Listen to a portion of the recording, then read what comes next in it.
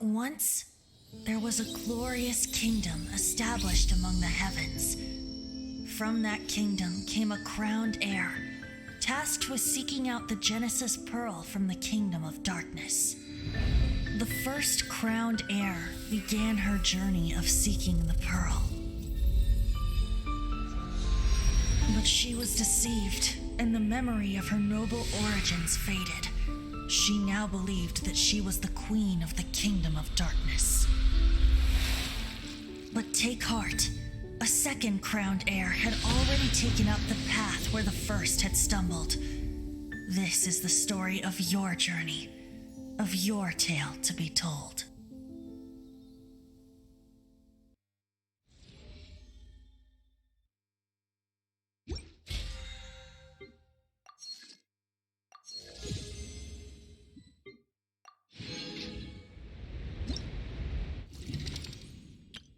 Let the magic begin!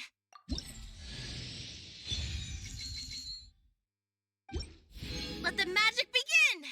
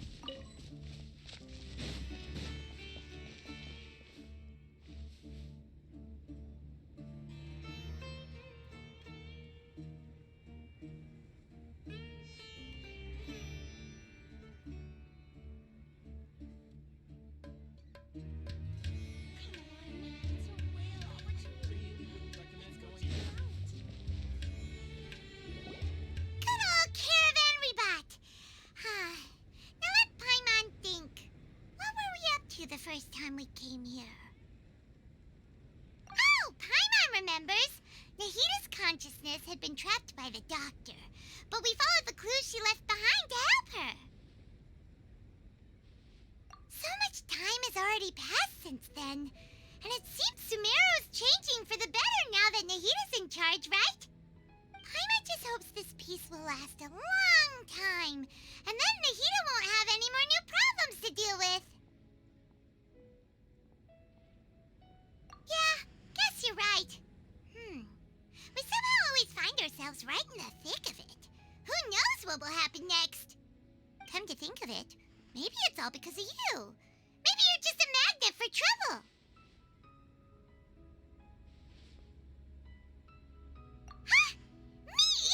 Before Paimon ran into you, Paimon never ran into any trouble. At most, when she was super tired, Paimon got caught in some strange whirlpool and sucked out into sea. And even then, you fished Paimon out. Anyway, for Nahita's sake, maybe we should think about heading to our next destination for now. Ah, look who it is. Running into you in a place like this? I can see you two still love wandering around. Oh, it's Dia! Since when are we just wandering around? We're usually taking care of some serious business, even though it may have nothing to do with our journey. But never mind that. What brings you here? I just finished a commission in the desert for a usual client of mine. Nothing too interesting. Just escorting a shipment of goods. I'm on my way to report back. That's when I saw you two all the way over there, chatting away. What were you two talking about anyway? Huh? You serious? Can't say I saw that coming. But you are travelers after all. I guess you'd never stay for too long in one place. Bumping into you like this will become a rarity. I'm starting to feel sad just thinking about it. Hey, how about I gather a few mercs to escort you two? What do you say? Thanks, but no need. Oh, Paimon had no clue you'd miss us so much. But don't worry, we'll come back to see everyone when we get a chance. Sounds good. All you need to do to get to Fontaine is cross this stretch of desert and navigate some waterways. Knowing you two, I'm sure it won't be anything you can't handle. So, when are you leaving? Oh, wait a sec. Paimon just remembered there are still a few dishes in Sumeru that Paimon hasn't tried yet. Now, where's that list Paimon made?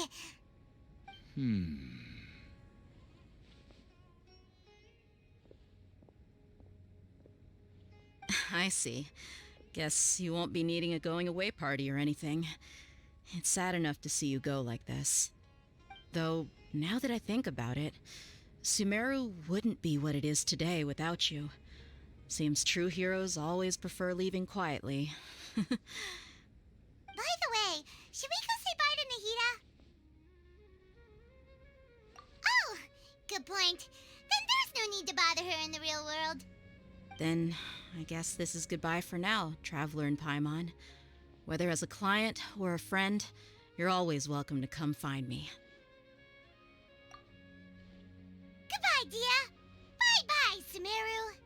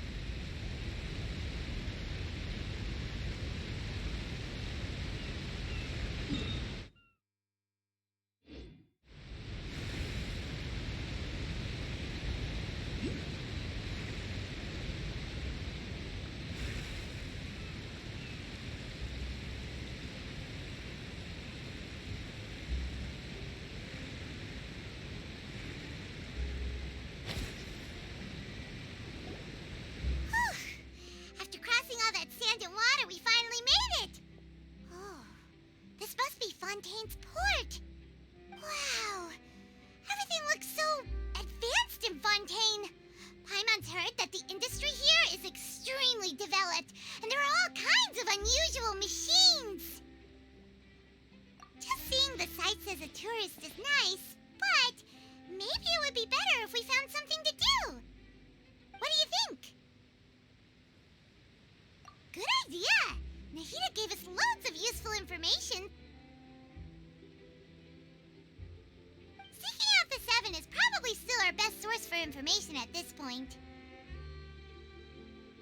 Yeah, the more we can learn, the better. So, what do you think the Hydro Archon's like? Will we get along? Nahida said that she has a very unique personality, whatever that means. To learn about a nation's god, start with the nation's people. There seems to be some locals talking over there. Let's go see if we can join the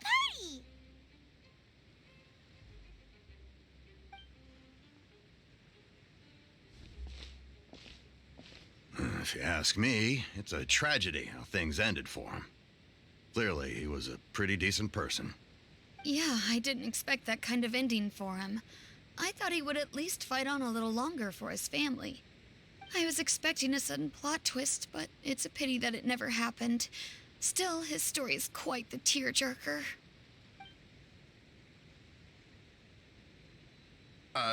Excuse me. Can I help you two? I couldn't help but notice you standing here listening. Hi. We're travelers new to Fontaine, and we had something we wanted to ask, but you seem to be really busy talking about some kind of play, so we didn't want to interrupt. Play? Oh, no. We're talking about something that really happened. In fact, it's a case that was just heard a few days ago. Really? Like, a real trial? But the way you were talking about it and the words you used just now made it sound like some kind of story. Well, good tales are often based on true stories, aren't they? And what you see in reality may also be someone deliberately putting on an act while harboring ulterior motives. Whether something is true or not simply isn't that important. The main thing is whether the story being acted out on the stage is splendid enough. Oh, but it looks like you're not from around here. You probably don't know that the Fontaine Court of Justice is called the Opera Epiclese, or more commonly known as just the Opera House. But, shouldn't court cases be treated a little more seriously than that? Not to question Fontaine's way of doing things. It's just that putting someone on trial is usually a very serious thing. No worries. Other visitors to Fontaine have wondered the same thing. You could say that we just don't want to waste the moving stories behind those cases.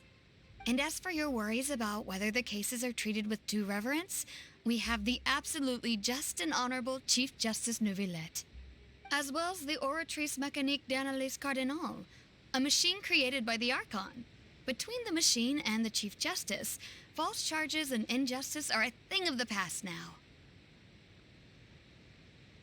You're a Treese? Is it some kind of machine, too? Oh, Paimon's curious. We should check it out if we get the chance. Wait, Paimon almost forgot to ask you our question. Do you know what we should do if we want to meet the Hydro Archon? Oh, that's easy. Just go to the Opera House. Lady Farina practically lives there. You could definitely say it's her biggest passion. Huh. I think what they mean is that they wish to speak with the Archon personally. In that case, I'm afraid it's going to be a tad more difficult. You'll have to make an appointment well in advance, and it'll depend on whether or not she has any time slots available.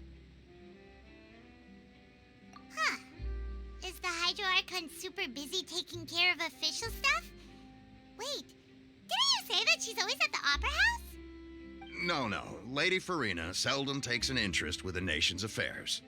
The reason it's difficult to make an appointment is simply because she's incredibly popular. That's right.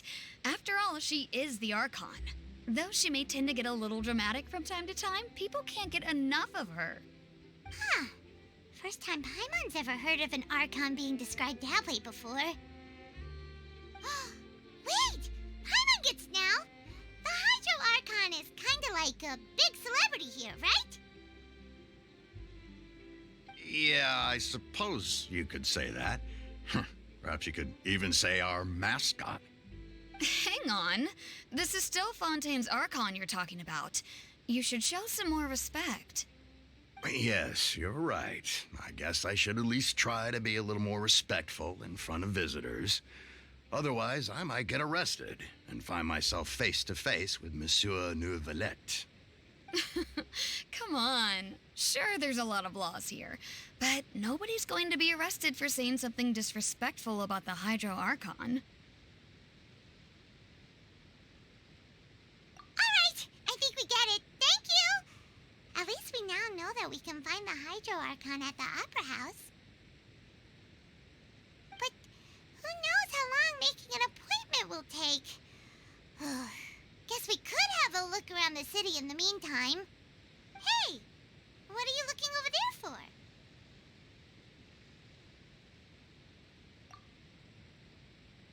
Huh. Maybe something's the matter. She isn't going to jump into the water, is she?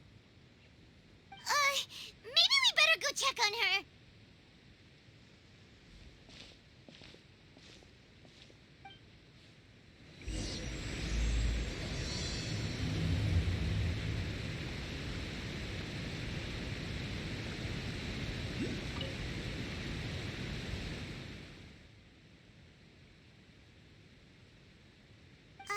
Hello there. Excuse me. Are you alright? Huh? I'm fine. Thanks. Oh, okay then. We just noticed that you seem to be worried about something. About many things, actually. But there's nothing I can do but just keep my troubles to myself. I was just reminiscing about a place my brother and I would play when we were kids. It was just atop that hill over there. See? You're pointing at the sea. Wait, are you saying that you and your brother lived in the water? No, people call the waters around Fontaine a sea. It's actually just an inland lake that's filled with fresh water. And no, I can still see that hill clearly in my memories. Now, it's been completely submerged. He would skip and jump, tossing sand in the wind. The sun shone brightly, and the air was filled with the scent of the sea. But now, the water is gradually swallowing our memories. It won't be long before it swallows us. Sorry. Paimon doesn't really get what you mean. I don't believe we've had the pleasure of meeting. Are you Lynette's new friends? Oh, and you are? Thanks for looking after my sister. She often comes here to reminisce about our childhood, that's all. There's no need for any concern. Allow me to introduce myself. I'm Linny, and this is my sister Lynette. If I had to guess, I'd say you must be travelers from abroad. Nice to meet you. Paimon is Paimon, and this is the Traveler. We just arrived in Fontaine. We were just talking with your sister. Even though we didn't really get what she was saying. I see. It's unusual for Lynette to be so willing to talk with anyone. In fact, she seldom speaks at all. I'm usually the only one she ever talks to. Oh, really? Then you two are just like us. Paimon's always the one talking for some reason.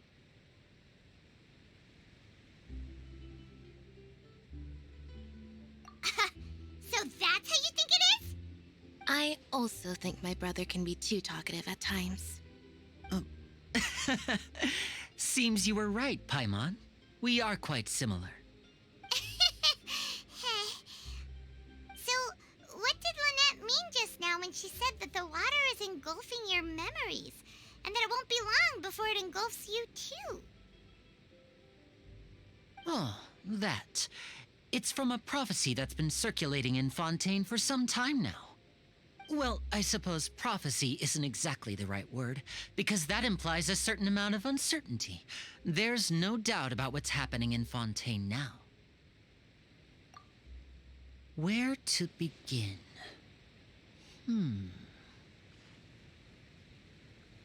let's put that question on hold for a moment. We still haven't formally greeted each other yet, have we? Did all the introductions earlier not count?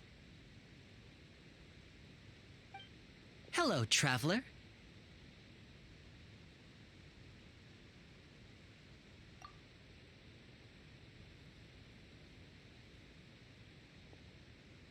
And hello, Paimon.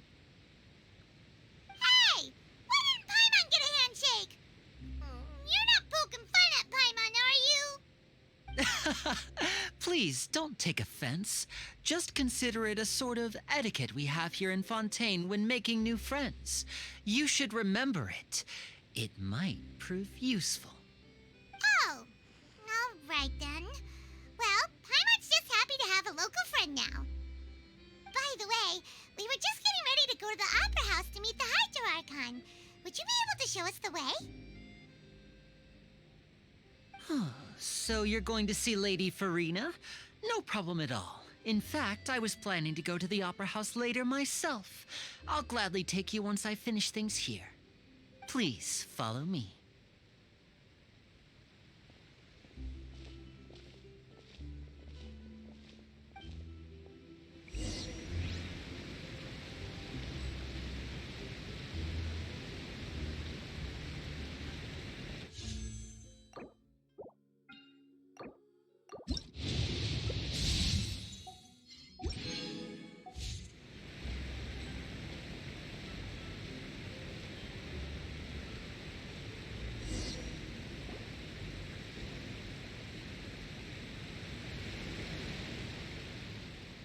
You said you were going to see Lady Farina? Well, it seems Lady Farina has come to see you.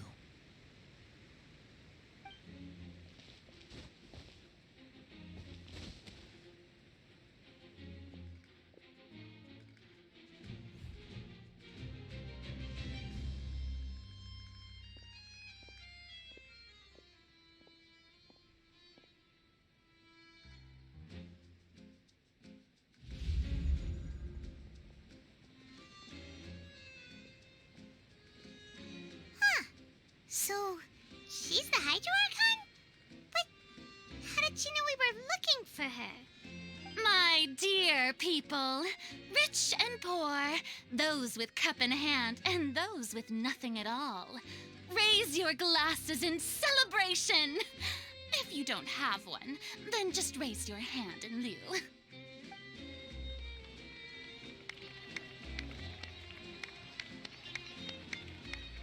As you can all see, two unfamiliar travelers have arrived in our nation. Come, let us make a toast in honor of this traveler and her companion who have journeyed here from distant lands.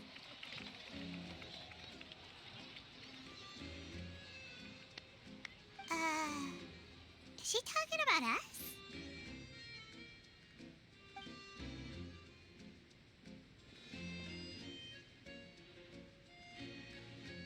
I've long heard of the turmoil and chaos you left in your wake as you visited other nations, but I welcome you nevertheless.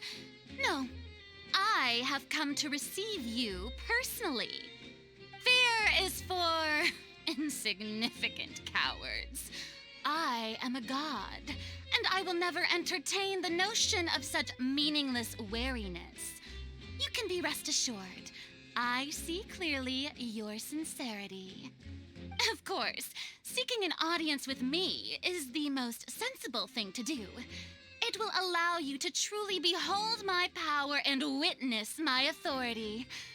Intelligent people always gather under the correct banner. I, Focalor, hereby welcome you to the nation of Hydro and acknowledge the value and significance of your trip. Now, you may rejoice in this. Yeah, Paimon still can't believe it. Feels like we've only been here for a few minutes.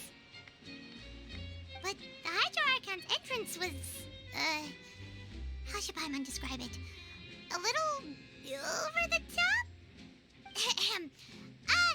Miss Hydro Archon? How did you know we were coming?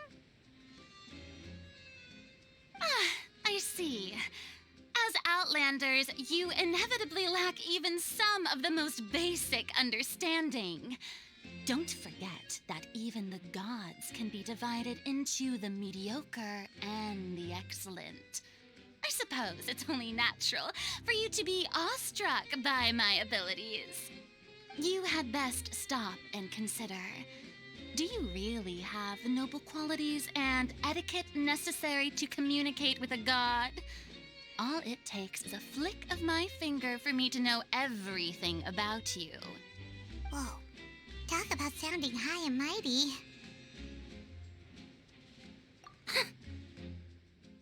Oh? What's with these looks? Perhaps the welcoming ceremony still isn't enough? What else should I say then? Is she waiting for us to start talking? Wow, I didn't expect to see Lady Farina here. What a surprise! Wait, does this mean they're the legendary blonde traveler? How did I not notice before? Hey, what's all the commotion? Oh, is that Lady Farina? Is there some kind of drama going on? Of course. That's the blonde traveler, the one all those stories are about. Lady Farina came here to personally see her. Oh, I bet this is going to be the duel of the century. Ooh, I've got to see this. I knew Lady Farina would never disappoint.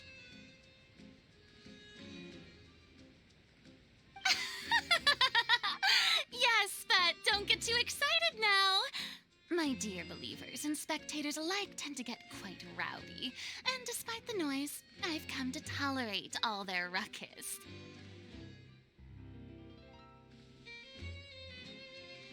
You may consider this my reward to all of you. I have determined that there will be an epic duel between myself and this traveler from another land, just as you were hoping to see.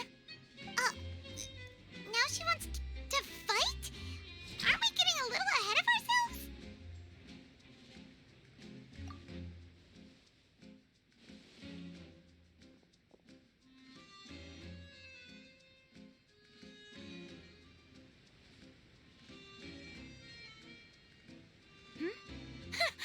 Are you not afraid? Might I remind you that this is a duel against the divine? What are you trying to do, traveler? Provoking a god in front of her people? Stand down, Clorend. I admire her bravery. Few have the courage to draw their sword against a god. She is obviously a true warrior. Unfortunately, people nowadays only crave to be thrilled, and a mere duel will not slake their thirst for excitement. Oh, yeah, she's right. Just a duel wouldn't be all that interesting. On Araneus, criminals are always requesting duels to defend their honor. They're getting a bit old, to tell the truth. You see. Then, as the god of justice, I shall face this traveler in another kind of duel. A duel in court! Whoa, all right! Now that'll be worth seeing! Right. This is Fontaine, after all. Such a grand opera house, it would be a pity not to use it. Why do you care so much about the crowd's reactions? Seems you've spent a little too much time in the opera house. Besides, how exactly do you plan to have a duel in court? You mean you're going to put us on trial? Oh, we have reason to put you on trial. It's obvious, isn't it? According to Fontaine law, no one is permitted to release any flying objects within Fontaine city limits during the first 3 days of each month. You are clearly guilty of violating this law, no? Oh, so that's what they've done wrong. That's our Lady Farina. No one knows the laws of Fontaine like she does. You call that obvious? What kind of law is that? Wait, flying object? You mean Paimon? Precisely! that you have no objections, then, in the name of the Hydro Archon, I order your arrest. My apologies, Lady Farina. I don't mean to spoil the fun. But if you would allow me to interject, I don't think that Paimon here meets the definition of a flying object. You tell her, Linny! Finally someone who's not crazy. How could anyone call Paimon a flying object? Ah, great magician Linny, my beloved citizen. I'll permit you to object, but how exactly do you plan to prove your claim? As a magician who just rained on your parade, I naturally should shoulder the responsibility of saving the show. So, with such an audience gathered here, allow me to perform a trick for everyone.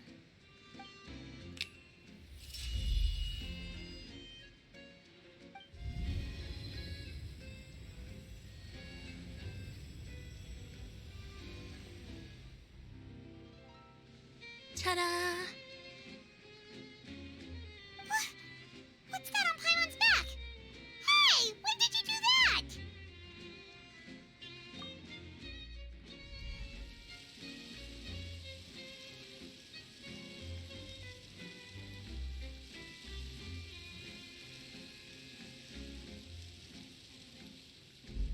There. As you can all clearly see, Paimon should be classified as, well, something like a balloon. This rope has been in the traveler's hand all along.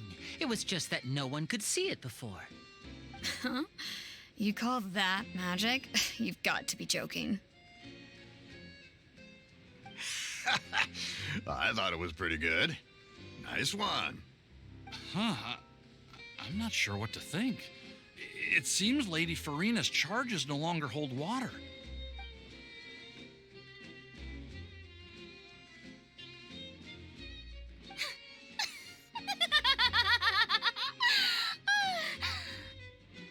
Amusing. Very amusing, Linny. Just the sort of unexpected twist that I enjoy. With you here, today's performance can finally be called complete. Performance? You see all this as a performance? In which case, consider the matter of your trial resolved. The god of justice will not bring charges against an innocent person. But when there are valid grounds, I will not only judge travelers from abroad, but even the gods of other lands. I look forward to seeing your upcoming performance at the Opera House, Mr. Linny and Miss Lynette. That's enough for now. Toodaloo!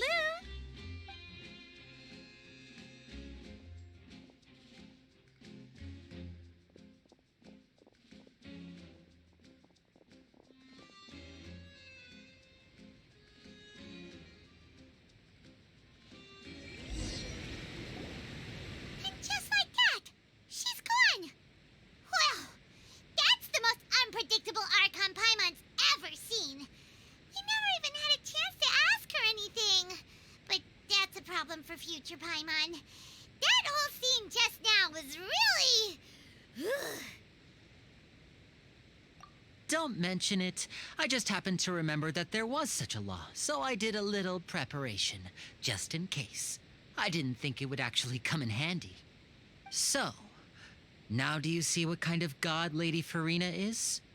She can be a bit confusing at times, but she is still amenable to reason. Anyway, Paimon had no idea you were a magician, Linny. It sounded like you'll be performing at the Opera House, right? I just know a few simple tricks I use to make a living. Lynette is my assistant. It will actually be my first time performing on the most prestigious stage in Fontaine, the Opera House. But isn't the Opera House where criminal trials are held in Fontaine? When there are no public trials being held, the Opera House hosts a variety of other performances. To the people of Fontaine, the line between a trial and a performance can be a little blurred. And speaking of performances, I would be remiss to forego this opportunity gifted by fate. Might I invite the two of you to see my performance? My brother's always excited to make new friends. Oh, sure. We don't really have anything to do now, and we wanted to go to the Opera House anyway. Splendid. In that case, why don't we go together? I'll show you the way. I just have something to take care of first. Oh, you really mean it? Then I'll take you up on your offer. This is a magical item known as a magic pocket. Perhaps you can help me distribute them to the people here. Huh? What are they going to use it for? About that... You asked me before about the prophecy, right? Let me start by telling you a little more about what it entails. I'm not sure exactly when it began, but a prophecy has been circulating around Fontaine. It says that every person in Fontaine is born with sin. No matter how the nation of justice holds trial after trial, this sin cannot be absolved. Until one day, the water levels in Fontaine will rise, and the sinful people will slowly be drowned. In the end, the people will all be dissolved into the waters, and only the Hydro Archon will remain, weeping on her throne. Only then will the sins of the people of Fontaine be washed away. That sounds pretty gloomy. Why are people in Fontaine born with sin? What is that supposed to mean? There are lots of guesses. Some say that the ancestors of Fontaine stole the power of the seas and stirred its wrath. Others say that the people of Fontaine never heeded the first Hydro Archon's warnings and offended Celestia. But here in Fontaine, evidence is what matters.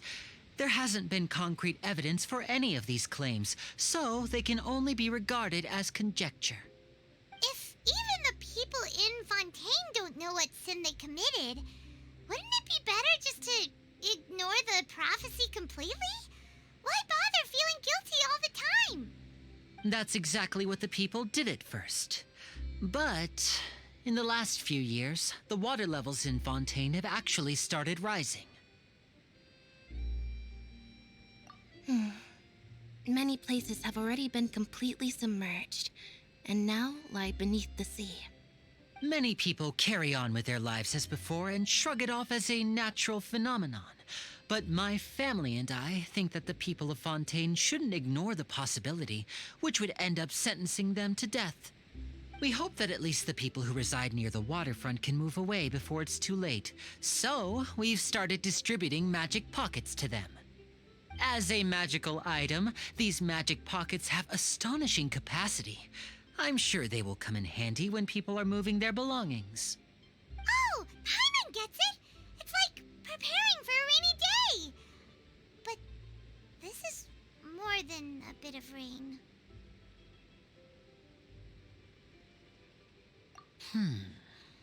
Perhaps only absolute power could ever contend with such a catastrophe. But who knows? We're just tiny specks in the grand scheme of things. Now, if you'd like to help, then please give these magic pockets to anyone nearby. Be sure to convince them to take it, regardless of what they say.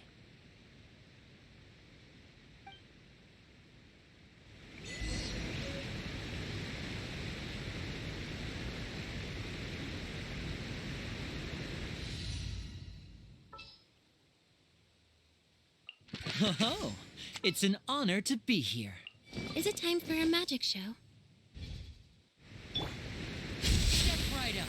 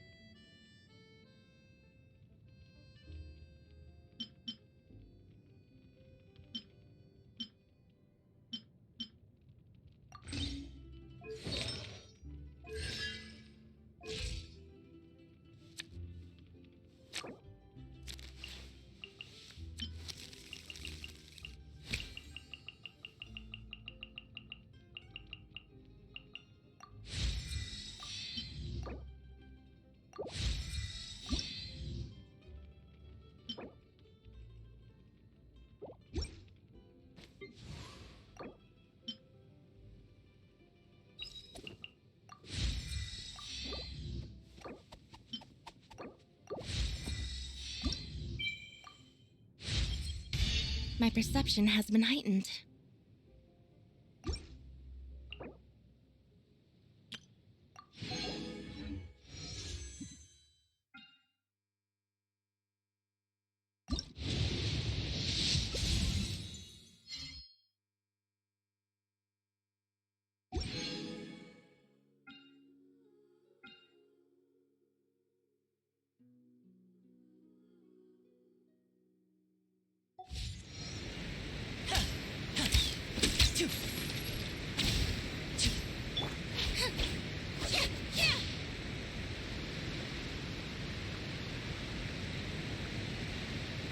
Over here!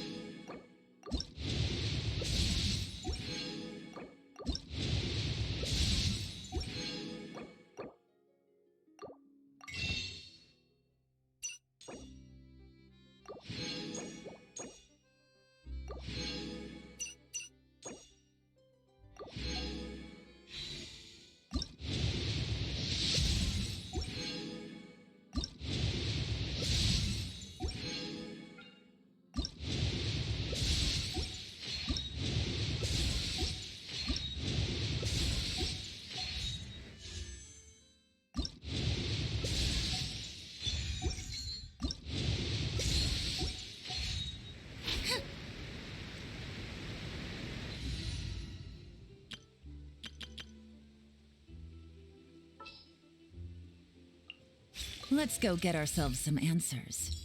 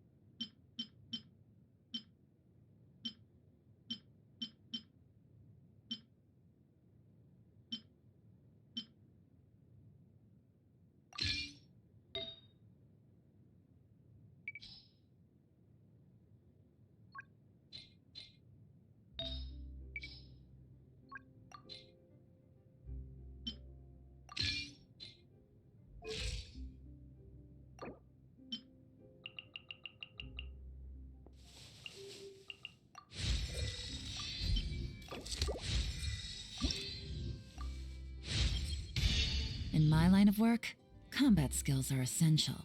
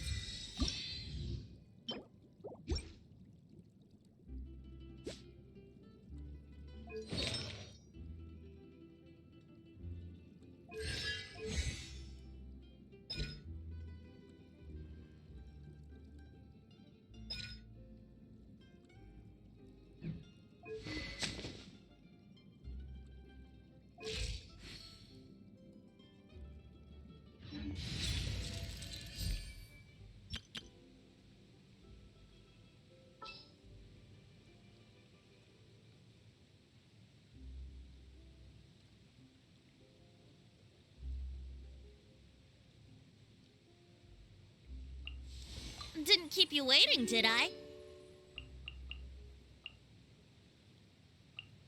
The campaign begins.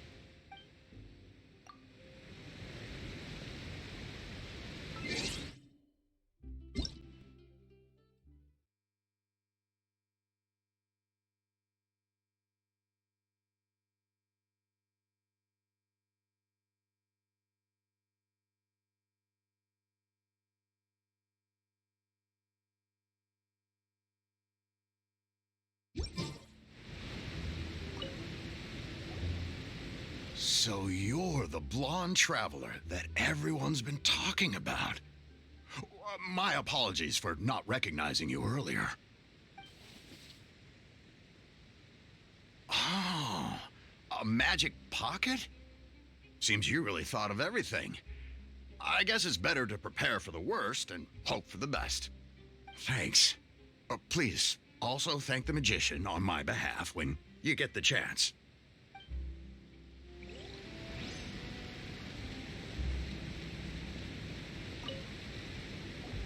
What's this? Ah, so you also believe in the prophecy. Keep it. I won't have any use for it. What? You mean you don't believe in the prophecy? No, I believe in the prophecy.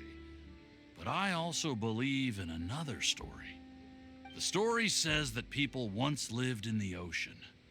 They were one with the ocean and couldn't live apart from it. But as time wore on, people desired to live on land and developed blood vessels, encapsulating the sea within their bodies. Thus could people set foot on land. So, if you ask me, when the water rises and takes us all, it'll be like we're going home. Oh, we hadn't heard that one before. But people can't live underwater. They'll die. You should probably still take it. All right, I'll take it. I guess I just feel that being dissolved into the water doesn't necessarily mean death.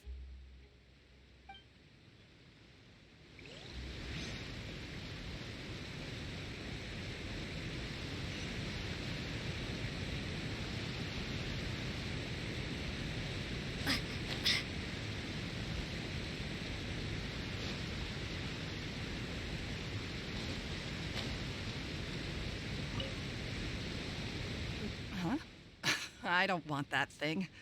Way I see it, if the prophecy's true, it's still gonna be a long time before the water can cover everything. Life is all about living in the moment. What use is there in worrying about the future all the time? We'll cross that bridge when we get to it. You should still take it. You never know when it'll come in handy. Oh, all right, fine. Thanks. It's just that if I start moving, that means I've already given up on the life I have now. I'd really rather not.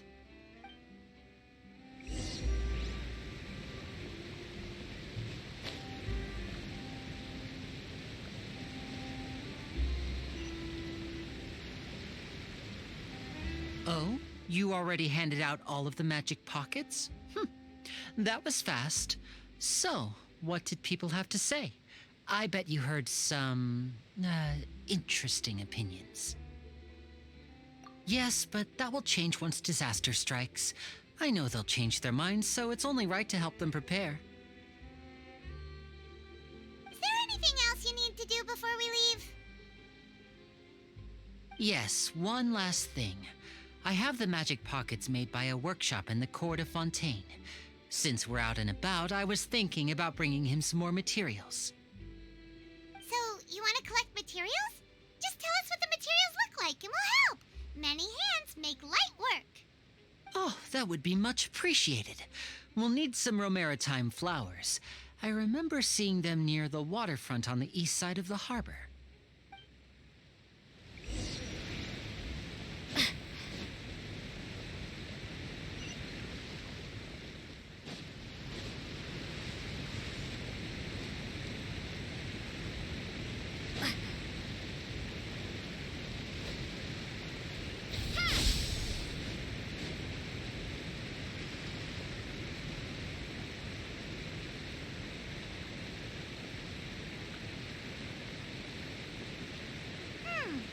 It seems we have to use Hydro to collect Romaritime flowers.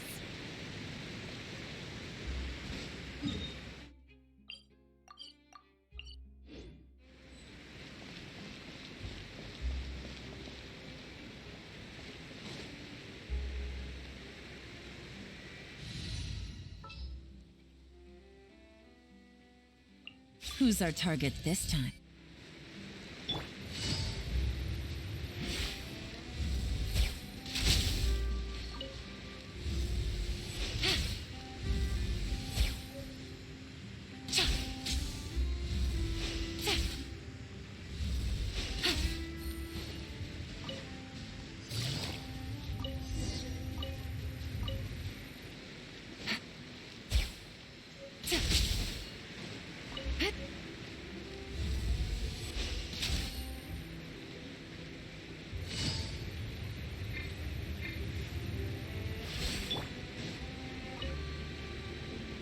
You made quick work of that. I can tell you're an experienced traveler. I've also finished collecting a few here. Maybe next time you'll feel like helping too, Lynette. No way. I'm in power-saving mode today. Otherwise, I fear I may not have any energy left for the performance at the Opera House. Fine. Though the performance is still a long way off. Now that we're finished here, we should get ready to head back to the court of Fontaine. So, we're going to the court of Fontaine before we head to the Opera House? Good. Paimon wants a tour of Fontaine's largest city and try...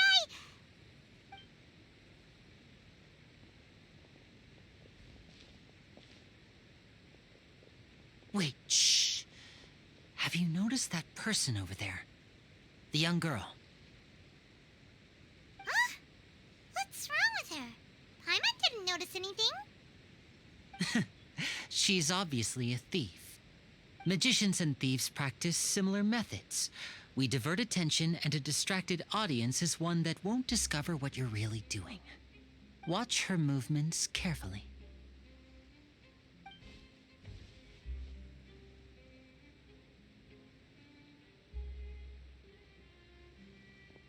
Oh, he's right! Shh, keep your voice down. We need to think of a way to catch her, but it seems she's very alert. Perhaps we should split up. You two can ride the lift over there and wait up top. I bet that'll be her escape route if she tries to run. All right, let's go.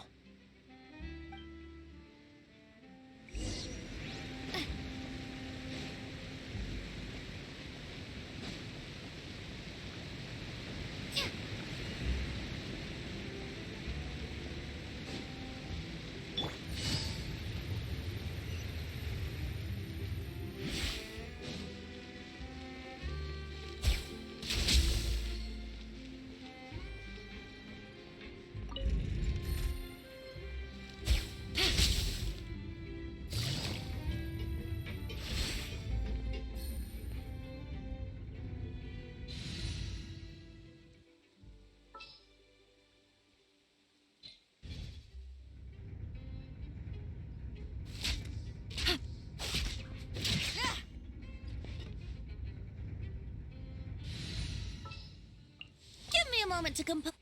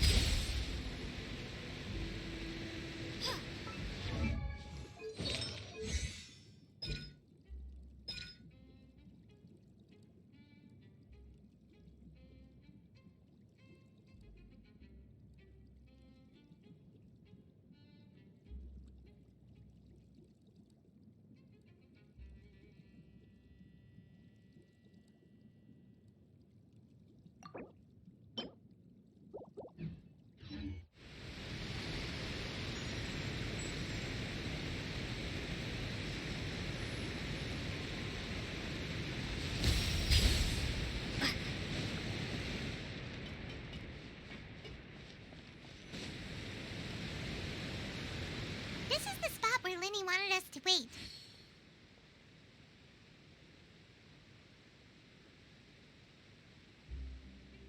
Oh, look! Isn't that her?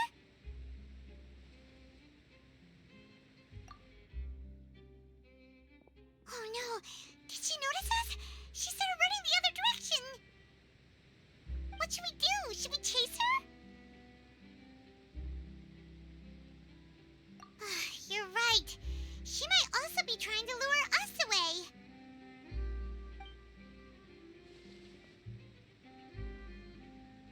Nothing's happened for a while now. Paimon wonders if Linny caught the thief. Yeah, let's go.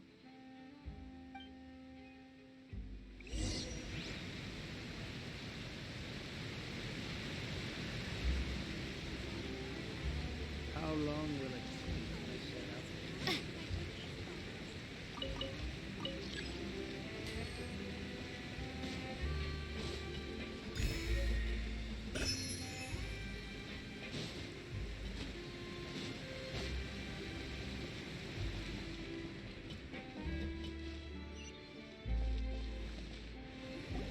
Are you sure that's all she took? You should check to make sure you're not missing anything else. No, that was all. Oh, I can't thank you enough.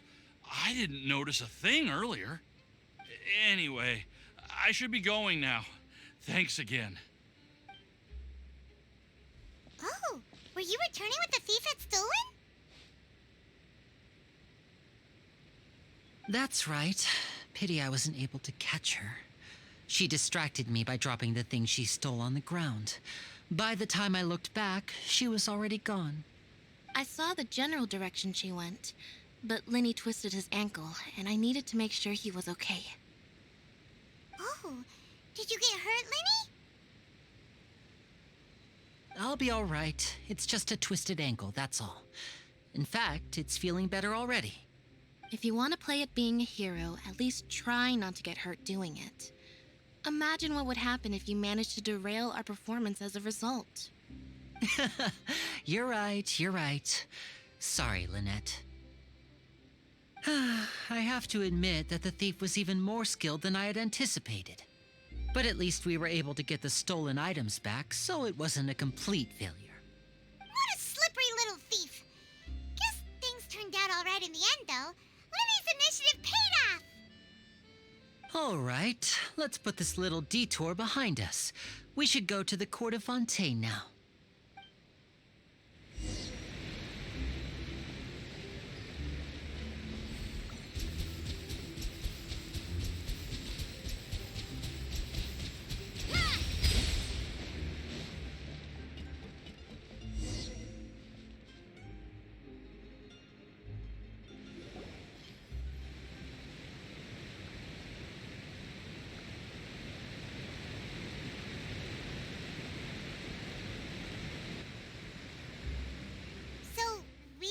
This thing to go into the city?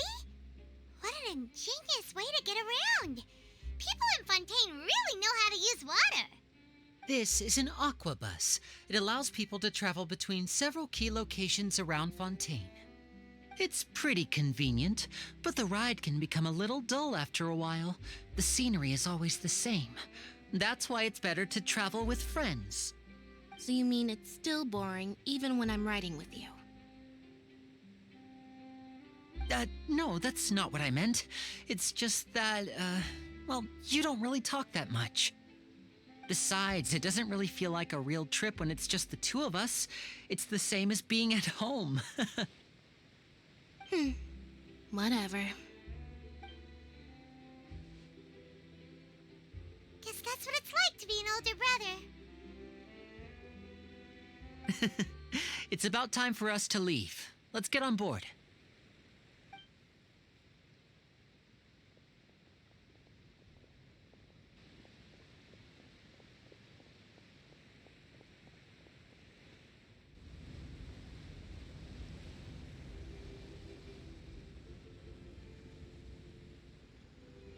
Huh?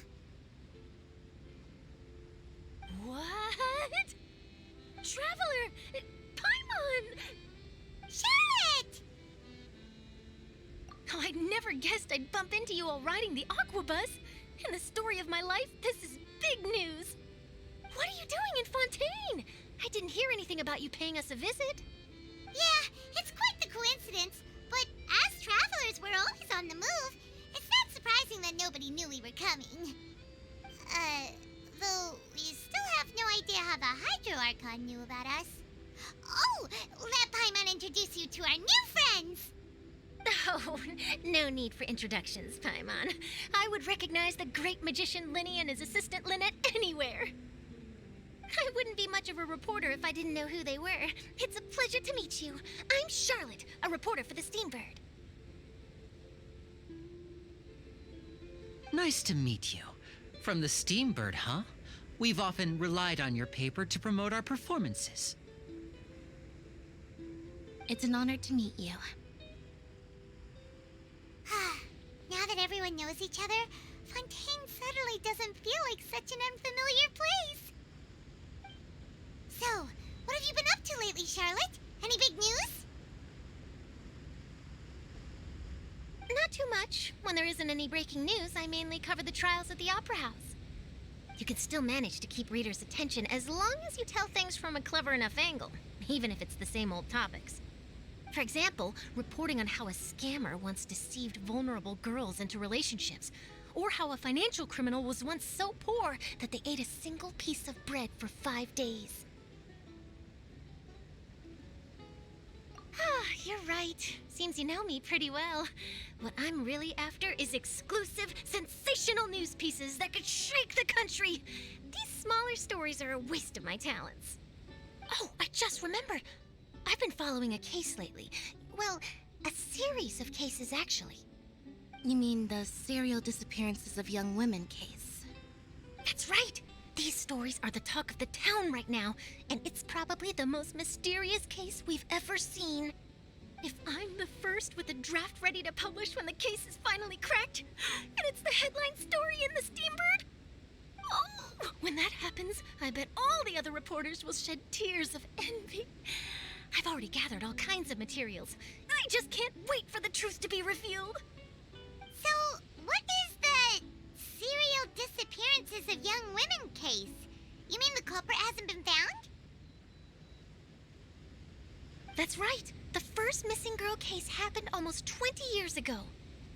And ever since, after a period of time, another girl disappears. What the cases have in common is that the girls are all of a similar age, and that they've all vanished without a trace. But the scariest part is that to this day, none of the girls have ever been found. Many suspects have been arrested over the years in connection with this case, but shortly after each arrest, another disappearance would always happen. Yes, it's possible. But either way, I believe that every case has some precise truth behind it, waiting to be exposed. Yes, I agree. And at the very least, the family of those missing girls deserves some sort of explanation. I just imagined for a second what I would do if Lynette were to suddenly disappear. I'd pay any price to get her back, and then find a way to track down the culprit. Please don't imagine that, Linny.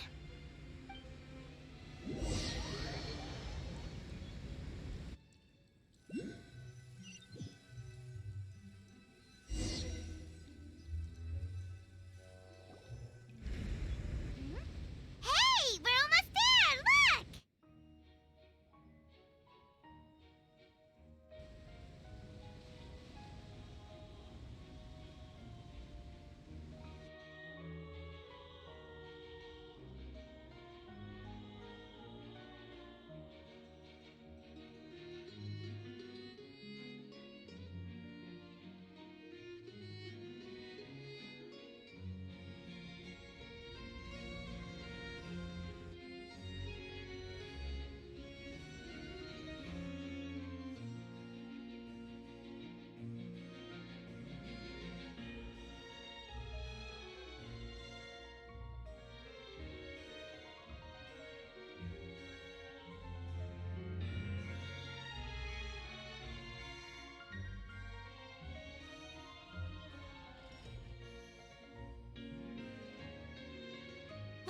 I really enjoyed chatting with you.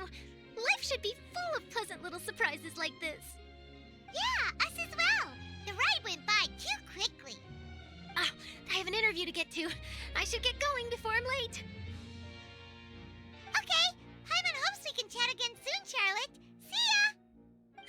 Bye now. Oh, be sure to stop by and see me at the Steambird when you have time. What a tough job. Always running around and interviewing everyone. Well, where should we go now? If you don't mind, how about we stop by my home first? Besides, I still have all the materials we collected. Sure, we wouldn't mind at all. This city is so huge, Paimon wouldn't know where to start anyway.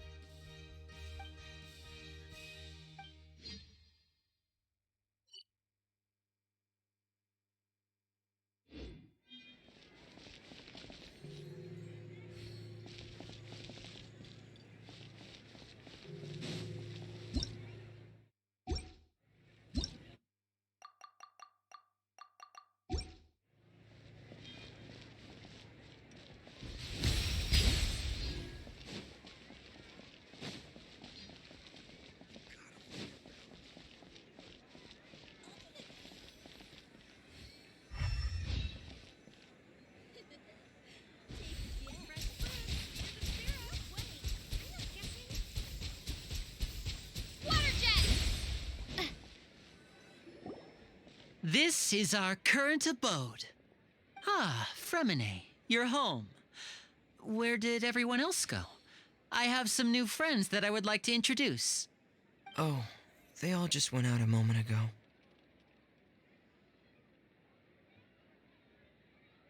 I see. Everyone is getting busier now that Father will be returning soon. I suppose that can't be helped. Allow me to introduce you to my little brother, Fremine. He is a phenomenal diver. Hello. Nice to meet you. Paimon is Paimon, and this is the Traveler. Oh, you sound very proud to have a diver as a brother, Linny.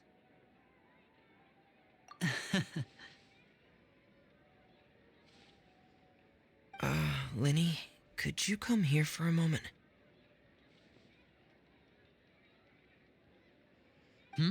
What is it, Fremine? Do you have something to tell me?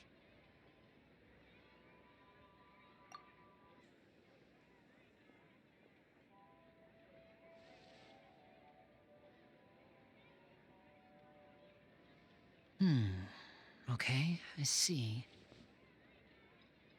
Is everything all right? Oh, It's nothing. We were just discussing a little housework. Sorry for the interruption. Oh, before I forget, the Traveler and I collected more materials to make magic pockets. Were you able to get any, Fremine? Yes, I went diving and gathered lots of materials. I was about to give them to you. That's our Fremine, always quick with the underwater work. All right, I'll take these to the workshop.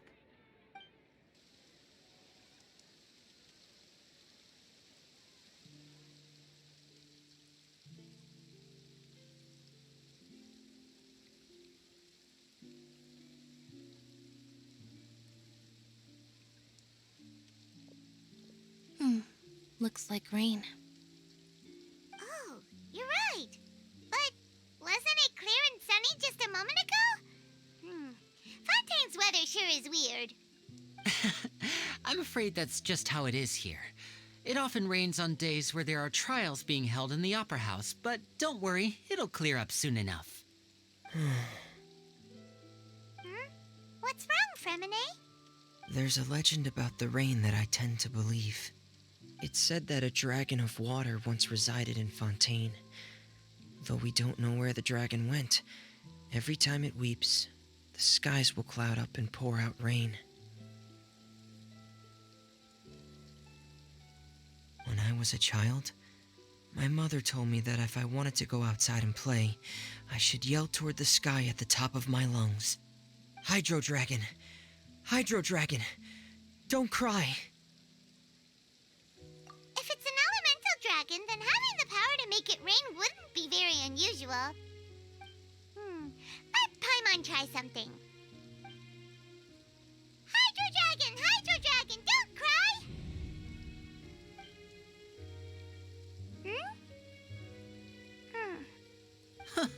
Doesn't seem to be of any use. It is just a legend after all. You know, you might be a more popular magician if you understood the concept of romanticism. Or could at least play along. Sorry, it might be because we've never met the Hydro Dragon. Perhaps it can't be comforted by the words of strangers.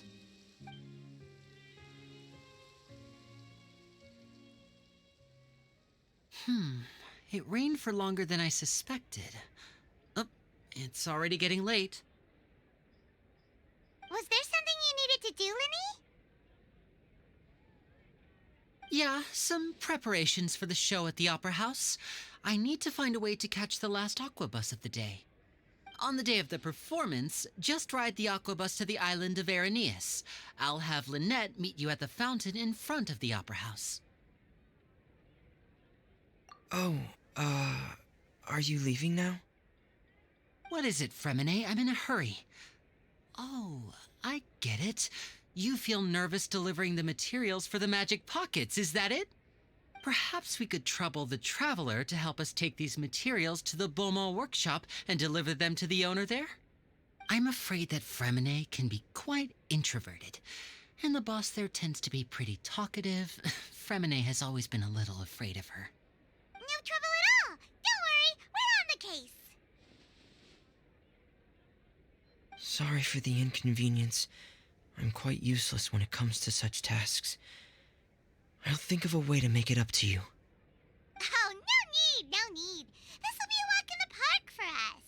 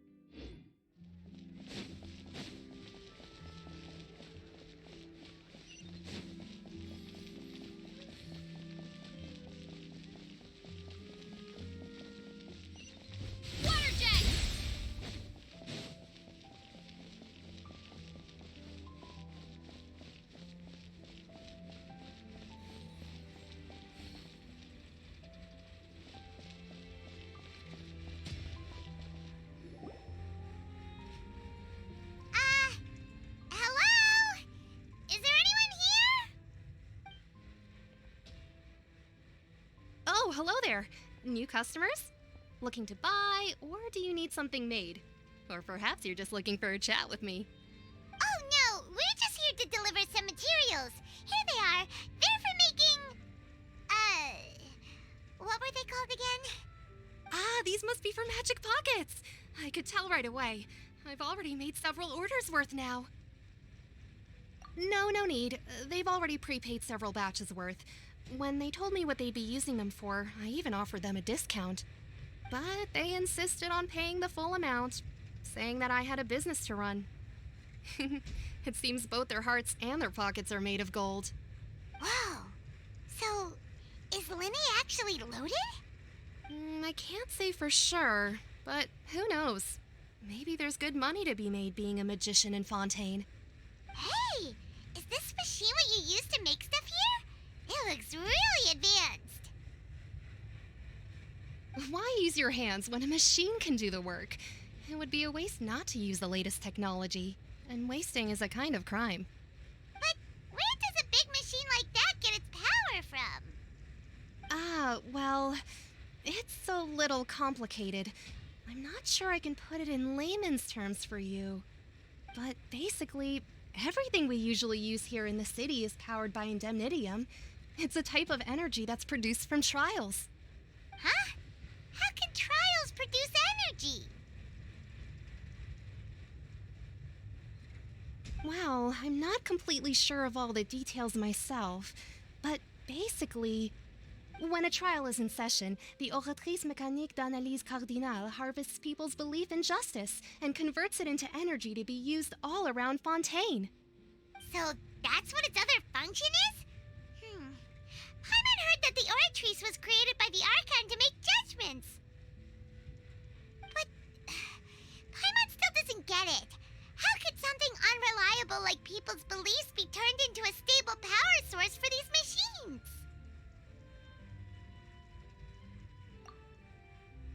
Oh, yeah!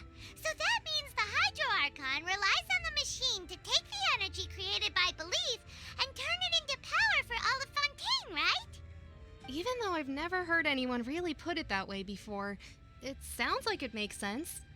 Besides indemnitium, we have another type of energy called pneumosia. It isn't produced by the power of the Archon, but it is unstable by nature. Even now, it still cannot be widely used by civilians. I thought I'd find you hard at work, but here you are chatting the day away. Since you're already talking, I'm sure you wouldn't mind a few words with me. You again? Didn't I already promise you that I'd have the more I owe to Confrérie of Cabriere by next month? Why are you hounding me now? Yeah, but how do we know that you won't go running off by the end of this month? I want 50% today. Wait, no, 70%. Huh? You... Seems business isn't so great for the workshop. We've already finished our job and delivered the materials. Maybe now's a good time to leave? Hey, hold on! Before you go around trying to collect payments, why don't you settle your own debts first? If Confrérie of Cabriere wants to poach clients from Northland Bank, that's fine. But I'm afraid you still owe the bank a hefty sum of mora. So why don't we work things out between us first, before you get back to your little conversation here? You're from Northland Bank. But we said we'll pay everything we owe next month. Why are you hounding me now? Traveler, Paimon! I didn't think I'd run into you here in Fontaine. What are the chances? We're surprised to see you too! What are you doing here in Fontaine? You didn't want to stay in Snezhnaya? Long story short, I've already been in Fontaine for some time now, and honestly, things have been pretty boring. But it seems that fate brought our paths together today. Not only will I have some good friends here now, but ones who always seem to find trouble. Either way you look at it, it seems things are going to get a lot more interesting now. Pretty sure we'd want to avoid anything that you'd find interesting. Besides, our trip here has gone pretty well so far. Right, Traveler? Hey, you, Northland Bank boy. Aren't you forgetting something? Don't interrupt. It's not often I run into the Traveler like this. Why don't you wait for me over there for a while? You kidding? Aren't you the one looking for us? You really expect us to sit and twiddle our thumbs while you catch up with your friends? Listen to me, boy. If you want Chamora, fine. Why don't you come and take it? Hey, I just said not to interrupt. Oh, by the way, Traveler, the last time I took Tonya and Tusser ice fishing, Tusser said, Hey! That's way over the line! All right, boys, let's see who has to pay up now! Can you at least let me finish one sentence? Fine. Though the bank told me not to get rough with our clients. You're the ones who started it. This is an act of self-defense. You two will have to be my witnesses, okay? I'm sure this won't take long.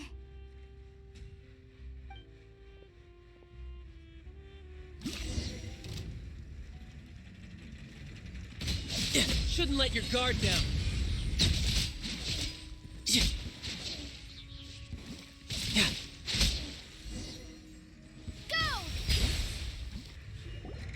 Go! What's your deal, Brad? How are you so strong if you're just a staffer from Snezhnaya's Northland Bank? Wait, don't tell me you're... Oh, now you notice. It's a little late, don't you think? Just make sure you understand that you don't mess with Northland Bank. Got it?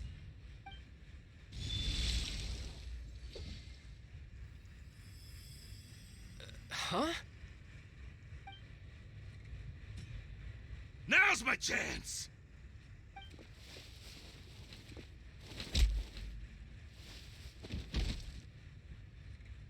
Huh. That was weird.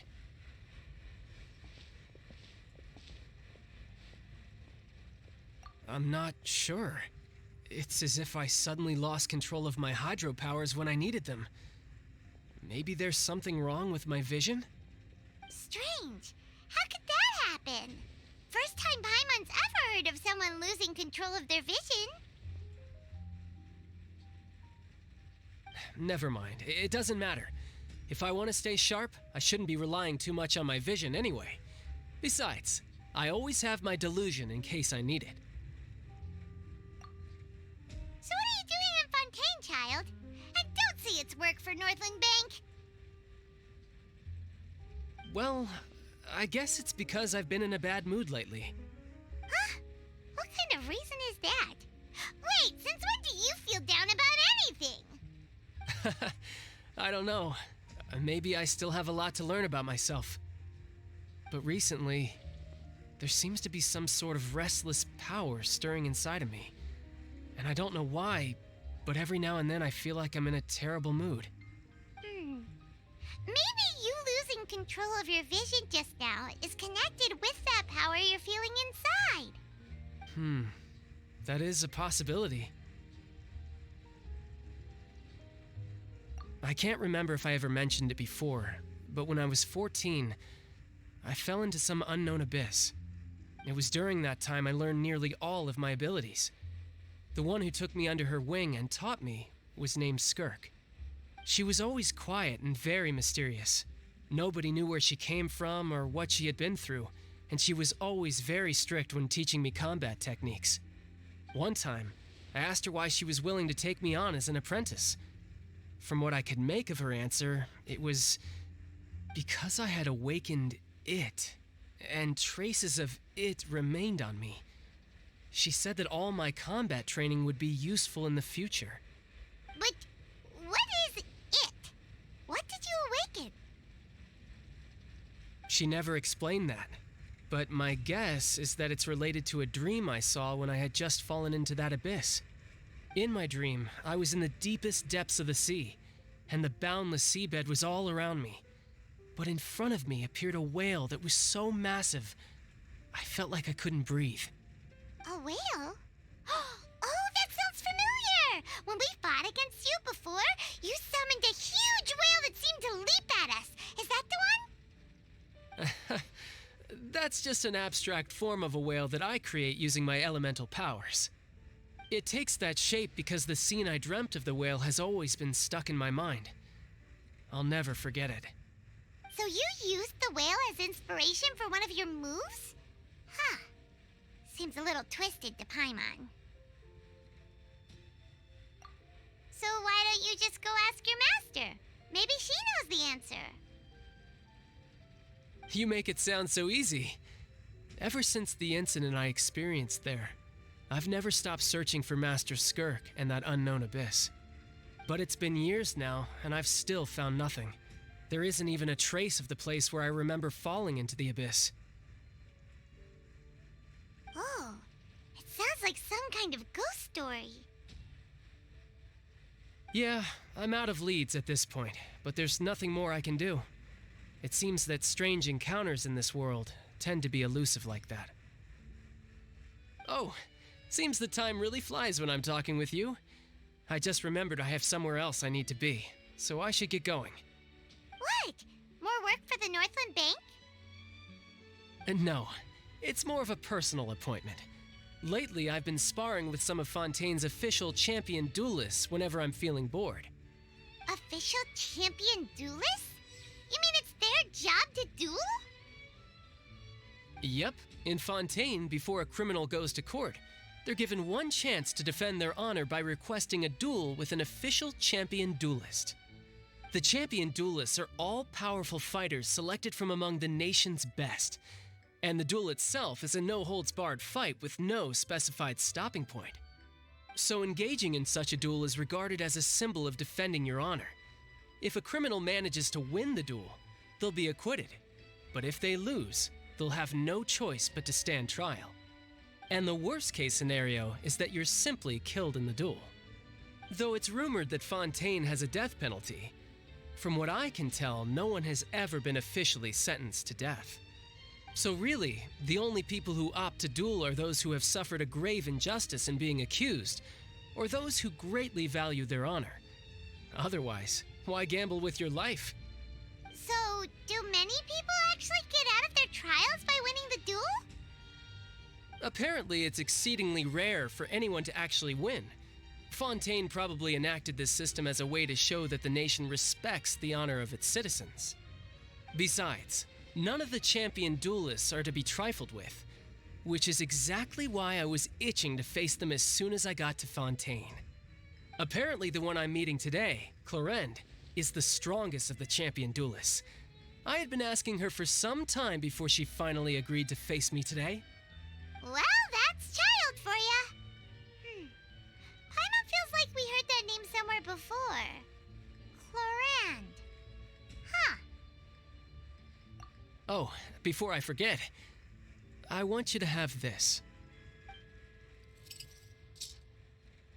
Huh? Your vision? You're seriously just giving it away? I'm just worried that it could become uncontrollable again. I'd be pretty upset if it got in the way of my duel, so I think I'll be better off without it for now. Besides, I just need you to hold on to it for a short while. I'll come retrieve it when I have some time later. Paimon knows what you're up to. You just want an excuse to come talk to us again, don't you?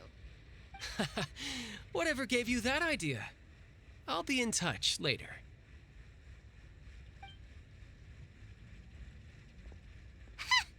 That sneaky guy.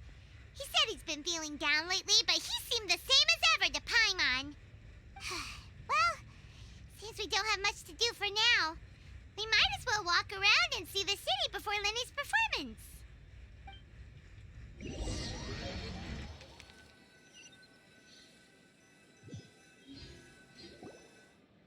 Wow! Who could have seen that coming? The reporter who was barely around for most of the story was the murderer all along!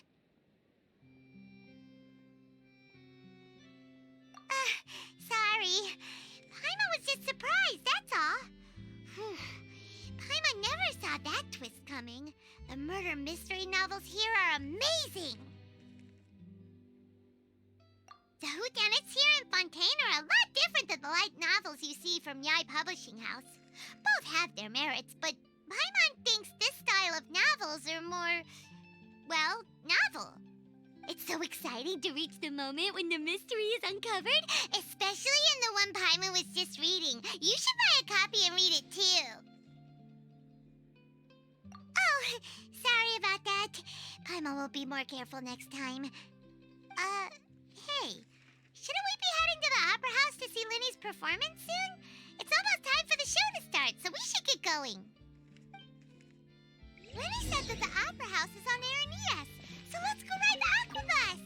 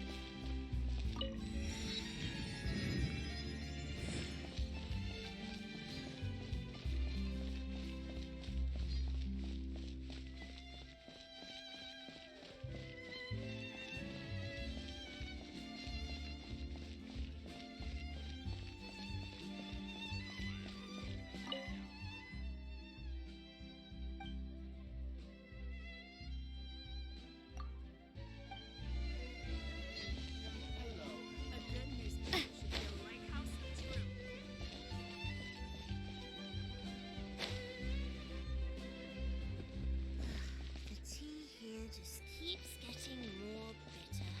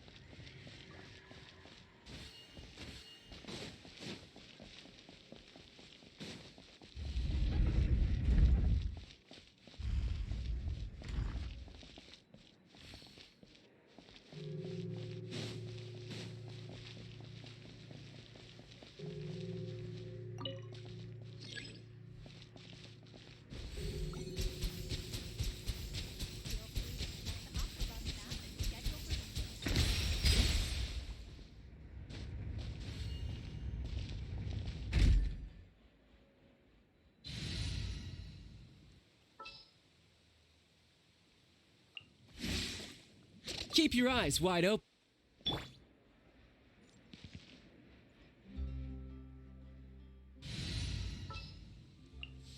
Ready for a rehearsal?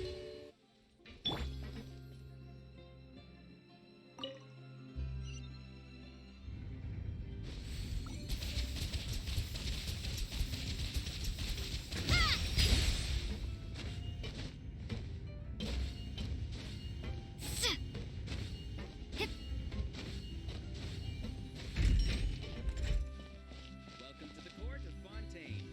Please watch your step.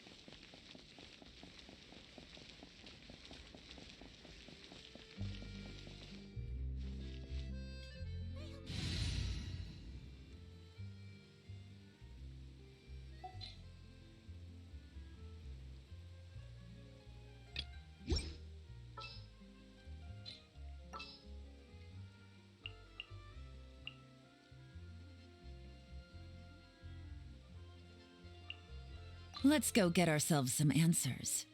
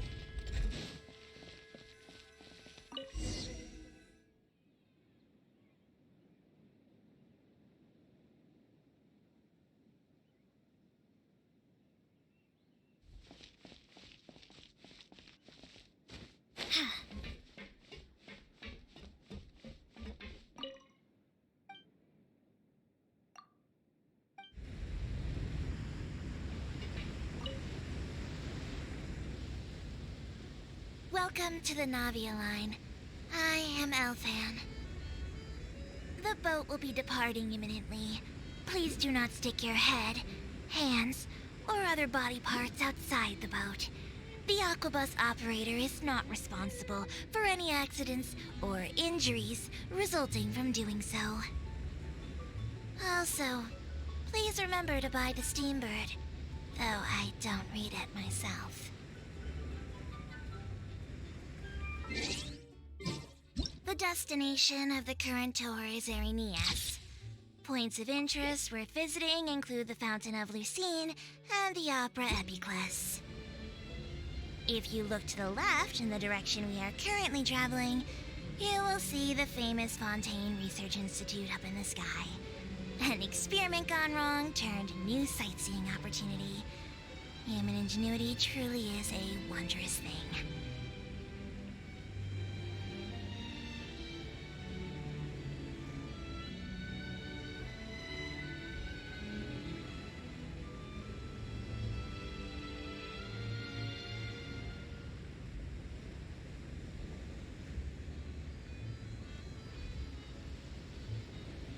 We are now approaching our final destination. Please be sure to bring all your personal belongings with you as you disembark. Even though I will take any forgotten items to the lost and found, the paperwork is rather annoying, as Melusine hands are not suitable for grasping pens. Please be careful when disembarking. It has been my honor to be your tour guide this trip. Thank you.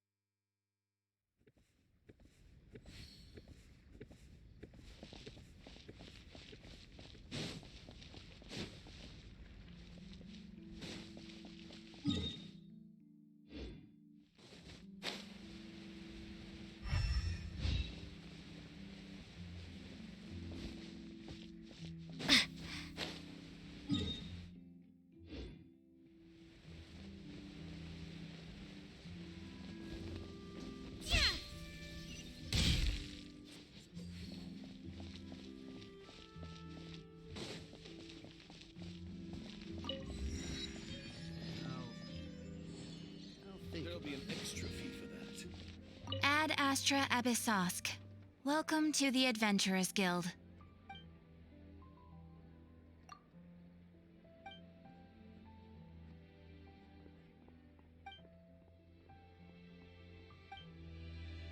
Ad Astra Abyssosk.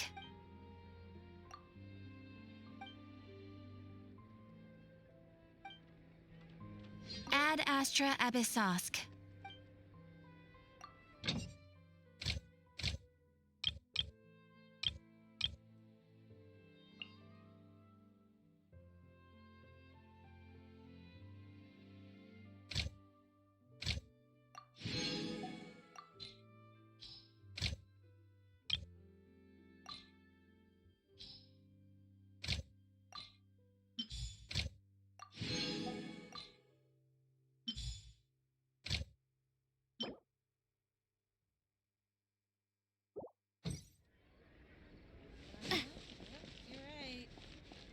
Exactly, but none of them believed me.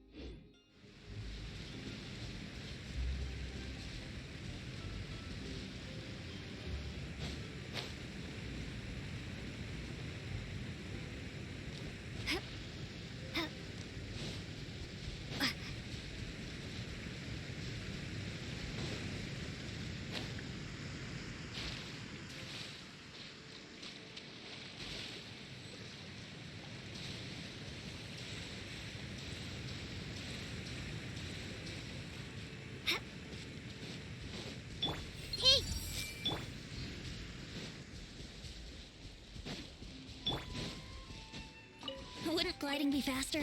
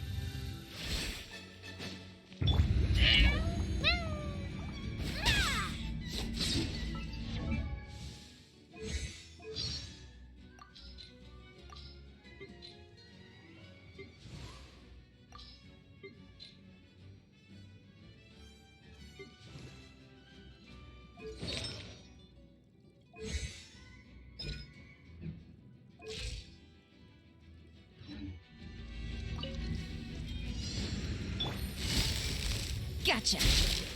Surprise! And voila!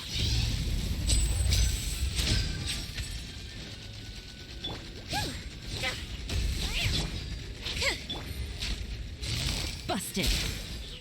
Zip on up!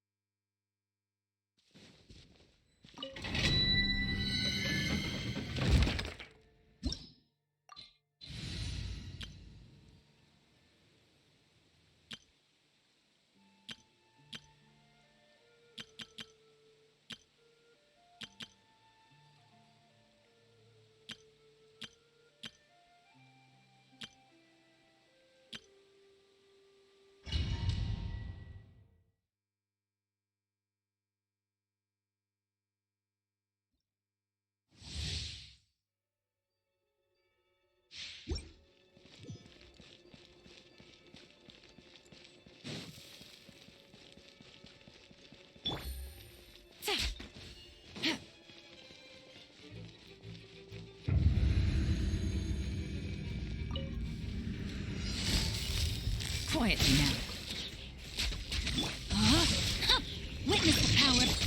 Here comes the catch. Teamwork is dreamwork!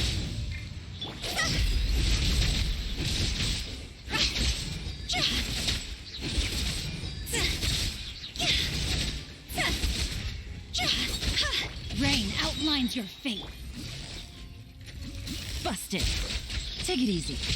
Game's up. Time's over. I'm going in! Let me weave you a verse.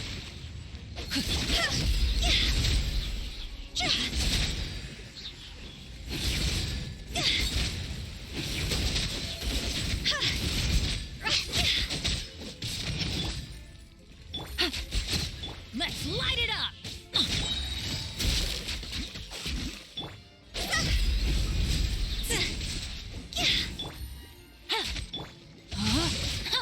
Rain outlines your...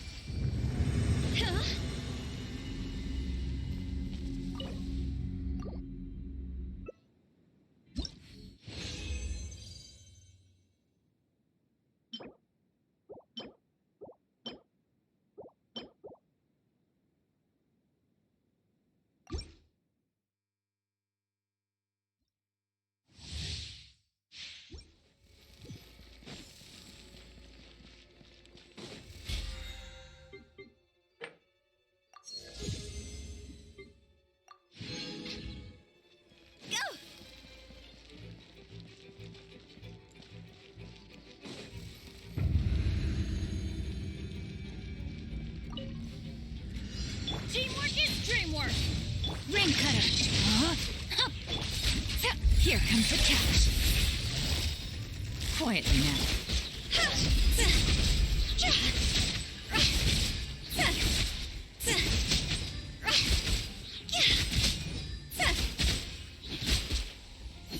Higher, higher, here's the fire! Let's light it up! Busted. I'm going in!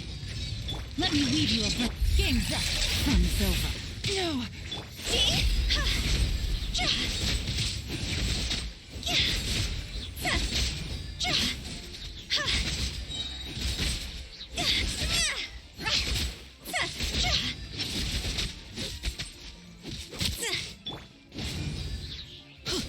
Quietly now. No, my sword! Rain outlines your...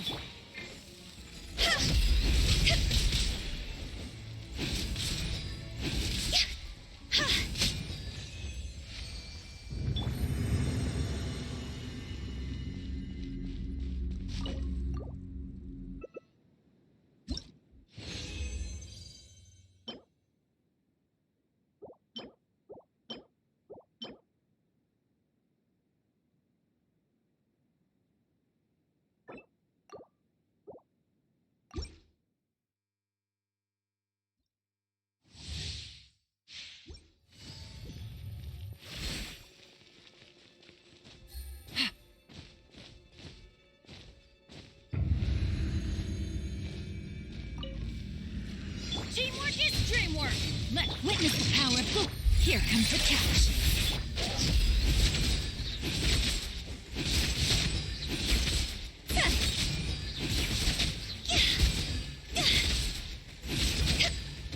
Time to go!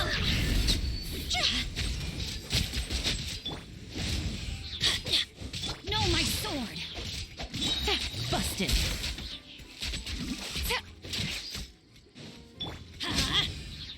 I'm going in! Game's up! Hanzo, ring cutter! Quietly now.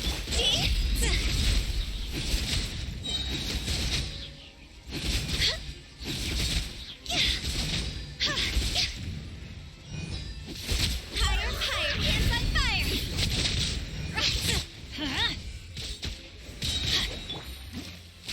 Gotcha! Let's light it up!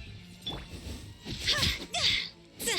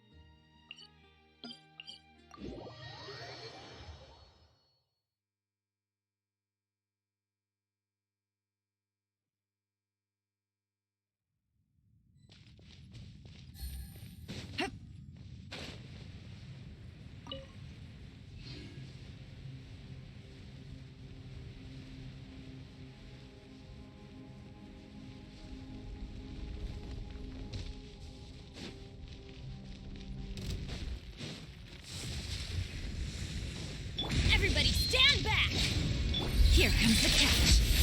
Quietly now. Witness the power of Guhua! No!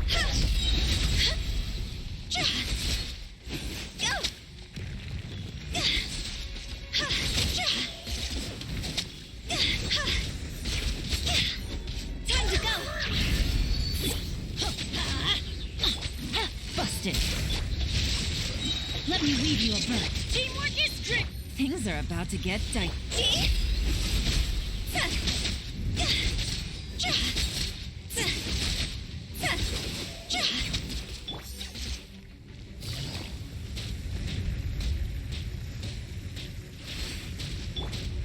Rain outlines your fate.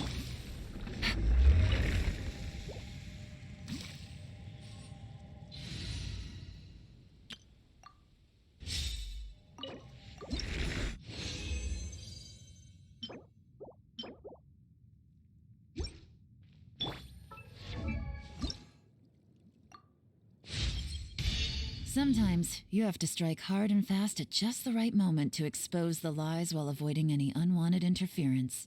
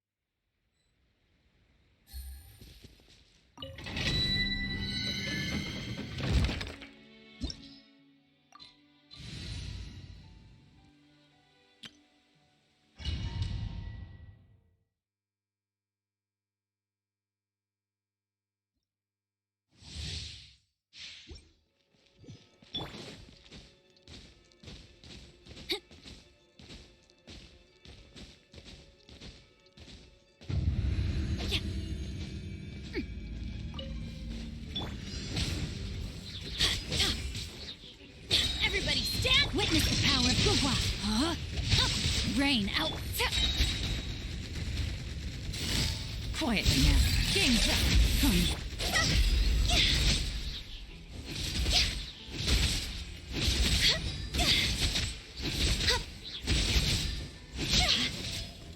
Teamwork is dreamwork!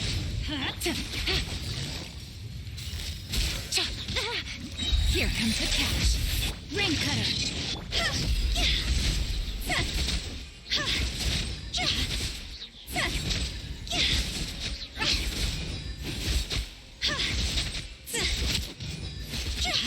Let's light it up!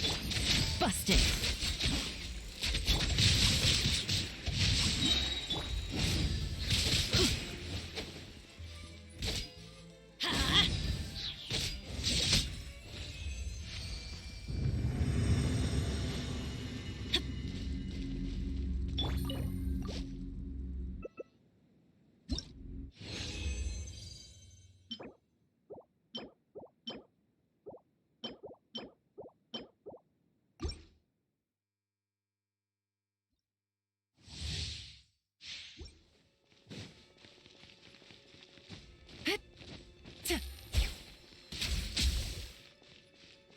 Take it easy.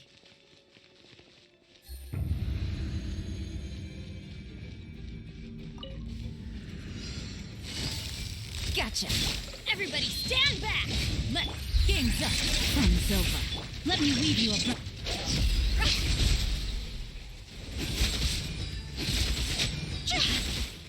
Shot's over!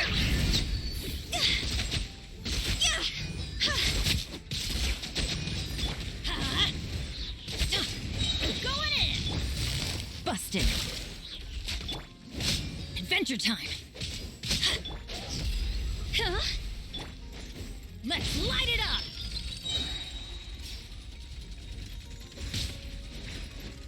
Everybody stand back! Witness the power of Gawai. Huh? Here comes the catch. Quietly now.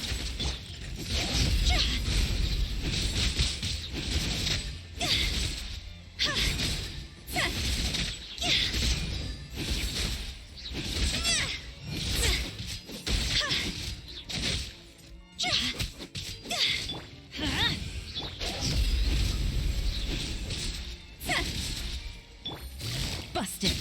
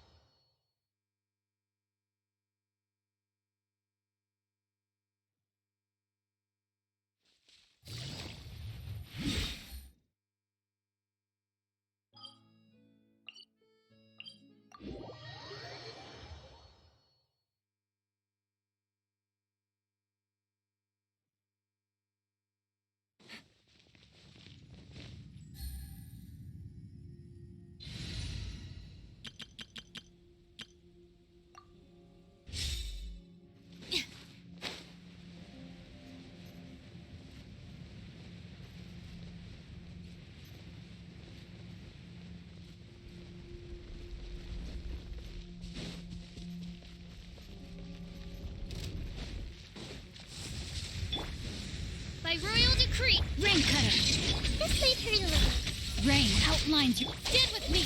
Lightning Sheriff! Huh? Commit it to memory!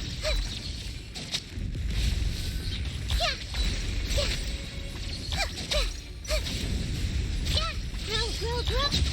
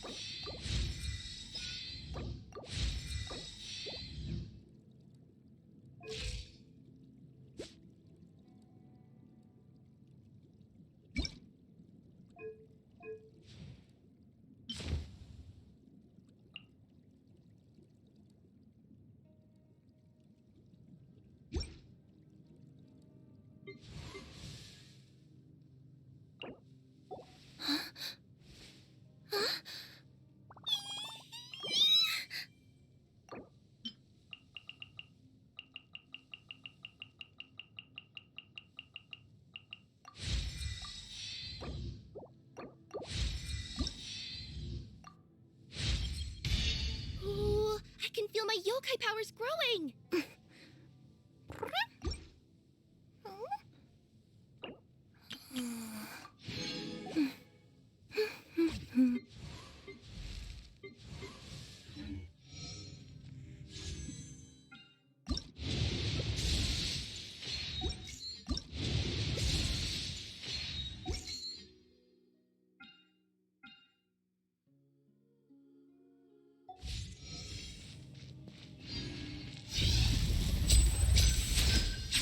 Step right up.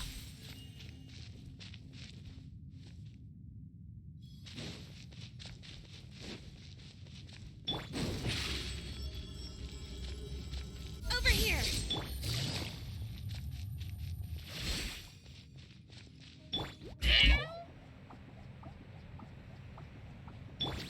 Now disappear.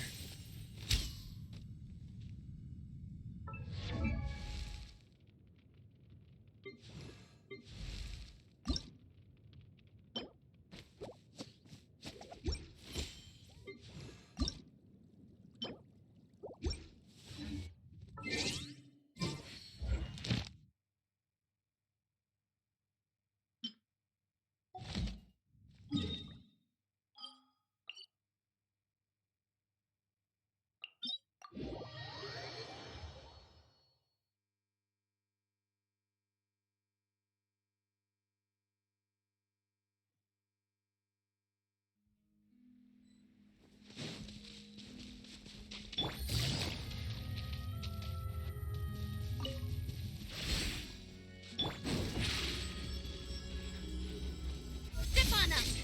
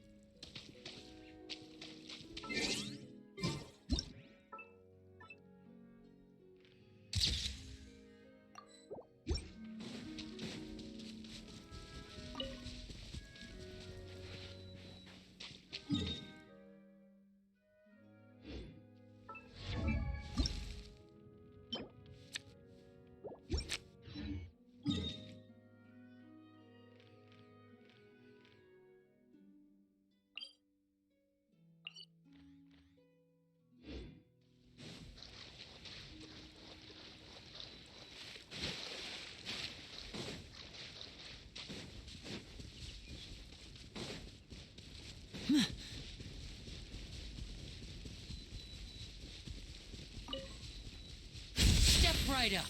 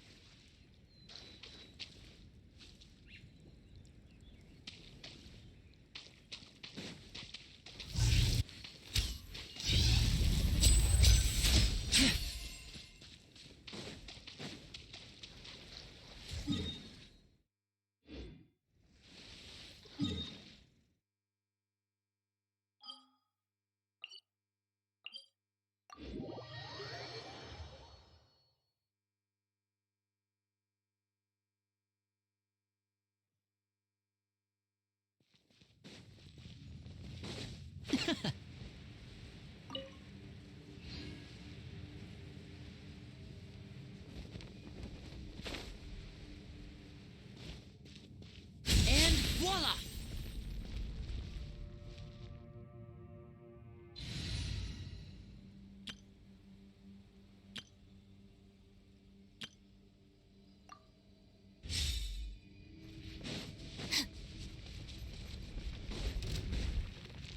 Dissipate!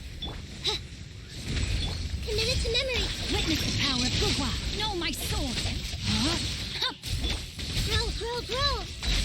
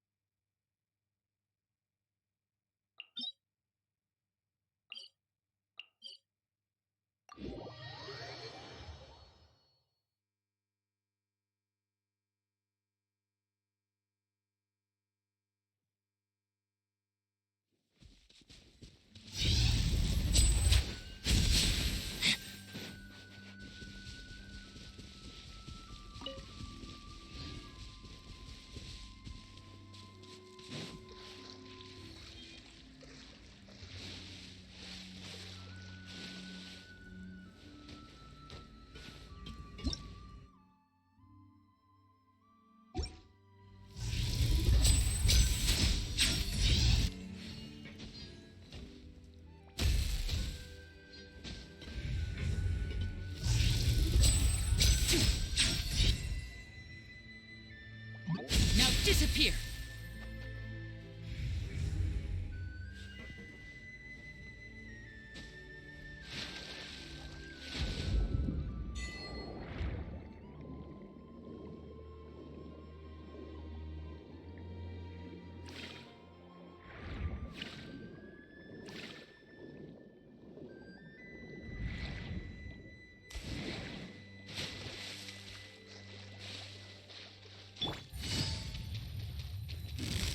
Another test subject. Quietly now.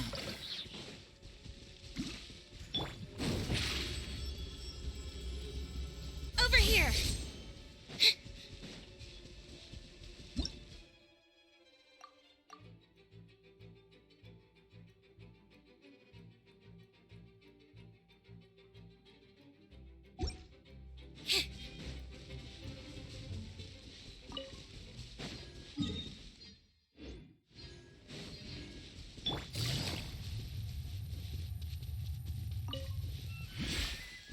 Take it easy.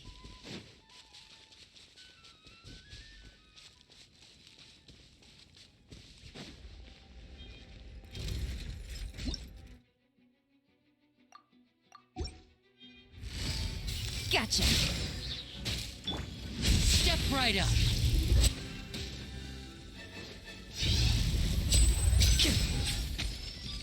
Magic can't cheat death, you know.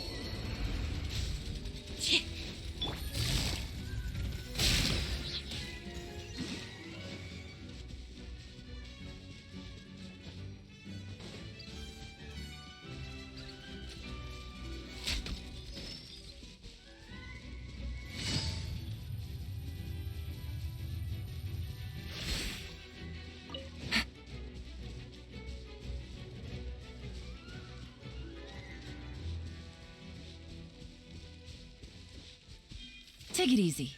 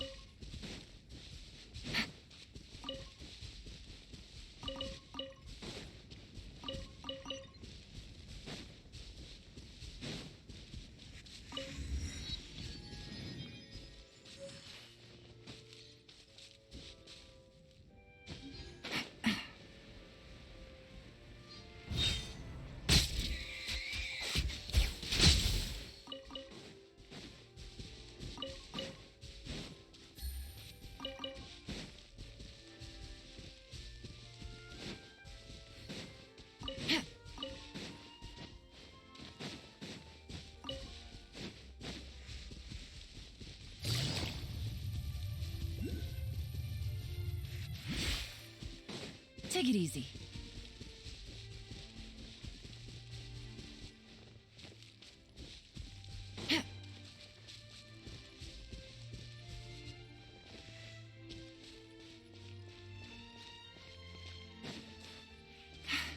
Yeah.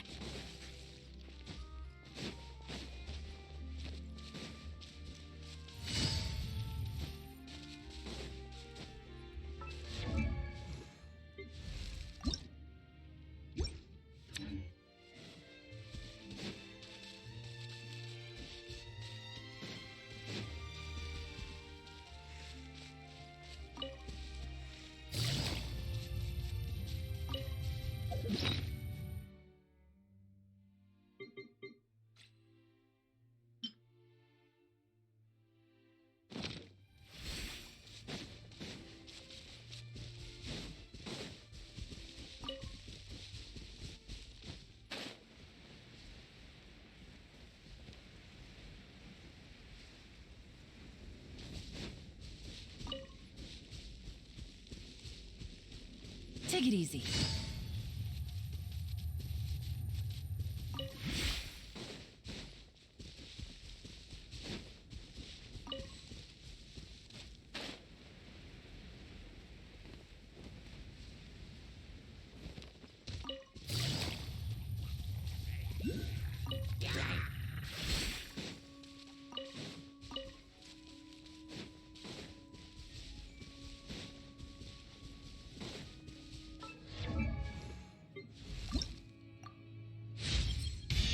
Oh, and here I thought you'd ask me to perform some magic with these materials.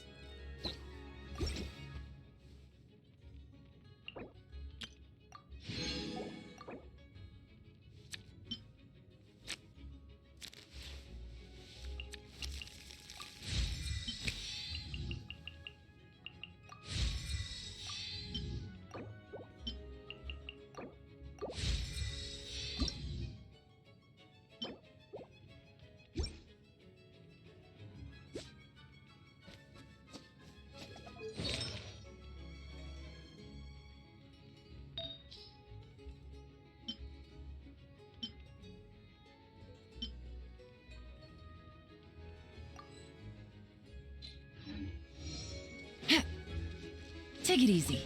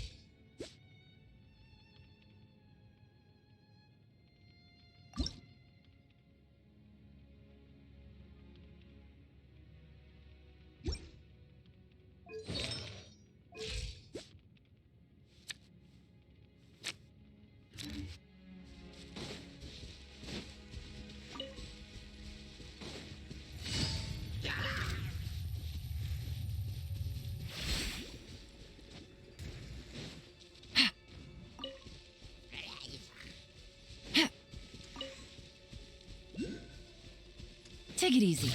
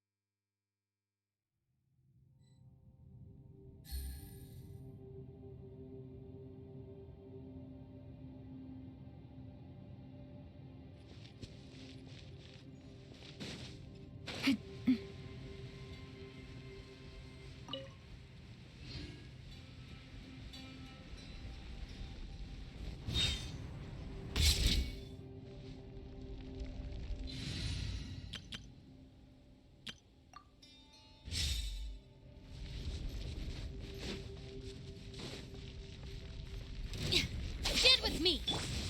Oz, reveal. I see everything. Rain cutter. Rain outlines. This might hurt a little.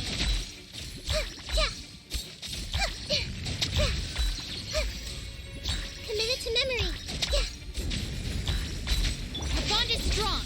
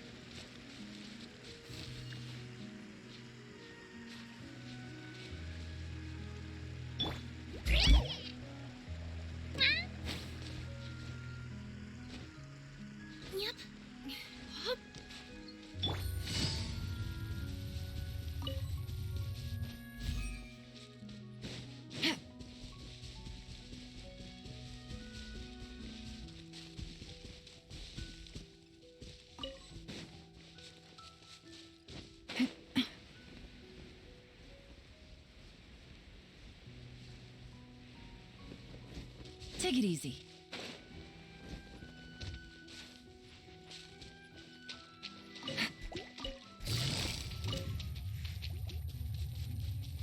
Quietly now.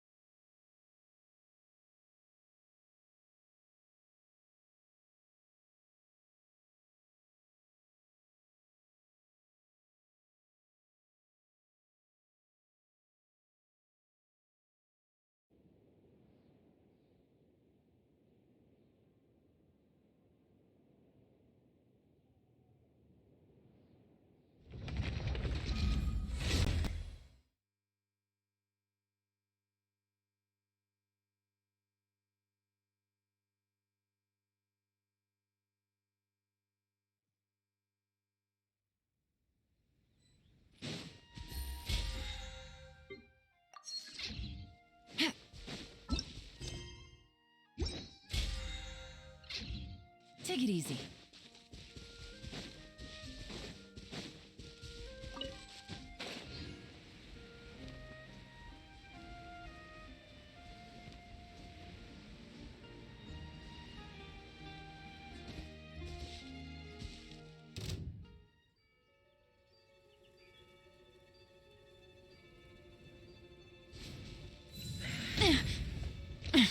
Gutsy.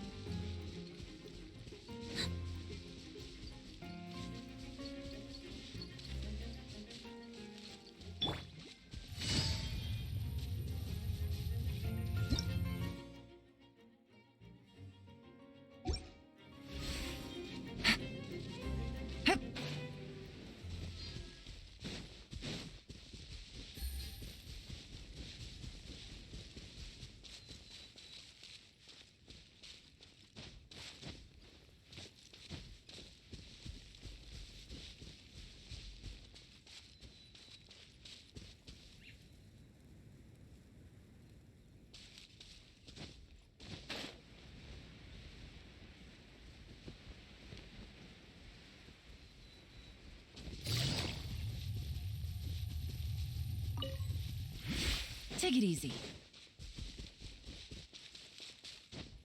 Yeah.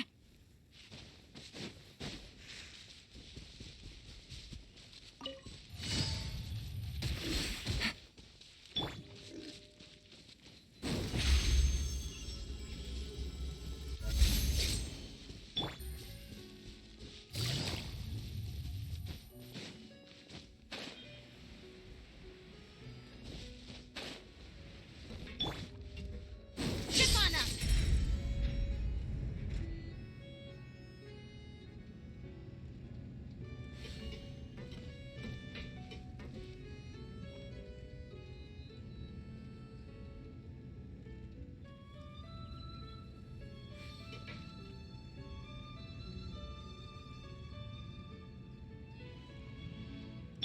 Coming through!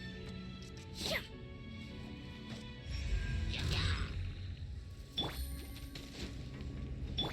Surprise!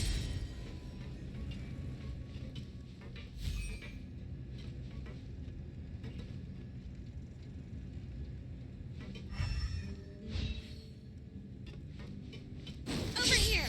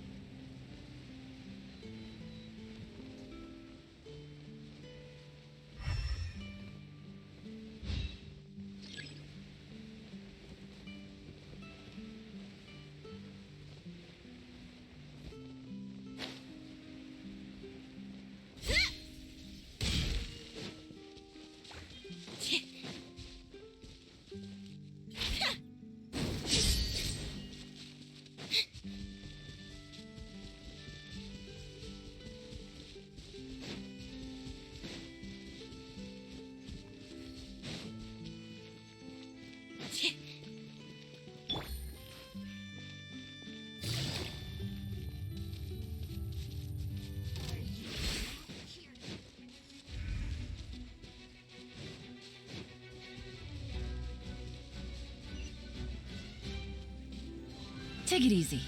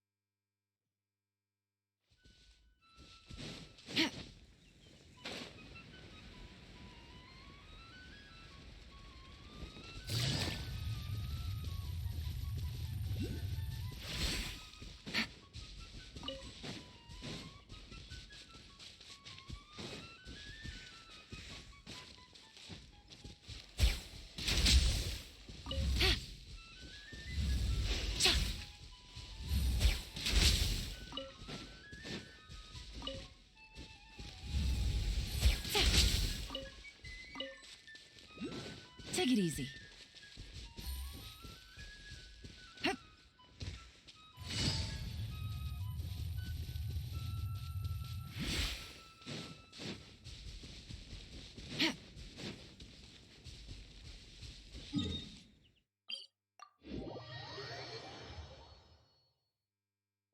Hup.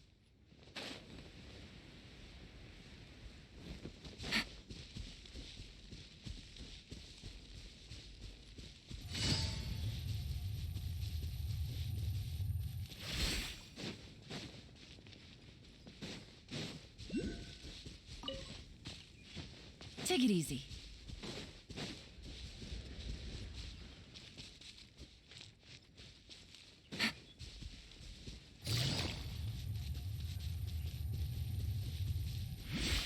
Take it easy.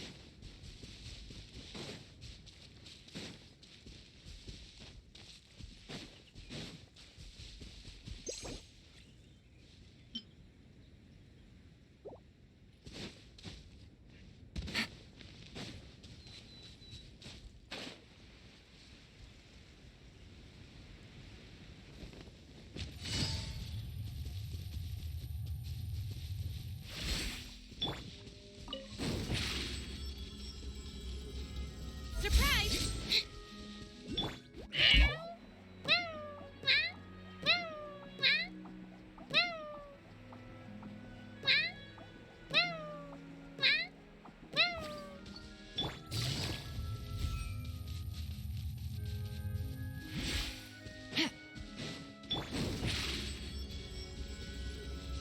Over here!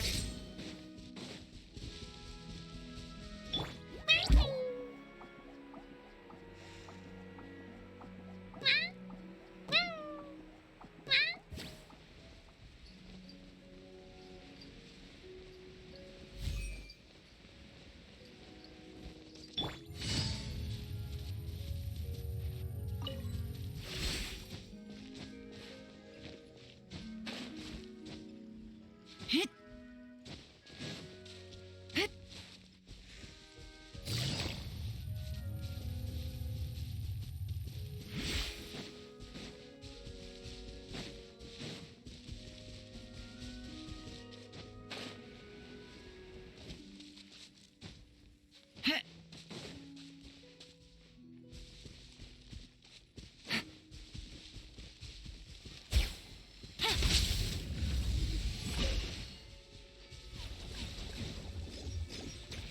Hit.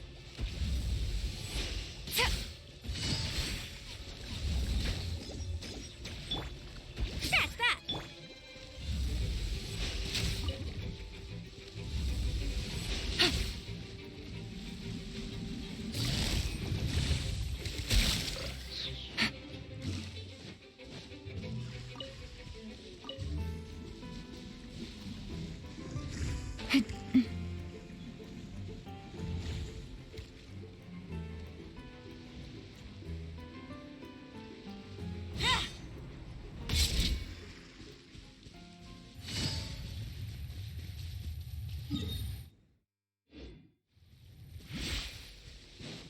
Take it easy.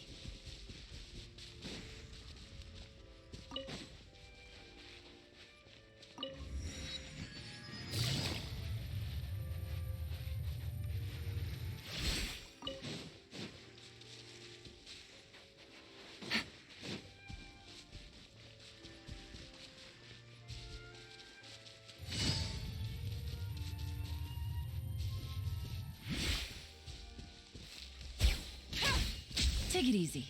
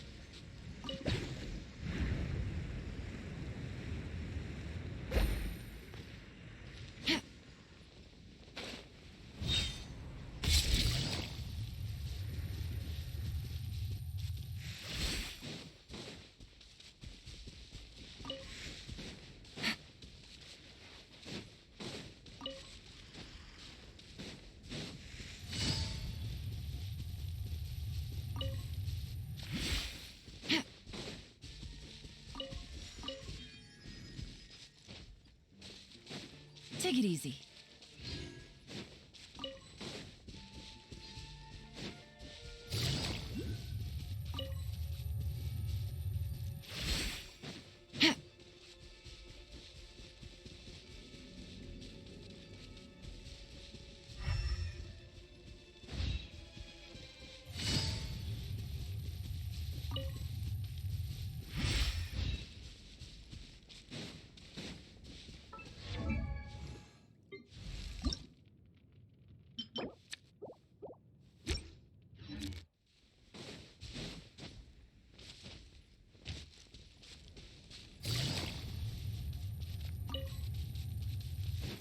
Take it easy.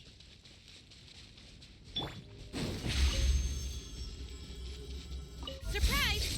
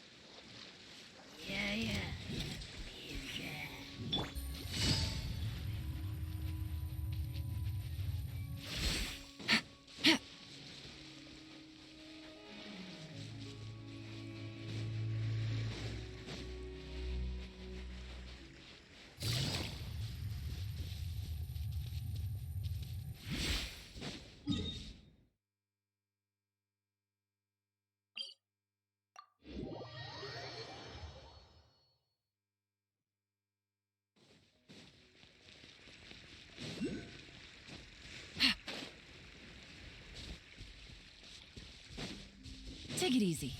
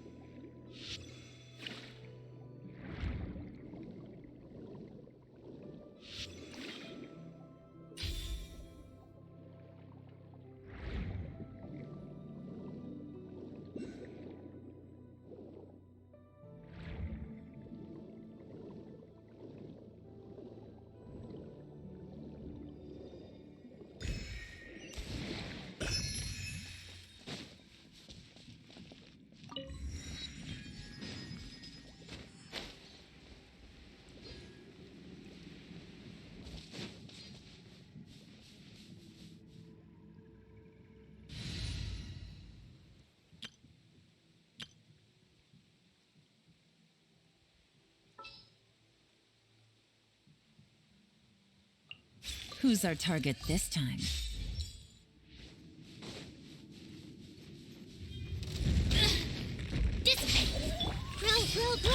Things are about to get dicey. Busted. Let me weave you a verse. No, my sword. Rain, outline. This may turn a little.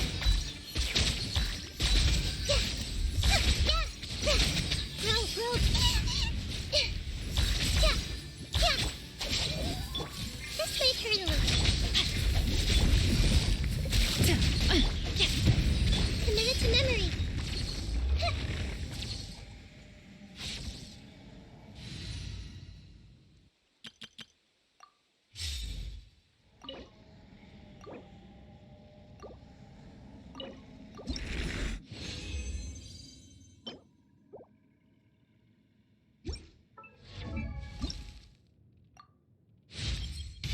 Would you be more shocked if nothing changed about me at all?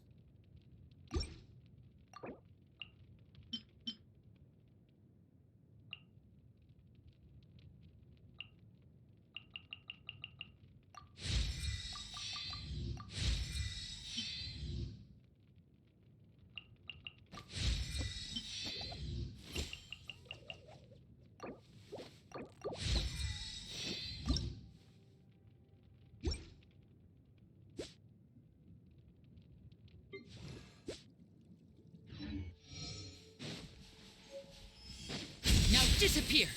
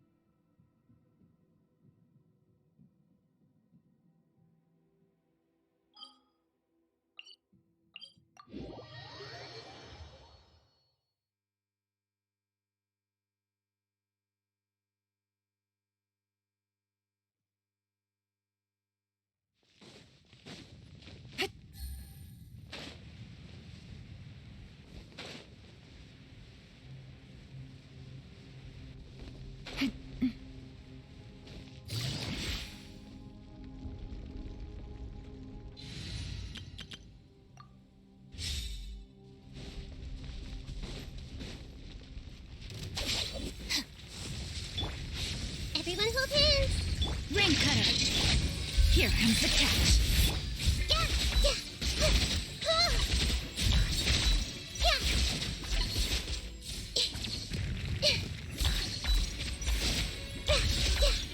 Get with me! This might hurt a little.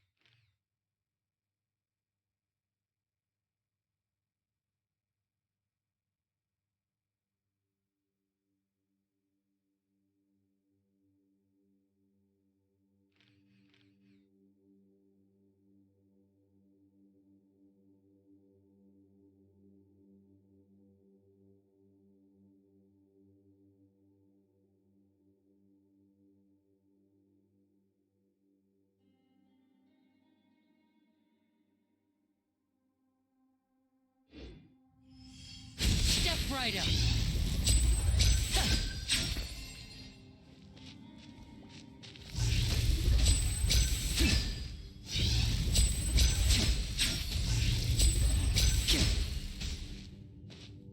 Now disappear.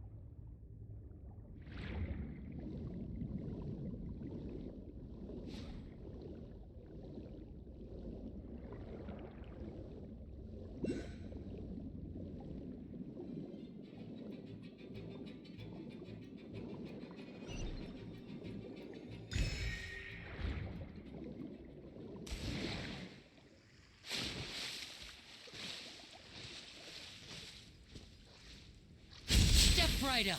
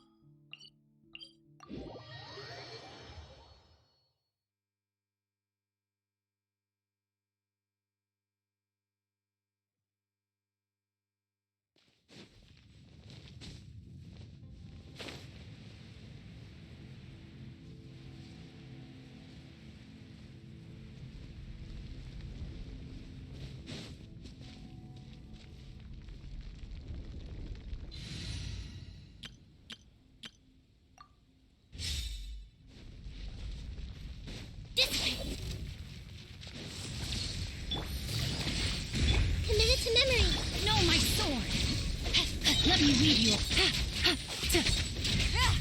Rain outlines your fate. Things are about to get dicey. Grow! Stand with me.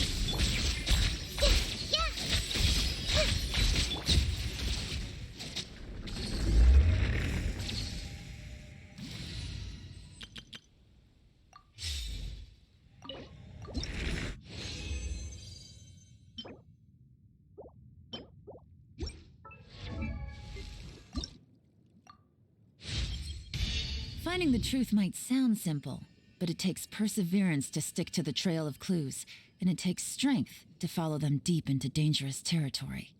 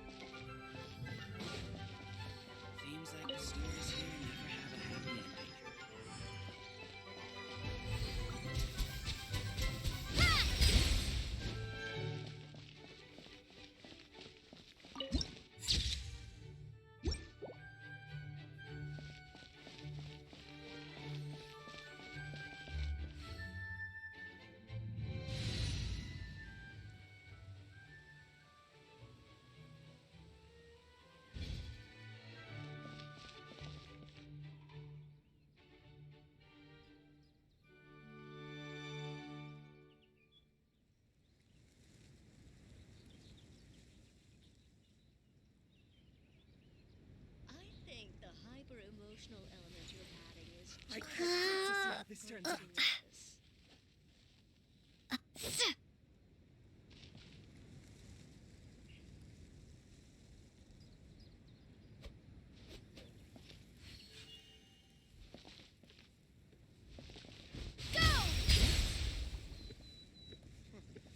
It needs a more romantic touch.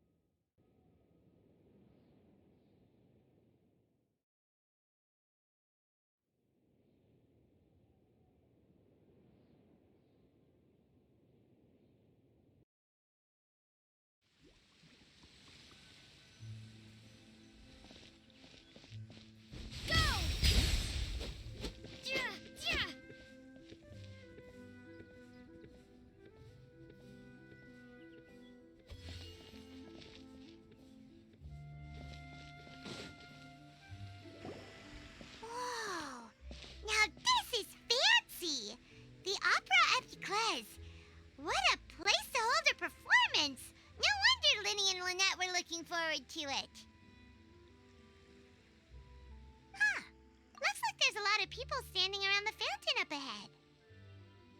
Oh, Archon, please bless us with a bright and healthy child. We pray. I don't know why you always feel the need to ask so much. I'll be happy as long as our child is healthy and lives a peaceful life. I guess if they're our kid, then there's no doubt they'll turn out smart. Maybe this is one of the customs in Fontaine. There sure are a lot of couples here. Vache. What's wrong? Vache. Vache.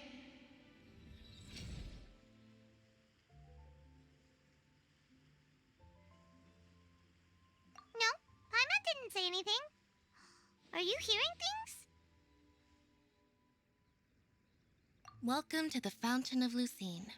All the water flowing through Fontaine converges here.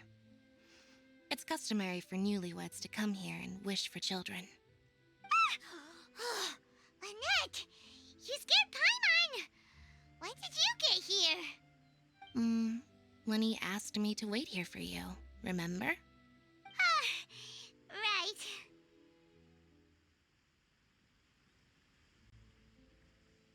What do you mean? There are a lot of people here right now. Hey, you're not trying to scare Paimon, are you? Besides, it's the middle of the day. It's not the time for eerie things. I see. I might be able to tell you something that could help explain the voice you heard. In fact, you might not be imagining things at all. I suspect that what you heard is a result of your hypersensitivity to the hydro element. Others in my family have had similar experiences. It's because of her sensitivity to the hydro element? But what would hearing a voice have to do with elemental power? When do you cry, Paimon? Wait, what? What does that have to do with anything? Just answer me. When do you cry?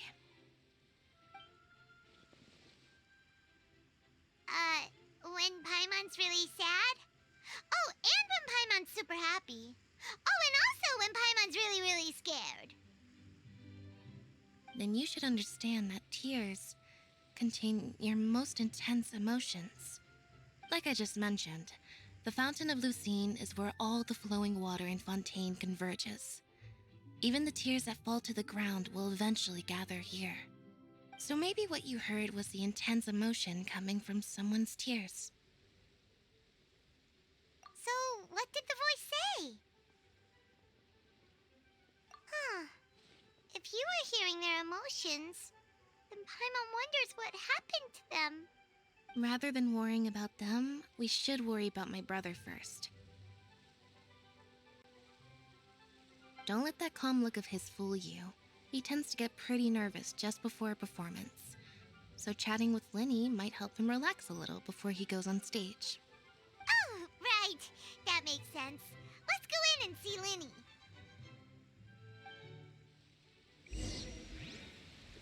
I wonder where humans come from. Who else deserves to take the stage more than Lady Farina?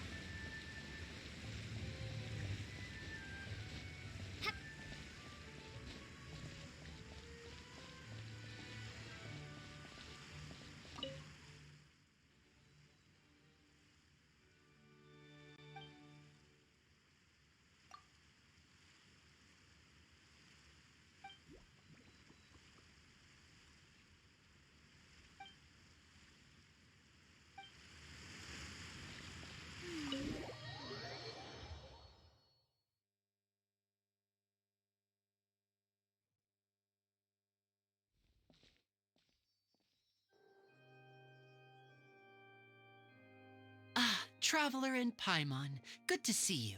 I knew you two would come. Are you kidding? We wouldn't miss it for the world. We've been looking forward to it. I can tell, judging by how early you've arrived. But you're actually right on time. The audience still hasn't started entering the venue yet, which means now is the perfect chance for us to take you to the best seats in the house. Wait just a moment. I'll fetch the tickets.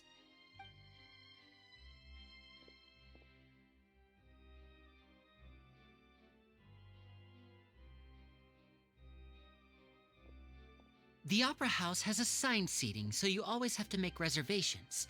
I've already reserved your seats, and here are your tickets. Ooh, front row seats! Thanks, Linny! Don't mention it. There's no need to keep thanking me. Hey, Linny! Could you come over here and take a look at this? Oh, I'll be right there. Seems there's an issue with the stage props over there. That's Cal, my assistant, calling me. I'll go lend him a hand. Yeah, we'll just go to our seats. You go ahead, Linny.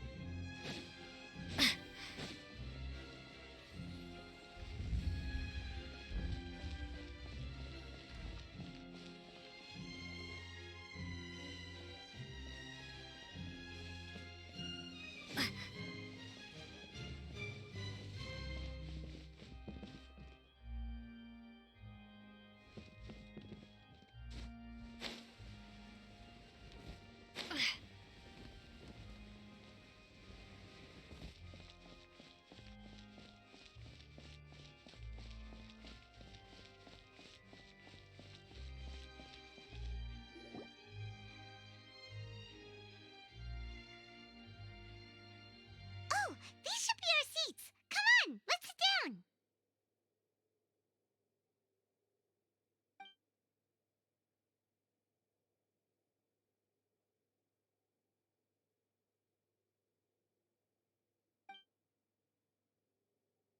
Uh,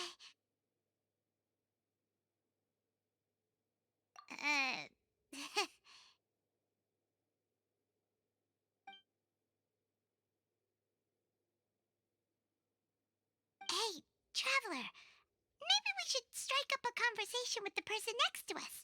Since we're sitting together and the rest of the place is practically empty still, it's kinda awkward if we don't say anything.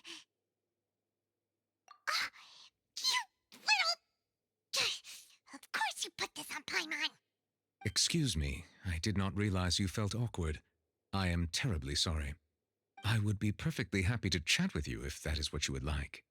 Oh, so you heard all of that, did ya?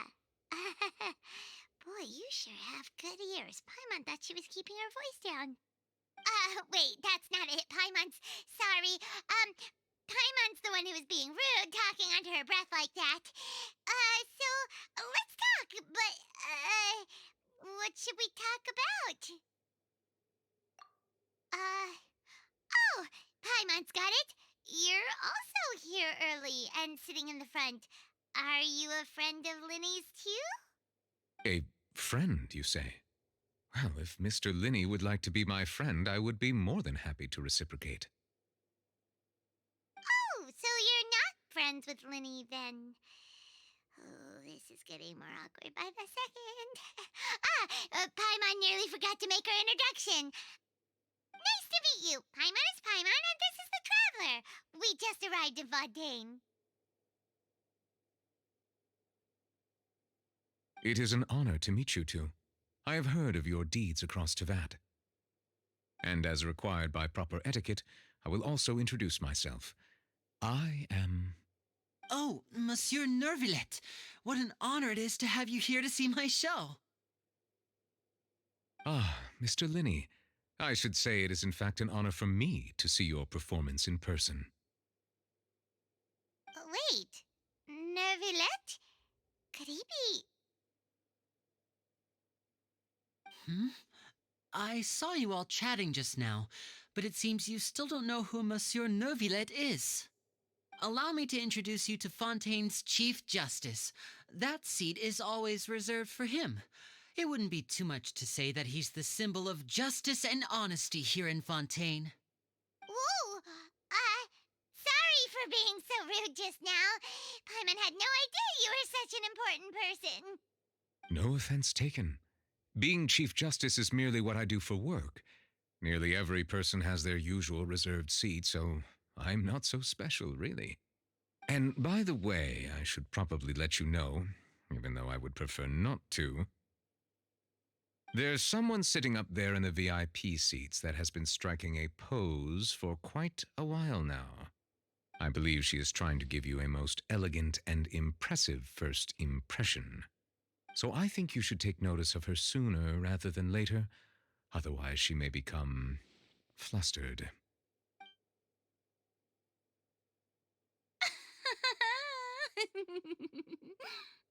Huh? Oh, it's Farina, the Hydro Archon. Huh. She sure has a smug and satisfied look on her face. Guess she has no idea that you saw right through her act. Very good. That is for the best. No need to pay her any more attention. We may now enjoy the show. Huh? So is this what things are like between the Chief Justice and the Hydro Archon? All right, please wait just a moment longer. I've pretty much finished my preparations, and the performance will start as soon as the audience has made their way to their seats. Yay! The show's finally about to start! Paimon can hardly wait! Paimon's never seen a real live magic show before!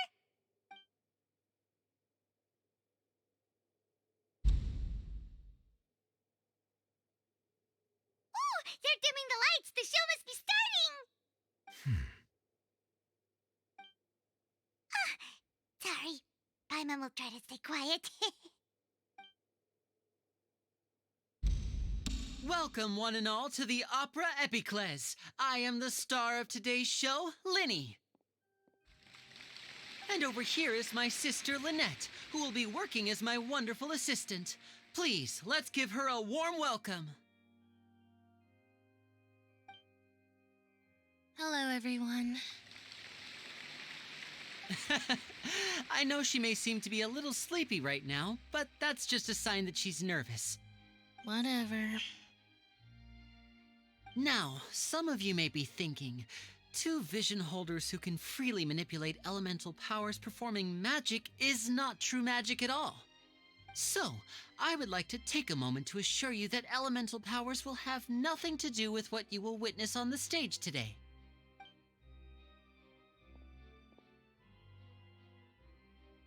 Both Lynette and myself have removed our visions for the show. That way, even the gods won't be able to help us. Oh, good point. That's what makes the show real magic. Now, without further ado, let the show begin. Lynette will now exit the stage to make some preparations. I know you might miss her, but don't worry. She'll be coming right back on stage momentarily. Perhaps in an unexpected way. I'm sure she'll be stealing the spotlight soon enough. Oh, and before I forget, there's one more thing I should say. You never know what can happen in the blink of an eye. A magician's greatest skill is making things disappear or appear. The possibilities are endless.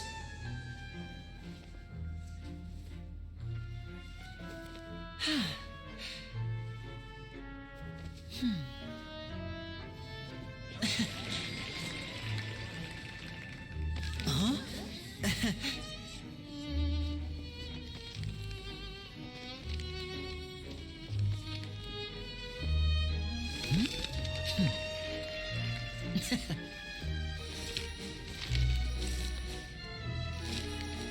But this isn't what you came for.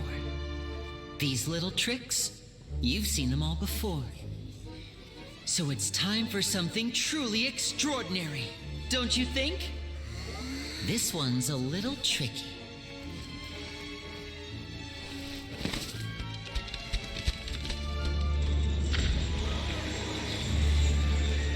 Using this water tank, I shall make my sister vanish completely, right before your very eyes.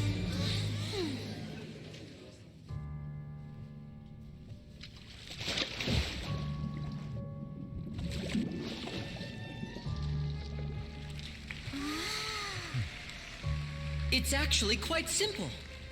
She'll just turn into air bubbles and float right out of the top.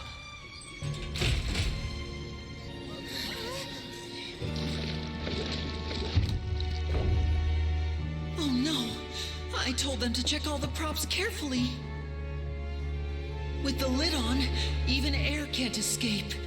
An amateur magician would be getting very nervous right around now. Luckily, it's me on stage, so let me show you what a true virtuoso can do.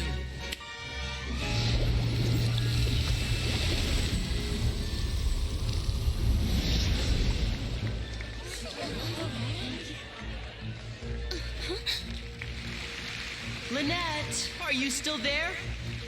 Don't go too far. We don't want to use up all our magic. Hi, I'm back. Uh-huh.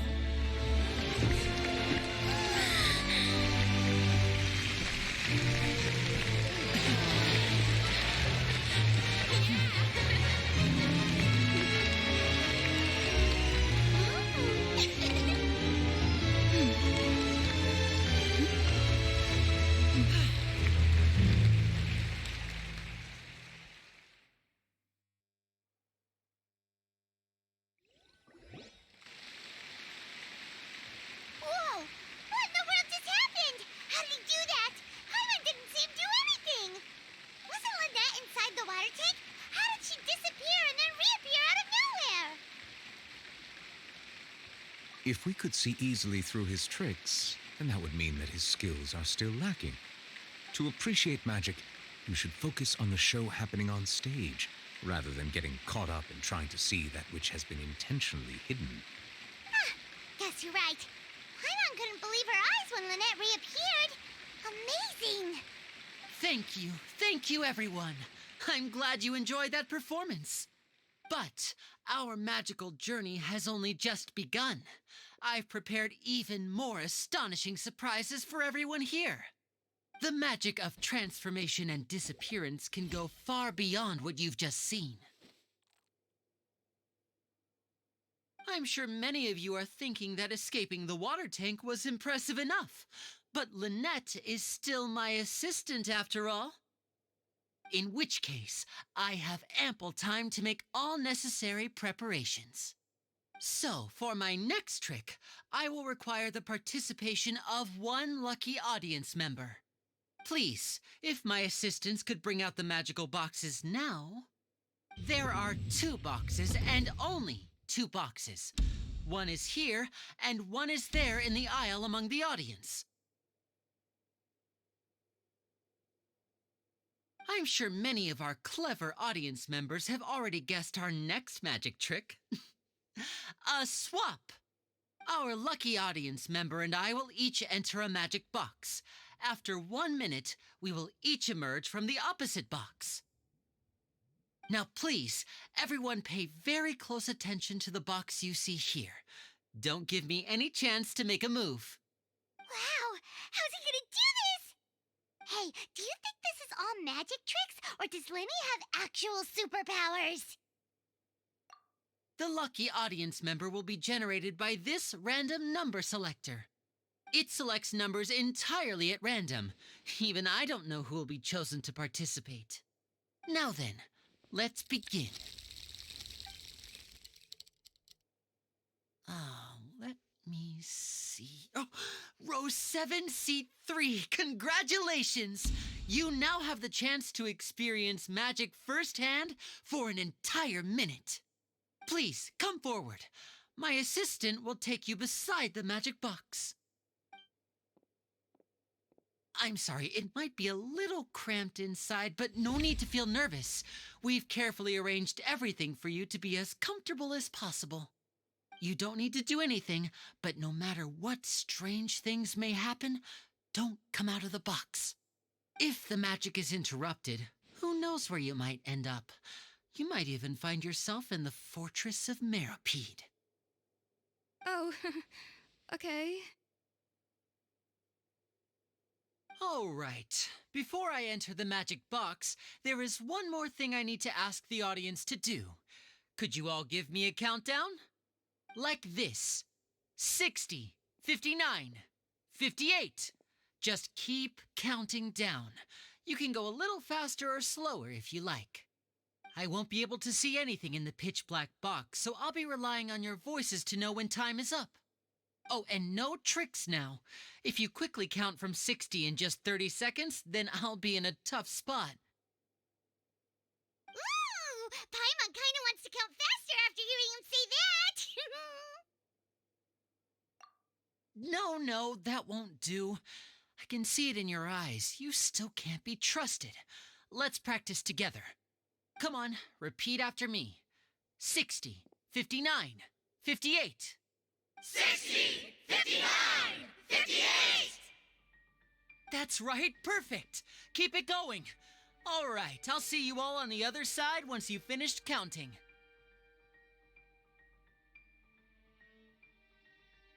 54, 53, 52? Huh? Why aren't you counting, Nervalet? I am counting in my head. I think things are exciting enough in here as it is. Merely a consequence of my identity and personality. Do not worry about me. Just enjoy the show. Oh, all right. You look so serious that Paimon thought you might be feeling uncomfortable or something. 40, 39, 38! Mr. Linney, are you all right in there? Is everything ready? Yes, I'm fine. I'm just double-checking the direction of the magic. It would be a disaster if we get sent to the wrong places. For example, midair right above the audience. Even though he's saying that, Lenny doesn't seem nervous at all.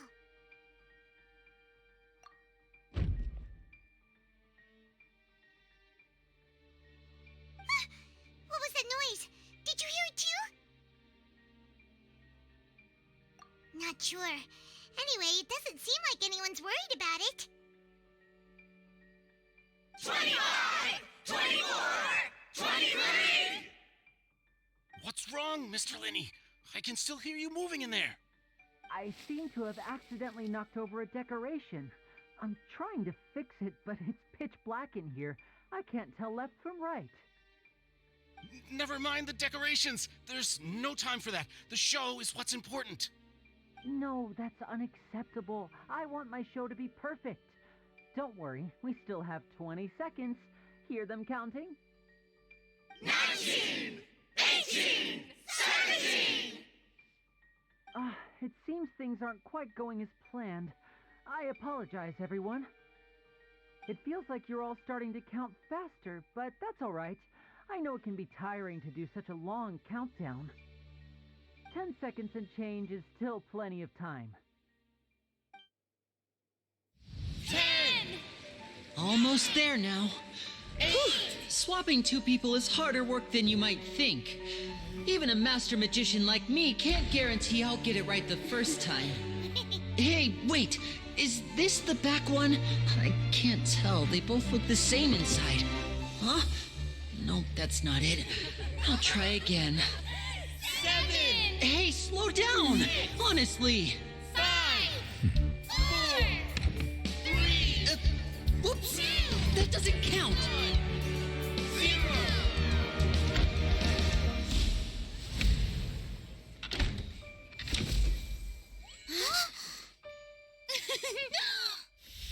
Ta-da!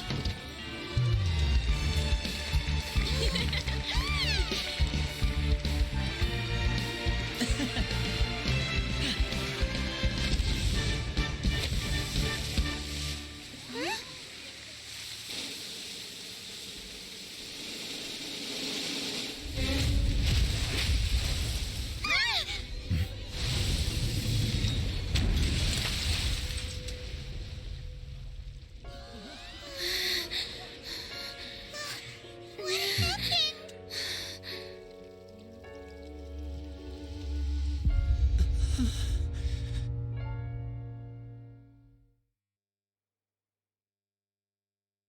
happened? Huh? Is this part of the show? Mr. Linney, you're going to use magic to fix the stage now, right? What happened? Oh no. Maybe this isn't part of the show. The girl was still in that box, right? This performance is over. Medical staff with me. Guards, secure the scene and detain all the performers. Seal the exits. No one is allowed in or out at this time. Yes, that's right. If this was just an accident, then we must investigate the cause. But if this was all part of some scheme, then those accountable will not escape the judgment of the God of Justice. No need to be alarmed, you two. We'll get to the bottom of this soon enough.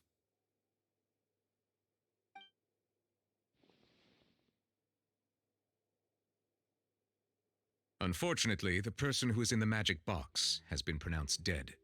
His name was Cowell, one of the assistants in Linny's magic troupe. Apparently, the fireworks on stage ignited the ropes that were suspending the water tank, which then caused the tank to fall onto the stage. As of now, we are still not sure why we found Cowell in the box, rather than the guest from the audience. And after an initial search of the area, the guards have confirmed that the girl is nowhere to be found. It appears that this incident was not merely some mishap with the performance. And there are many indications that it is connected with the case of the serial disappearances of young women. The serial disappearances case? That's the case that Charlotte mentioned before.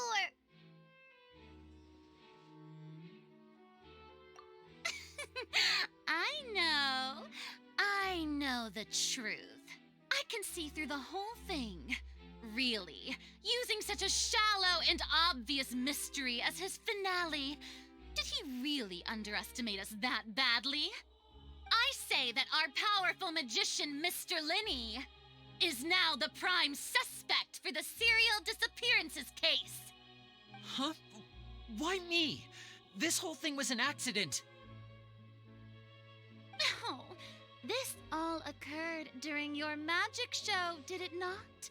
The missing girl disappeared after being chosen, did she not? The deceased is one of your assistants, is he not? Now that I think about it, that whole speech about magicians making things disappear was nothing more than a provocation, a bald-faced challenge. That can't be right. How could Linny do this? He was in the box on the stage the entire time. We could even hear his voice. Besides, before the show, he told us that he would like to catch the criminal behind the disappearances. He couldn't possibly mean catching himself. Save discussion for a later time, please. Lady Farina, may I assume that your comments just now constitute an accusation against Mr. Linney and his associates, and that you are pressing charges? Huh?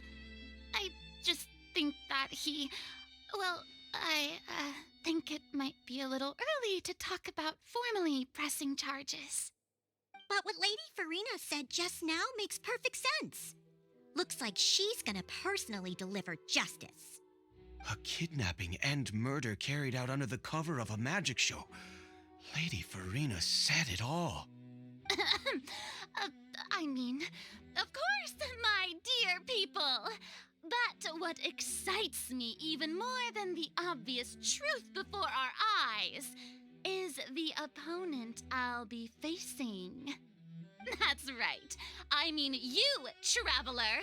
You'll support Linny, won't you? After all, he was the one who helped you the first time we met. Then there's no problem at all. You know, the Traveler and I already had a duel the first time we met. But with Linny's help, our little duel ended in a draw. But draws really are the most boring possible outcome. So, no more draws. Between the two of us, there must be a clear winner and loser. And what better place to hold such a riveting showdown and decide the true victor than here, on the grandest of stages, the Opera Epiclese? Huh? It wasn't a draw. She obviously lost last time. I understand. Charges have now been pressed, and as such, a trial is in order. Well, traveler, seems Lady Farina has set you in her sights. But putting her dramatic rhetoric aside for a moment, I would like to ask you, are you willing to act as Mr. Linney's attorney and defend him in this case? Very well. The trial will be held a day from now in the Opera House. Both sides may investigate the scene to build their cases and search for the truth.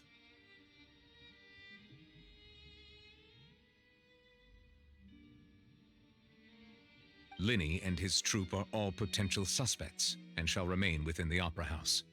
The audience may begin to leave in an orderly fashion once they have been cleared by the guards. A day isn't that long. Let's see what kind of case this big shot Outlander can build in such a short amount of time.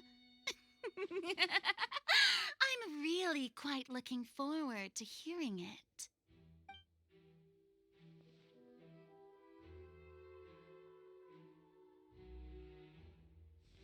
Lenny!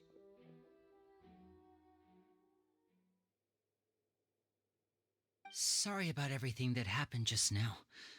Were you frightened? Of course! Who wouldn't be scared after witnessing an accident like that? Yeah, I'm a little shaken up myself. How could this happen? And poor Cal. I know you already claimed that you would defend me, but now it's just us talking. Tell me, do you think I could possibly be the murderer? Good to hear. Thank you so much for trusting me. I'm sure everyone sees me as the biggest suspect at this point. But if you ask me, the whole thing is mysteries layered upon mysteries, such that all that's left is confusion. I don't know whether what happened there on the stage was purely an accident or not, and I don't know why poor Cal was in the box. As for how that girl chosen from the audience could suddenly disappear, I'm afraid I don't have any answers either. If someone tampered with my performance, then we need to figure out what they did. Even a skilled and knowledgeable magician like myself couldn't pull all that off in just 1 minute. Which is precisely why we need to investigate. As this book says, the impossible could not have happened. Whatever happened must have been that which is possible. Paimon bought them when we were reading at the bookshop in the city earlier. Pretty cool, huh? Don't worry, Paimon used her own savings to buy them. It wasn't from our travel funds. I think they look cute on you, Paimon. You have good taste, Lynette. That's the right attitude. Feeling depressed isn't going to help me now. I need to get back to my normal self. But with the guards watching our every move, it's going to be especially difficult for Lynette and I to prove our own innocence. Good thing you agreed to be our attorneys. Thanks for that. We'll be counting on you. Yes, thank you so much. Yeah, just leave it to us. Oh, since we're going to start investigating, Paimon has a question first. Where did Lynette go during the performance? Ah, well, I'm afraid that would involve some of our essential trade secrets as magicians. The secrets behind our magic are past saving, Linny. I suppose you're right. The truth behind our tricks is going to be important evidence that will be weighted during the trial. 'Tis truly a pity. As a magician, our magic show is a work of art. We've poured countless hours and spared no effort in perfecting it. But if revealing our secrets will help you uncover the truth behind what happened, then it will be well worth it. We should go somewhere else if we're going to discuss our magic tricks. We'll go speak with the guards, and in the meantime, you can go investigate the stage and the seating areas. All right, let's go have a look while the investigation teams are still here. Detective Paimon is on the case.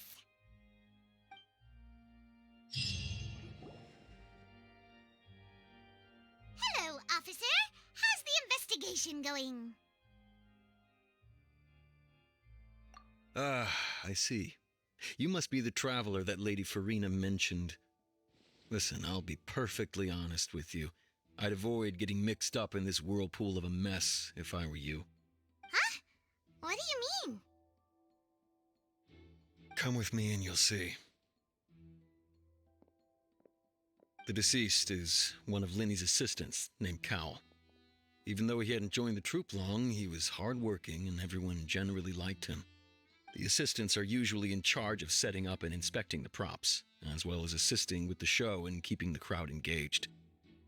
As you probably saw when you were in the audience, the water tank suddenly fell and smashed the box with Cowell inside it. This is the real mystery. We've already searched the scene and were unable to find any traces of the girl. However, if you look carefully, the box was positioned directly under the water tank. The ropes holding the tank were then burned by the pyrotechnics on stage, causing them to snap. All these factors lining up so perfectly makes it hard to see this as a mere accident. If anything, the more logical explanation is that the whole incident was intentionally planned, and Linny is the most likely person to have access to all these areas. But he doesn't have a motive. Are you both good friends of his? Well, you can't say we're good friends, but we've known each other for a little while. So in just a short time, he was not only able to win your trust, but even convince you to act as his attorneys. I know there's no such thing as magic. The real trick of a magician is holding the audience in the palm of their hand. I've seen a lot of cases, and I can tell you that people are the least reliable kind of evidence. Sorry, I tend to be pretty straightforward. Just know that I'm warning you for your own good. Anyway, you may investigate the scene of the crime yourselves if you're curious. Who knows, maybe you'll be able to come up with some new evidence.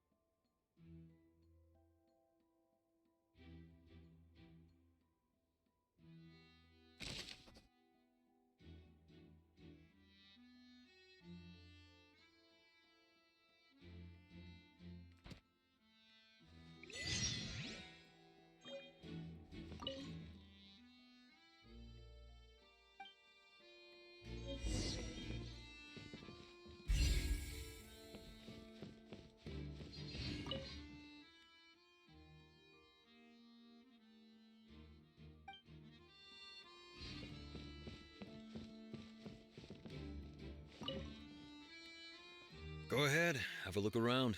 In the end, we're both after the truth.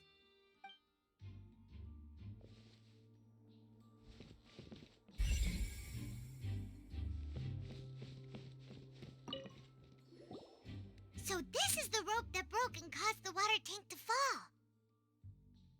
The rope looks pretty durable.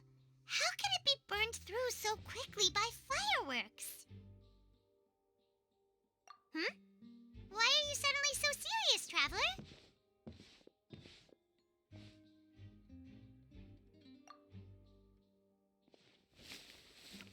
Whoa! Look!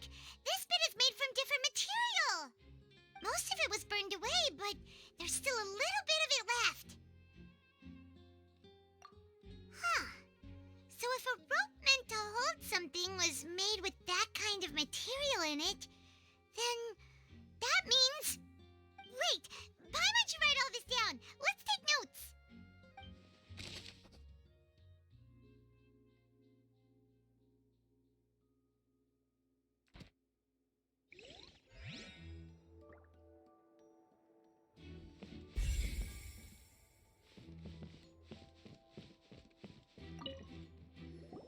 Hello there! What are you investigating? Oh, this location has also been cordoned off because the Magic Troupe members are currently considered prime suspects. The investigation team is still collecting evidence. The seats were all booked in advance, so we were able to deduce the missing woman's identity by checking the guest list.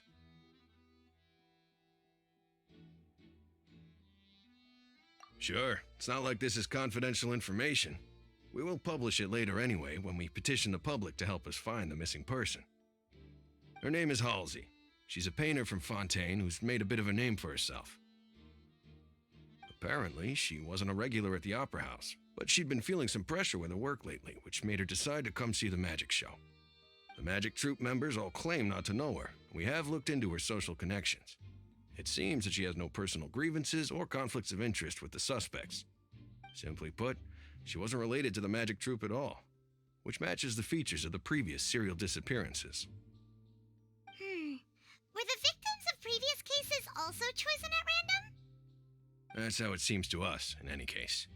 Apart from the fact that they were all young women of around the same age range, there really weren't any other connections between them. Okay then.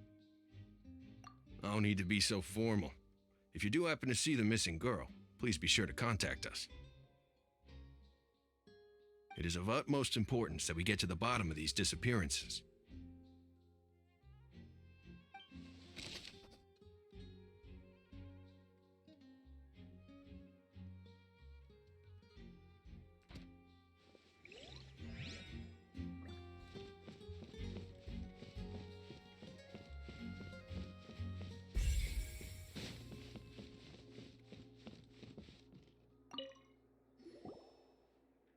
The investigation team has some new findings. Turns out there's an issue with the random number selector after all. See, I told you. What if the machine picked some big guy's seat? You think the murderer would have still made his move then? Sorry to interrupt, but we're helping Linny and Lynette with their side of the investigation. What were you saying about the number selector? There's something wrong with it? You're trying to help them? That'll be a tall order. Linny used the machine to pick a random member of the audience during his performance, right? The lucky girl that later disappeared. Well, we thought there might be a serious problem with the machine, so we had it taken away for further inspection. It turns out that the seat number it picked wasn't random at all. The machine picks that same number every time. I'm sure you already know that you have to make a reservation in advance to get a seat, regardless of whether it's a trial or some performance. In other words, Linny knew who would be sitting where from the very beginning. That much checks out. Linny reserved our seats for us, too. Bet you see why I was saying it'd be tough to make a case for Linny. Even though it's bad for Linny's case, Paimon had better write it down.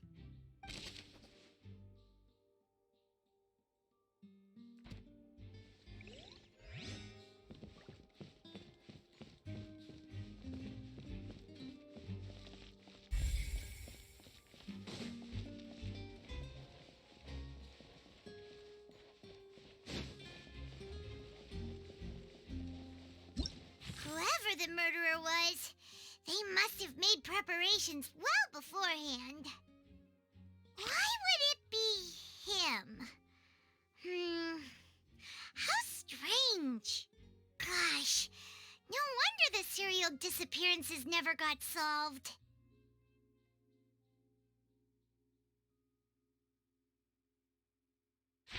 This rope was obviously tampered with. People needed to register and reserve a seat for the show. That, combined with this number selector, could allow you to pick a young lady instead of some old fogey.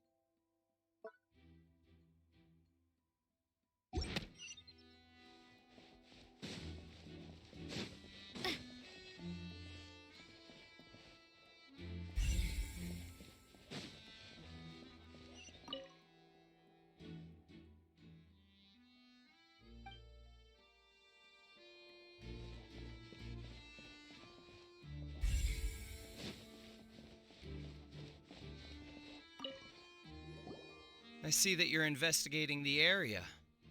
Well, it just so happens that I'm interested too. If you find any new and interesting leads, be sure to share them with me, all right? We don't have too many thoughts yet.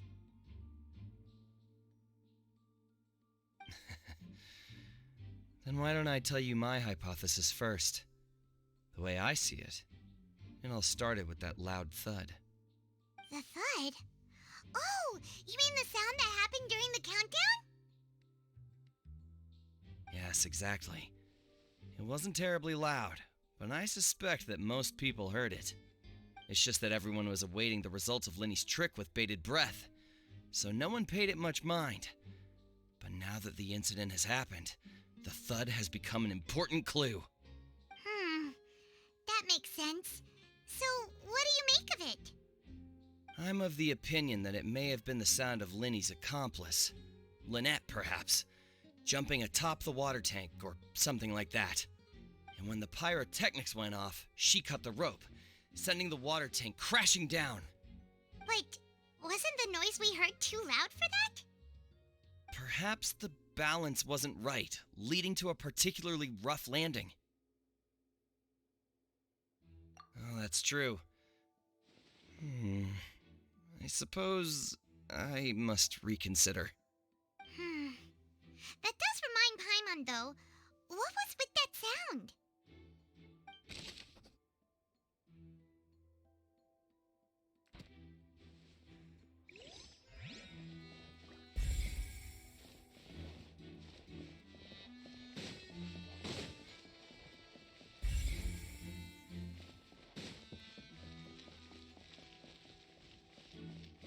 Lenny's still talking to the guards.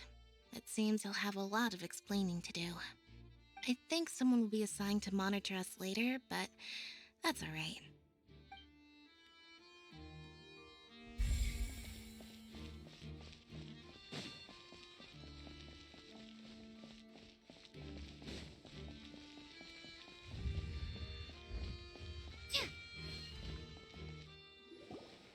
Hey, you! Yes, both of you! Over here! I've been keeping an eye on you for a while now. Huh? You mean us? That's right. If I'm not mistaken, you're also among those who wish to cut down the thorns and pursue the truth.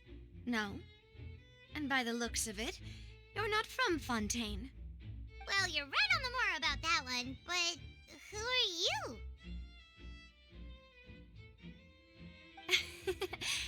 Have you never heard of the Spina di Rosula?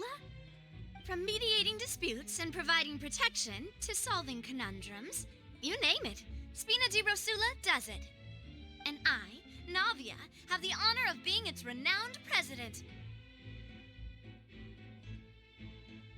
Though those who play by our rules call me boss.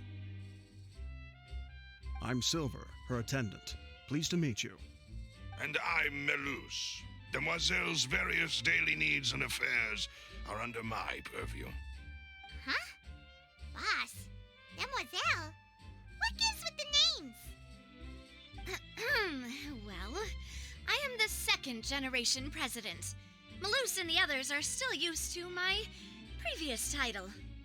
My apologies, Demoiselle. Should you prefer, boss, I will endeavor to use that instead. No need. You don't have to call me boss. Just Navia is fine. Okay, if you say so. Not that we're members of Spina di Rosula anyway. All merely trifling details. Never mind. Now, back to the situation at hand. That's right. I've always kept an eye on the serial disappearance cases. My interest stems from a matter back from my father's time. Judging from the look of things, I find Linny an unlikely mastermind. Really? We think so too! That's why we're looking for clues now. But how did you come to that conclusion? Intuition, naturally. My unparalleled intuition. Farina sure was quick to point the finger at Linny without any decisive evidence whatsoever, wasn't she? But that's not uncommon for her. If you remember, the justice had to interrupt her and ask if she was pressing charges just to keep her from getting carried away. Anyway, a trial begins the moment someone levels charges. And, of course, there was no way Farina was going to back down in that situation. Sounds more like you just don't trust the Hydro Archon. Well, what's your opinion? I must admit that she can be interesting at times, but liking her doesn't mean that I'll blindly agree with her. All right, I've answered your question. Now, it's time you answer mine. Wait a minute! Did that answer count? Well, I say it does. But don't worry, you won't hear any pointless questions from me. In your opinion, do you think it's right to treat a trial like it's an opera?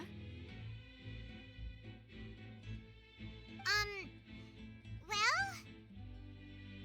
And why would that be?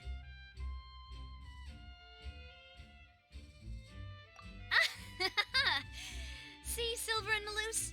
I told you they'd be different. Most astute of you, demoiselle. I, too, think that the Traveler's response was most excellent. No matter how wonderful the script or how fervent the audience's expectations may be, the trials that go on stage here must be based in fact. And if that can be done, boss, then... All right, that's quite enough, Maloose. Anyway, I like your answer. You passed with flying colors. Now, I need to make some preparations, following which our joint investigation shall commence. You two shall be my assistants. Wait! Since when did we become assistants? Oh, well, I can be the assistant, sure. Or your companion, if you like. I'm really not that fussy. That's more like it. Far be it from me to brag, but I believe that Demoiselle's intuition will be instrumental in uncovering the truth.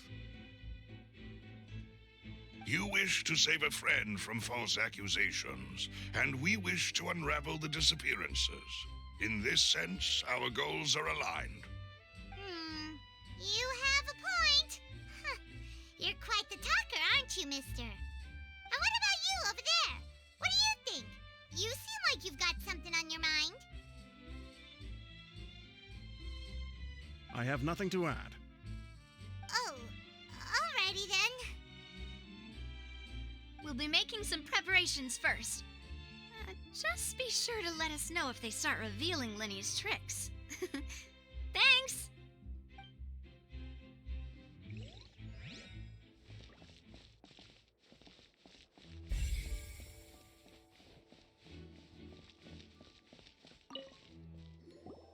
Sorry, but no one can freely enter or exit the Opera House at the moment. If you wish to leave, you must register your identity with us first. No, we're not leaving. We're representing Linny and Lynette as attorneys, so we're investigating the case. Were you always guarding this entrance? Yes, after the Chief Justice gave the order, everyone coming in or out must undergo a strict inspection. So, the missing girl couldn't have left from here. At least, not from that point on. I doubt there was much opportunity then, either. How can you be so sure, Well, because I was in charge of security near the entrance at that time.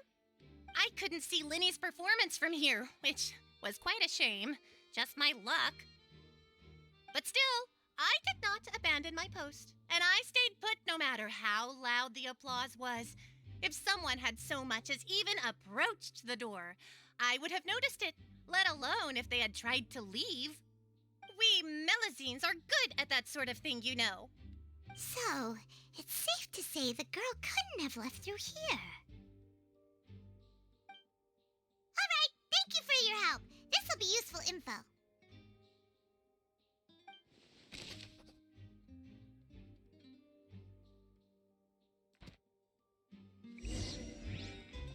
We've checked everything of note here at the performance venue. Paimon wonders how Linny's discussion with the guards is going. Let's go see, shall we? Ooh, things are getting interesting, huh? We're about to see how magic is made.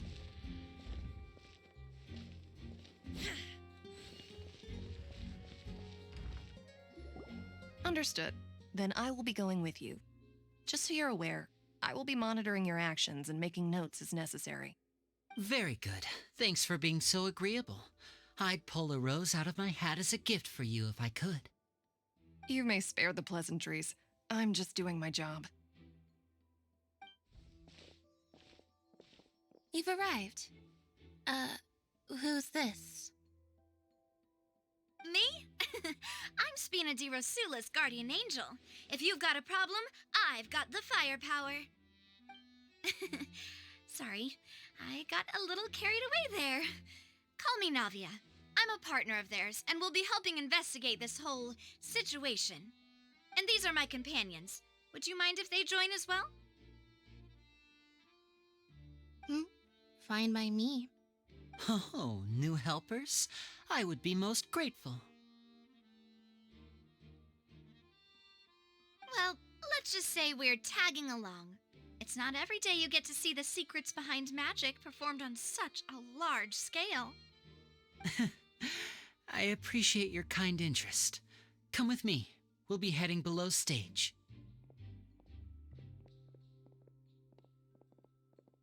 Huh?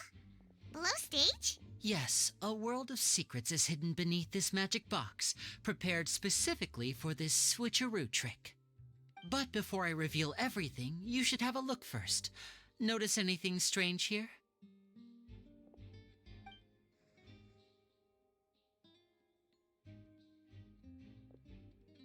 I'm not trying to be dramatic. Remembering the details of a trick will help you understand the methods used to perform it more easily.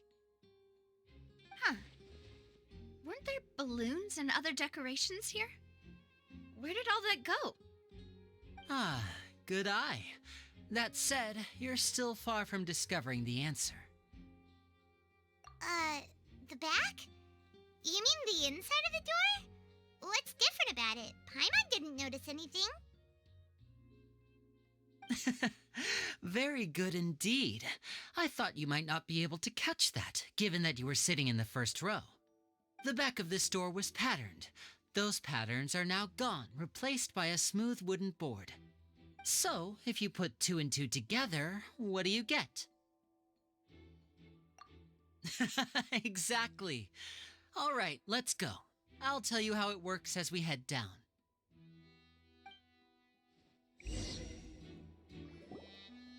Oh, so there was a passageway under the magic box! I knew you'd figure out most of it as soon as you saw this place. The 2 magic boxes are positioned right above the 2 entrances of the tunnel. See this flatbed trolley? The box with the lucky audience member in it would be shuttled over to the other side using the trolley. This trolley can raise and lower and even rotate, ensuring that the box will face in the right direction. I see. So that's the purpose of the box inside another box. Precisely. The inner box would descend after the audience member was put inside and be moved along the trolley, all while the outer box would remain on stage as if nothing had ever changed. So that's how you did it! Once the box was lowered, the trolley would store some energy through this device here, with which it would complete the rest of the steps. The audience member would only be able to feel some slight movements in the dark, and by the time she walked out, she would already be back on stage. Right! You were talking that whole time, and you even came out for a moment near the end! Ah, yes. A phonograph operated by Lynette was used to achieve that effect. My assistant and I had already scripted our conversation beforehand. When the countdown began, I had already gone to the opposite box via a tunnel using that ladder. And what about Lynette? Where was she? I was in the mezzanine space in the back of the box. Oh, interesting! That's how we were able to coordinate Linny's lines with the assistant. And, by the way, I was the one who walked out of the box at the end. I mean, we are twins. All it takes is a change of clothes and no one can tell who's who. And that's my favorite part of this trick. Only Lynette and I can perform it. So that's how it all worked! Wow, every detail you revealed was more amazing than the last! Lynette would briefly walk out of the box and then go back in, jumping into the tunnel and escaping before the box on the trolley could finish ascending.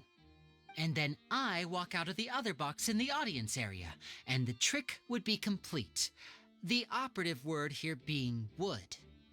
But as you saw, Cal was in the box, not our audience member. She, on the other hand, mysteriously vanished. We really don't know how that happened. If not for that interlude, this would have been an astonishing trick. I probably never would have figured out how you pulled it off. And yet, to think that someone was able to use this magic trick to commit a crime. Could we have a look around? I think we can come up with some more leads. This is the scene of the crime, so Linny and Lynette are not permitted to stay here. I'll escort them back up. Yes, of course. No need to be so strict now. I won't disappear into thin air, you know. Thanks, everyone. We're counting on you.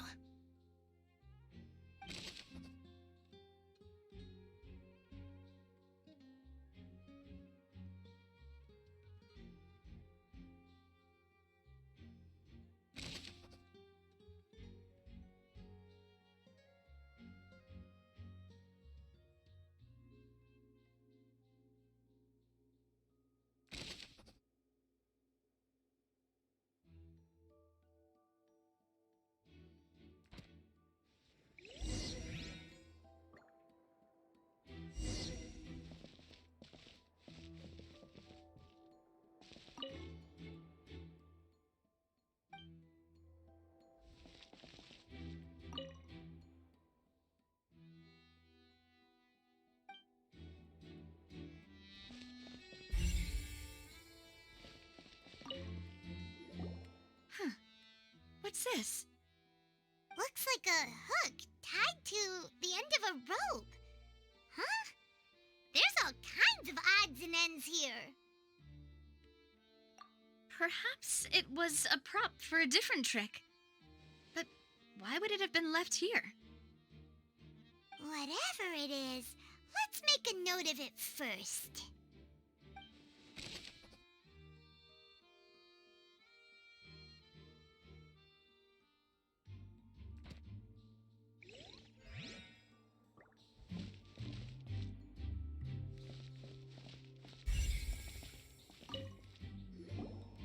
The floor is wet. Please be careful not to slip.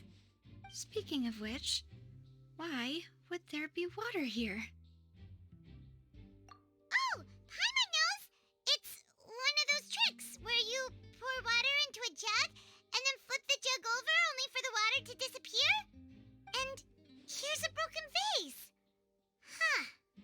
Did the trolley knock it down while moving? That can't be. The trolley moves along tracks from start to finish. It couldn't have hit the vase at this distance. Let's note this down too and think about it later.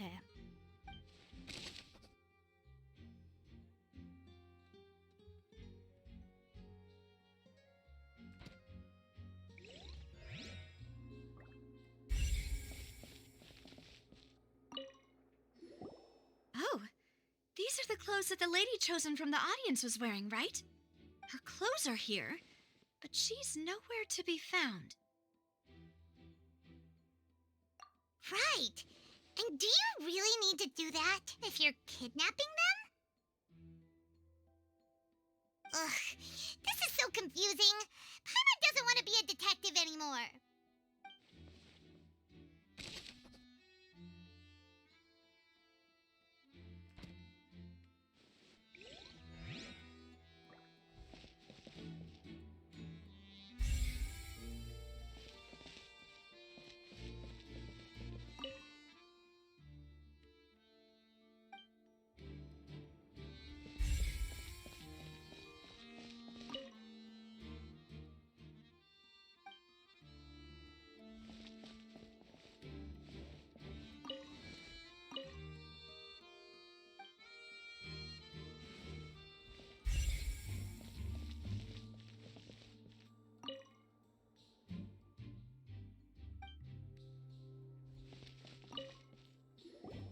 What is this place? It seems someone could fit through here. Huh. Could this have been the suspect's escape route? perhaps. But if they had to pull another person with them, the space would be too narrow. But there are no other ways in or out of here. Oh, you're right! Let Paimon write that down.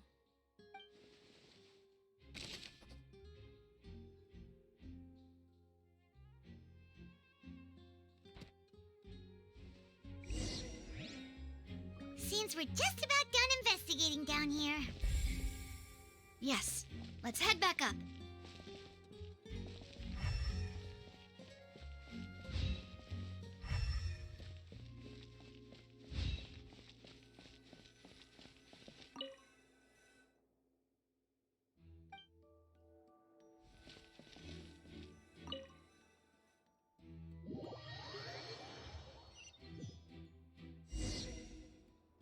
Well, we've ascertained the state of the crime scene. Let's find a place to sort out our findings once Malus returns. It seems to me that there are several things that don't add up here. Apologies for the wait, demoiselle. So, what did the guards say? Did the criminal escape through the vent? They believe the odds of that are very low, since the vent leads to the Opera House's basement. The guards have checked the area carefully. No one left through the basement during the performance or after the incident, and no one was found hiding there. So the tunnels become like a secret chamber then! You know, like the kind you usually see in novels!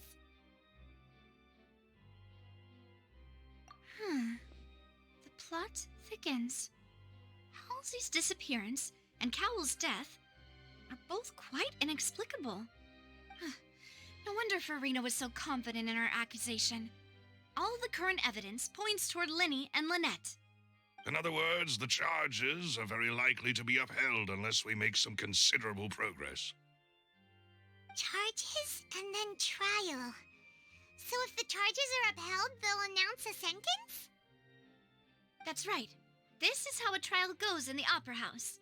During the proceedings, the Chief Justice and the Oratrice will hear statements from both sides. That's right. This is how indemnitium is produced. The statements from both sides, the defenses from attorneys, witness testimonies, and even the audience's emotions will all be projected on the Oratrice.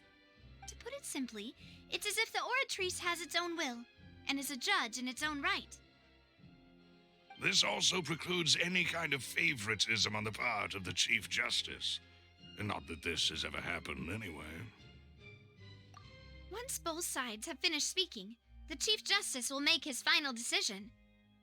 This, too, will be used by the Oratrice as a reference. Then, finally, the Oratrice will be consulted by officials.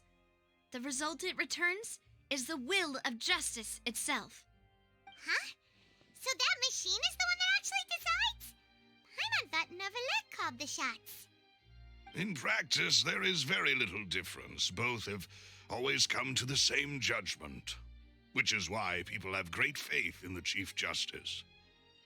Ah, yes, the guards also asked me to convey that none of us will be allowed to leave this place before the trial. Huh? Why? Because we've chosen to act as the twins' proxies. That makes us persons related to the case. They're concerned that we might be colluding with outside parties, or that we might find outside help to disrupt the case.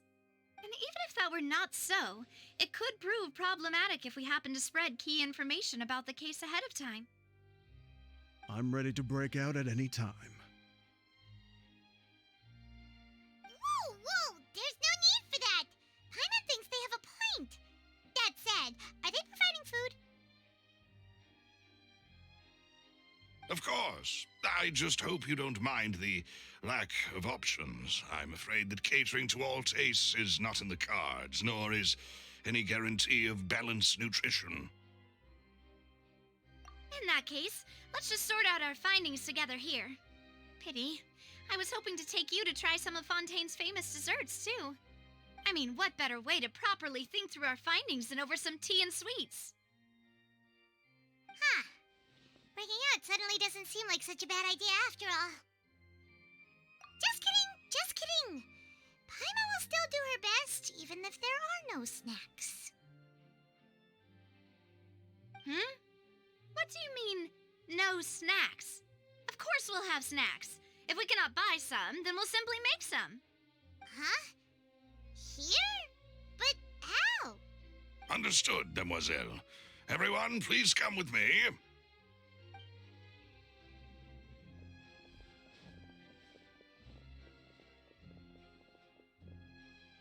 Wait, you're carrying a portable stove with you? Yes, I must be prepared to meet the demoiselle's baking needs whenever the fancy strikes her. I have eggs, sugar, and almonds at the ready. Good work, you two. Then I'll get to it. Please sit tight for a moment. You'll get to taste my awesome snack soon enough. These three are quite the interesting group.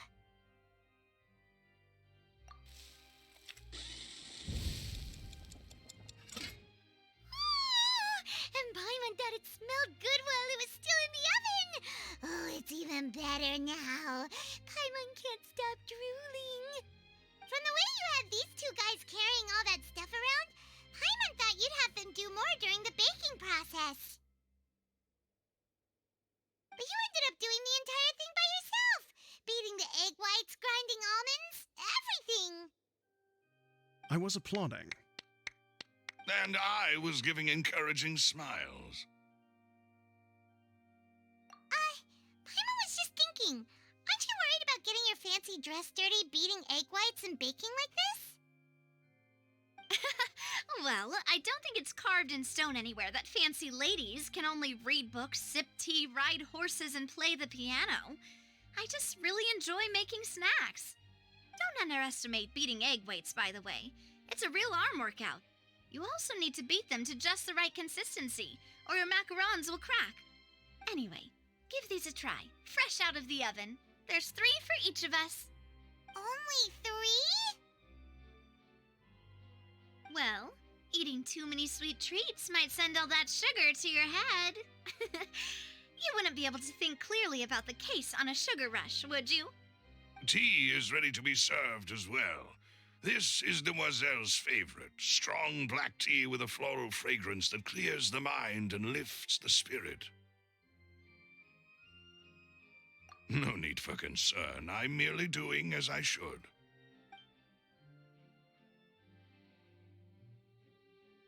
All right, then.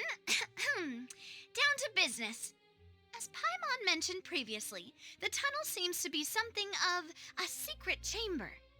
However, we can assume that Linny and Lynette were not alone within it. Some criminal also occupied its sealed confines. The magician twins could have committed the crimes, of course, but they lack any logical motive. Exactly! Why would they do such a thing right when everyone was watching? The flower vase and the thud we heard during the performance could indicate some altercation between Halsey and the criminal in the tunnel, resulting in the shattering of the vase, the discarding of her clothes, and her abduction. Perhaps the criminal thought that since she was chosen from the crowd, she would be too easy to identify if she was still wearing the same clothes. Paimon thinks that makes sense, but the real trouble is...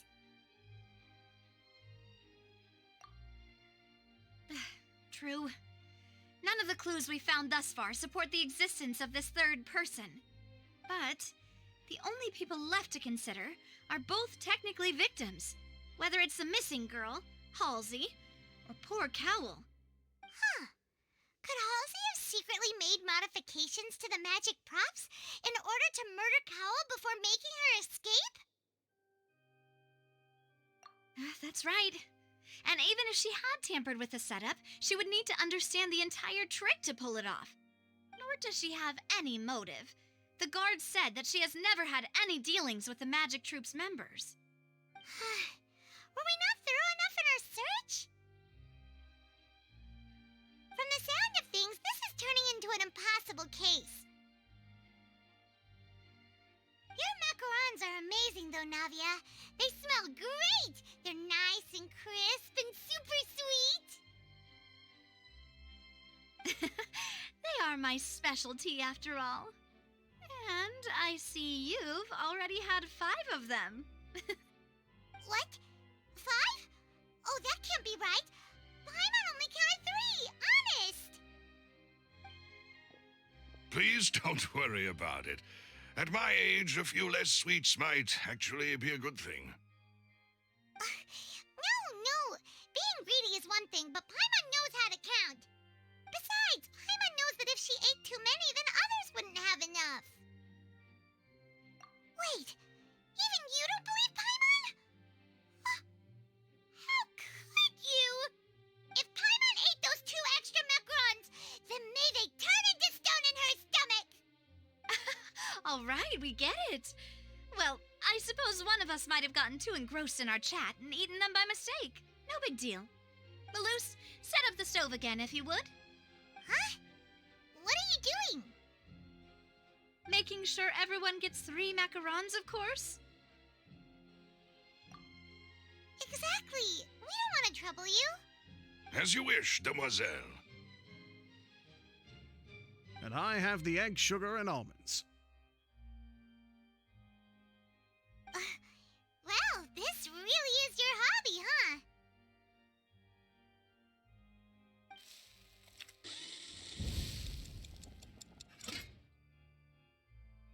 Well, that's it for snack time.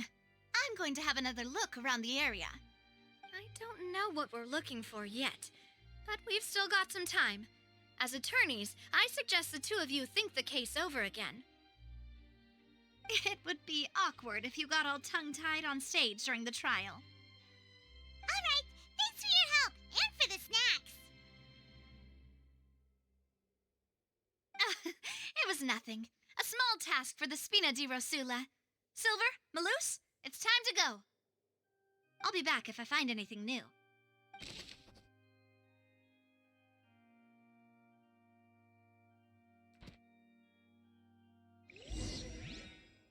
All right, it's time to put our heads together. Oh, it's probably gonna be a long and difficult case. There's no point in worrying about that now. We just need to prepare. Here, take Paimon's notes. They should help you review the situation.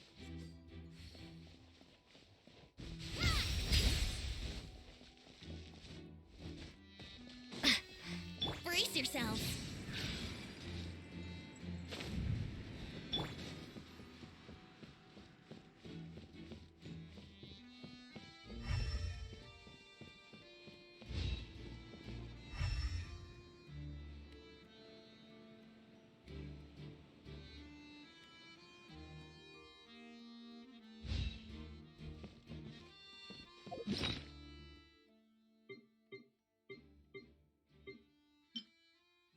Whoever the murderer was, they must have made preparations well beforehand. This is probably a prop, too. Oh, looks like it could hook onto a lot of things. Like the Traveler's fishing rod!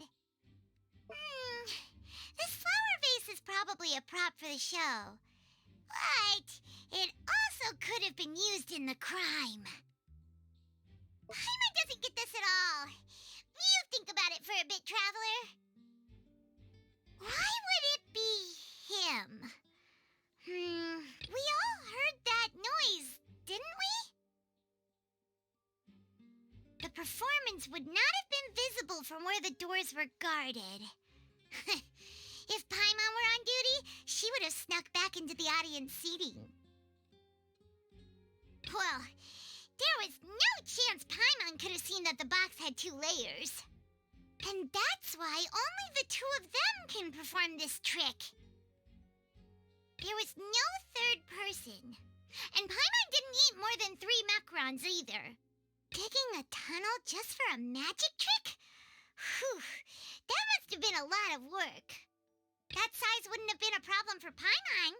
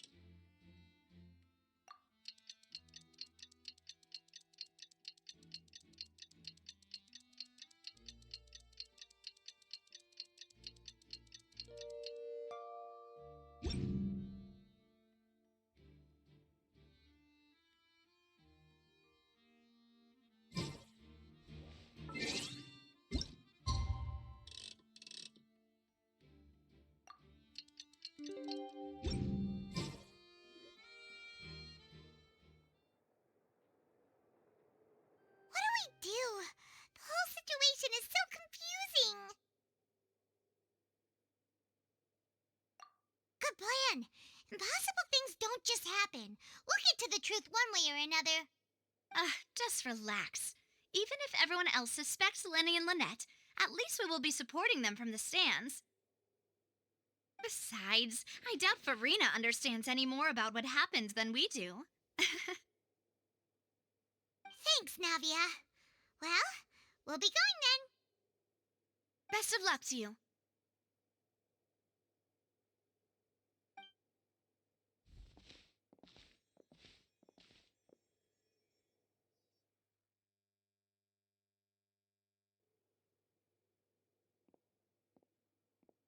Ah, finally, you're back.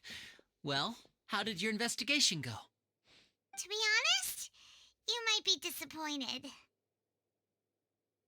No. We're already very grateful that you were willing to help. Well, now, don't you all look disappointed.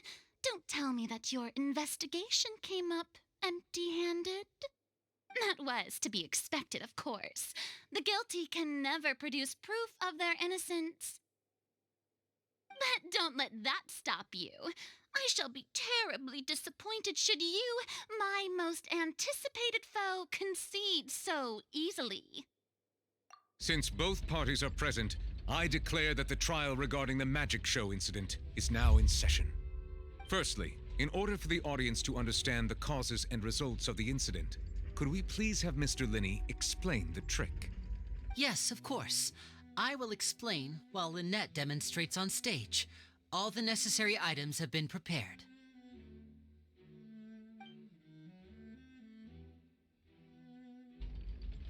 Thank you, Mr. Linney. In that case, I take your statement to be that you ran to and remained hidden within the magic box in the audience stands once the trick began, and thus could not have committed the crime. Is this correct? Yes, that's correct, Your Honor. In that case, I call upon the prosecution. Lady Farina, do you wish to refute his statement in any way? Why, of course I do. Allow me to take the first shot and break this case wide open. Mr. Linney is clearly lying. There is no way you could have been in the box the whole time if you were to abduct Halsey and murder Cowell. In fact, I'd say you were hardly in that tunnel at all. That is simply your hypothesis based on the presumption that I'm guilty. Oh, is that so? And if I may ask, what did you hear while you were inside your box? The roaring countdown of the crowd, of course. That's how I kept track of the time and built anticipation for the finale.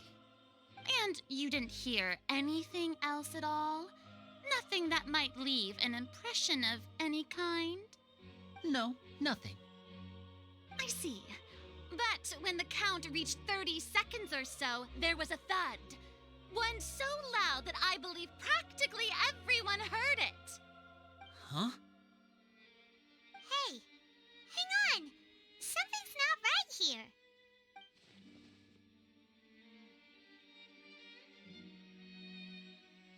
Yeah, I'm sure he could have heard a noise that loud from inside the box. I was right by the box and I definitely heard the thud. Look at those scales. Could those mean... Well then, ladies and gentlemen, allow me to use the words of the magician himself. You never know what can happen in the blink of an eye. Indeed, it seems his alibi can also collapse in the blink of an eye. Of course, I have armed myself to do far more than smash your alibi. Confidence cannot go unfounded, and my foundations are rock solid. Tell me, aren't you and Lynette actually from the House of the Hearth? The House of the Hearth?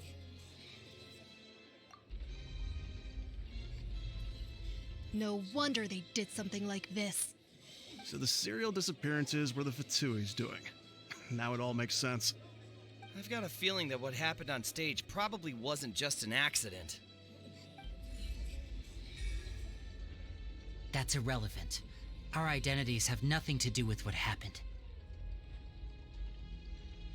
Indeed. Then perhaps you could tell us everything that happened during that 1 minute.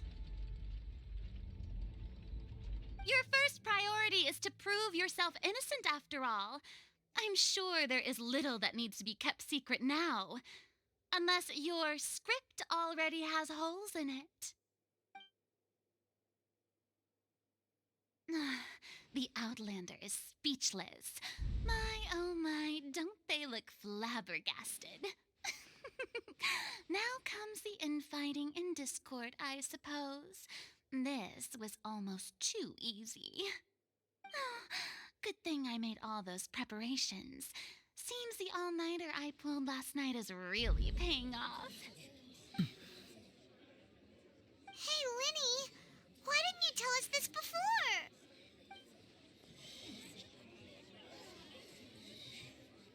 Order! Order! Mr. Linney, allow me to re-establish the facts.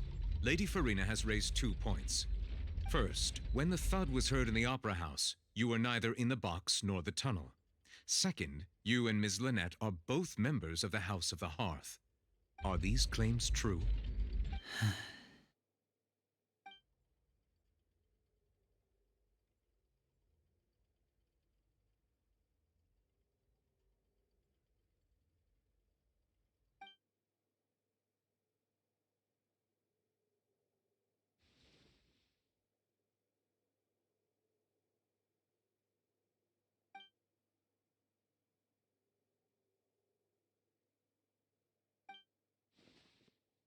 Please answer my question, Mr. Linney. I'm sorry. Yes, they're true, Your Honor.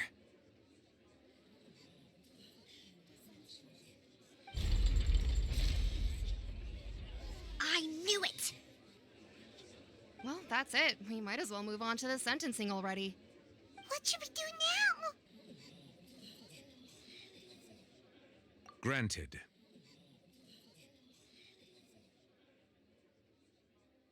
In that case, what is your request? Is that really necessary? They're already as good as guilty. The defendant deceived their own attorneys. What is there left to discuss? Order! Order, I say! Your request is reasonable, and we shall adjourn. This trial will reconvene in 1 hour. So you would stick to Mr. Linney's defense even after knowing what you do now?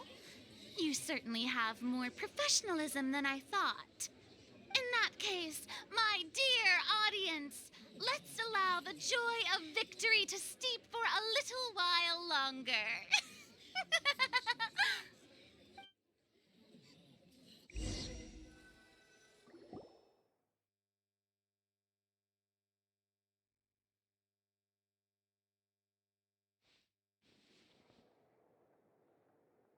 Well, this is awkward. I didn't think the Hydro Archon would dig all that up. I'm sorry, Traveler and Paimon. Yeah, sorry. Paimon doesn't know where to start. We trusted you two. We based our entire reasoning on the assumption that you weren't bad guys. Not to set the wrong tone or anything, but Paimon's really mad! I'm very sorry. I know you're angry, and reasonably so, but please, let me explain. I know you've clashed with the Fatui several times before. I wouldn't be surprised if just hearing the word is enough to make you upset. But our organization is very, very large, and the Harbingers have very different personalities and goals. Right now, we want to save people. As many as we can. That's right. I'm sure we're on the same page when it comes to this nation and the disaster that its people might face. I knew if it weren't for our respective identities, we could become good friends. That's why I didn't wish to flat out lie to you, but chose to hide some details instead. The truth is very important, but being completely transparent about everything would see us spending more effort than we need to. Right. So, you be the judge. Heck, if I were you, I fear that I'd even struggle to trust me at this point. You met a Fatus who works as a magician, a trickster by trade. All by coincidence, too. But still, I'm asking you to trust me. I am no criminal. At least, not in this case. Sorry. Please forgive us. Well, you both say that, but... Right. Let's hear your answer first, and no lies now. Of course. I'll answer any question you ask. We've been trying to find out how the Oratrice operates. We want to know why it has a consciousness. Why can it deliver sentences accurately? During our investigations, we learned that the machine's core is beneath it. From that moment on, Lynette and I have been designing this box swap trick with the objective of getting close to the core. Is that why you needed a whole minute? That's right. In truth, the audience would take about 75 seconds to count down from 60, while I would only need 15 to get to the opposite box. So, after jumping into the tunnel, I accessed the Opera House basement via the vent, and went to investigate the room in which the core is stored. That air vent was created during the construction of the tunnel specifically to execute this step. Well, nothing.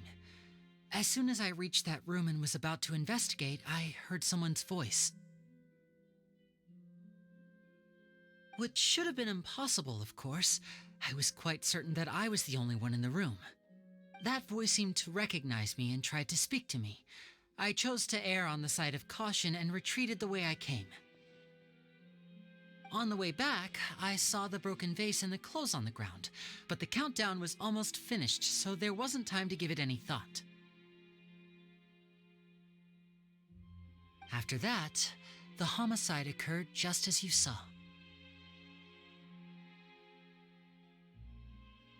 Well, that explains why you didn't hear the thud. Because of that prophecy I told you about, of course. We must know all we can about this nation's secrets in order to deal with that prophesized crisis. That's the only way we can save everyone. So, there you have it. The whole truth. I swear, I didn't hide anything from you this time. It was never my wish to proceed under this cloud of mistrust either. But like I said earlier, you can be the judge. If you want to leave because you don't trust the Fatui, there's nothing I can do to stop you. Well, Traveler, you decide. Paimon will follow your lead however you choose.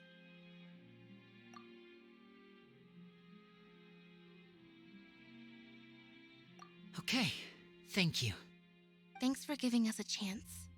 The current problem is that the scales are tipped pretty badly against you two. If we want to refute the Hydro Archon's accusations, we're gonna need a seriously watertight defense. Huh? Oh, Paimon thinks she gets what you mean.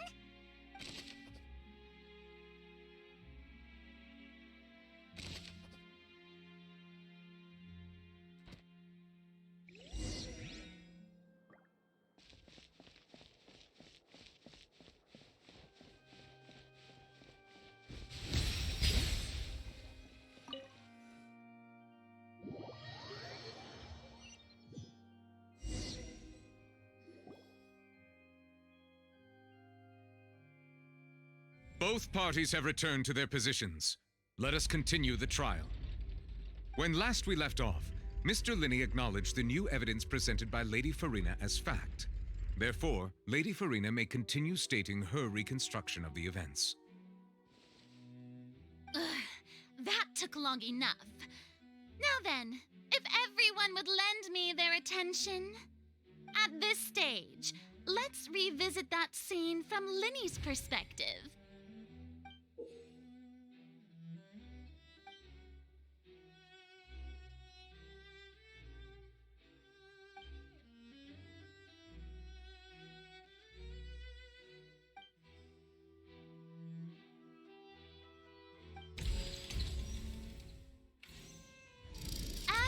countdown began, he entered the tunnel.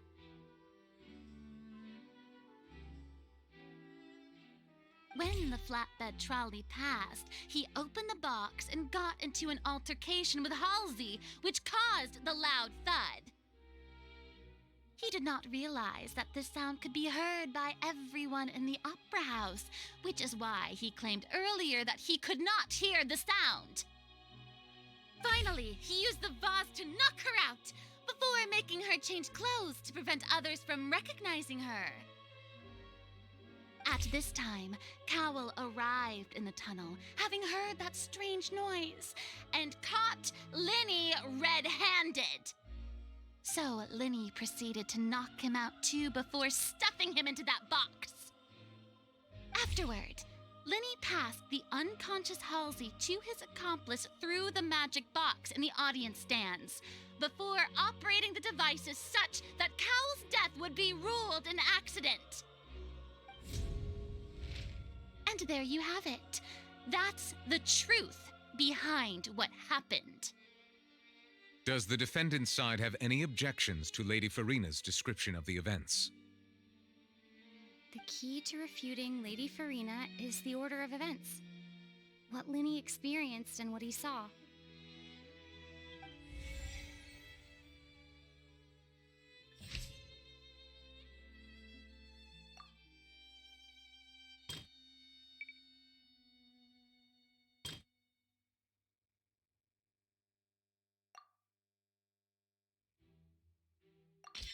According to Linny, he left via the vent after entering the tunnel.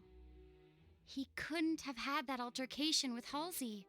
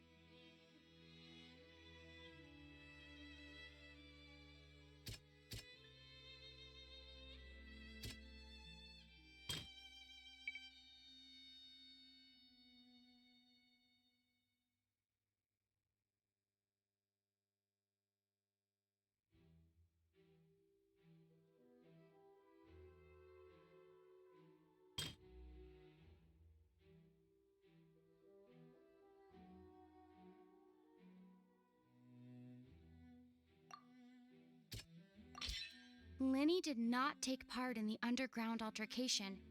He only witnessed traces of the aftermath.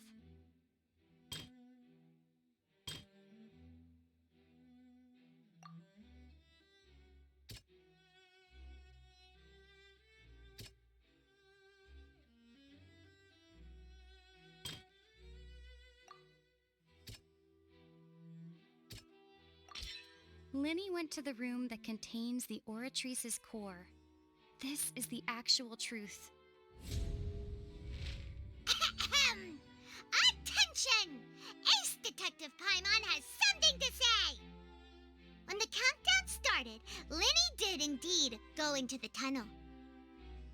But he immediately used a vent to access the Opera House basement, which is where the underground core of the Oratrice is stored. Once he reached that area, he heard a voice in what should have been an empty room. Since he felt something was amiss, he returned immediately. The crime scene had already developed by the time he reached the tunnel again, and in order to complete the magic trick, he did not remain there for any length of time. Finally, he reached the surface, and that was when the accident happened from his point of view. Therefore, he's innocent!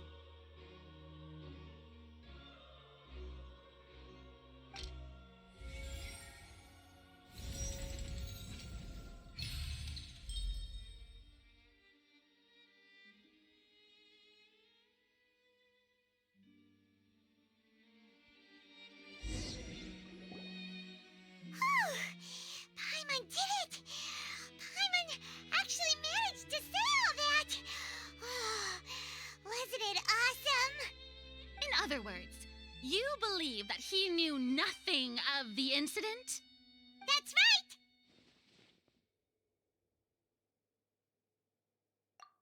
right! My reasoning?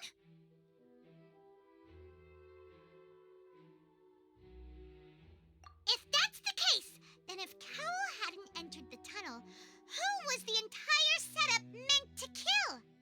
Assuming that what you say is true, Linny only needed to kidnap the young girl to cause a new disappearance case.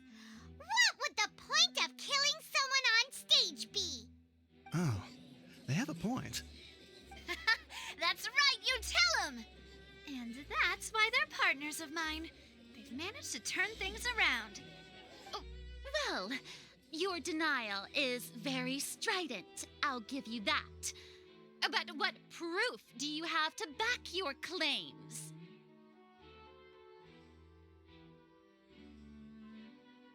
Of course I do.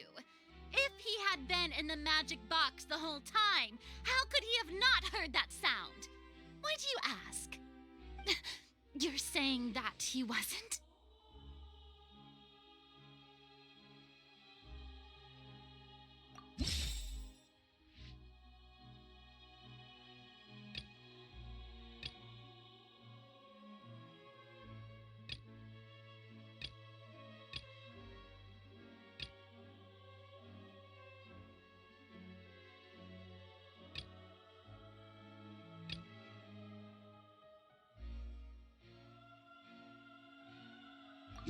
Are you sure we don't need to give this more thought?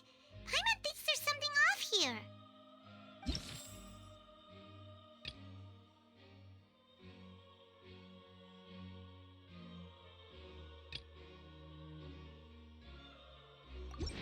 That's right! Linny wasn't in the box or in the tunnel. That's why he didn't hear anything strange during the performance. This means that when the crime happened, Linny had already entered the basement via the vent. The same clue you used to disprove his alibi has now become the best proof! Ha ha! How do you like that? Well played. To think you'd use such logic. Well then, if it wasn't Linny who committed the crimes, then who was it?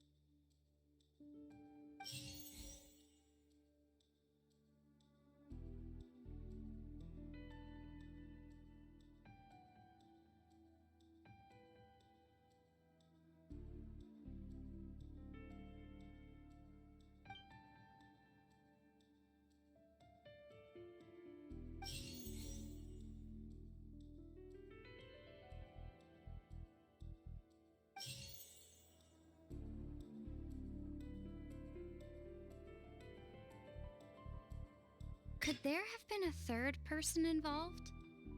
Is that really a possibility? Halsey is the missing person and an ordinary audience member. Or did she have her own scheme all along?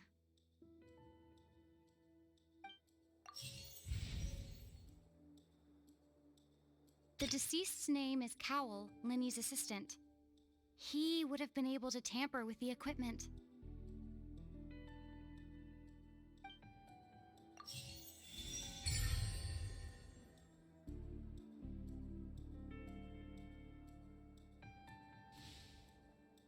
Huh? That can't be right. Are you serious? The killer was, in fact, Cowell, the deceased! Oh, is that so? How interesting! Let's hear your reasoning then. What I must do next is recreate the truth. What Cowell did, and how he went from would-be perpetrator to victim.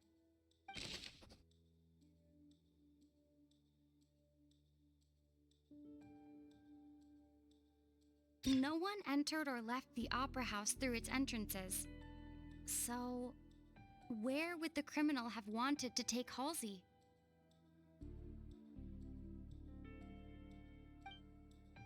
The deceased's name is Cowell, Linny's assistant. He would have been able to tamper with the equipment.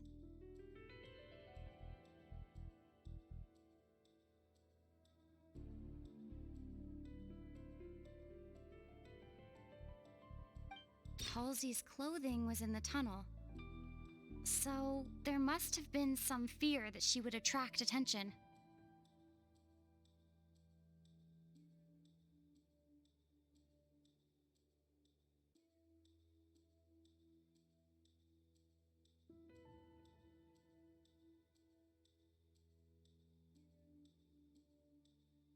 The sound we heard may have come from a clash between the missing Halsey and the criminal.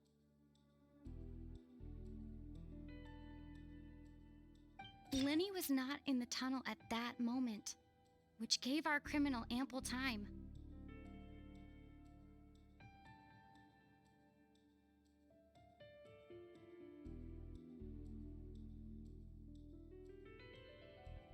It would have been tough for both people to fit into that vent. They would likely have bumped into Linny as well.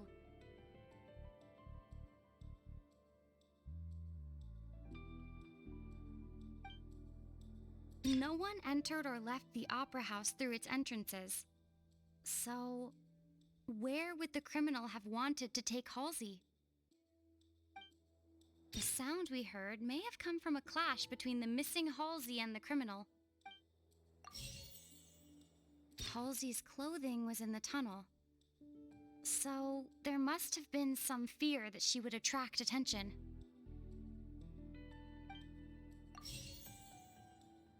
Linny was not in the tunnel at that moment, which gave our criminal ample time.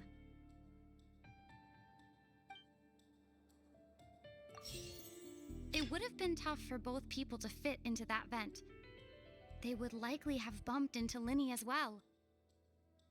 The deceased's name is Cowell, Linny's assistant. He would have been able to tamper with the equipment.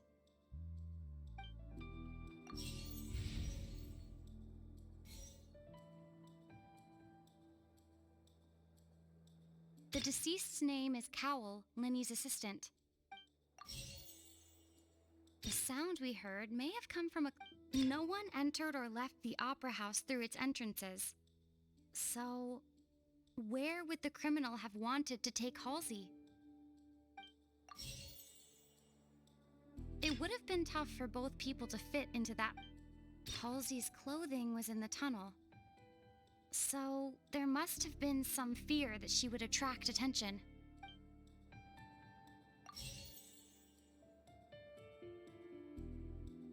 Linny was not in the tunnel at that moment, which gave our criminal ample time.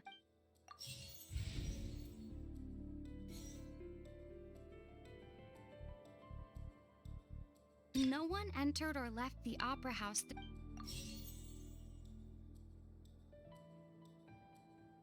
It would have been tough for both people to fit into that vent. They would likely have bumped into Linny as well. The sound we heard may have come from a clash between the missing Halsey and the criminal. Halsey's clothing was in the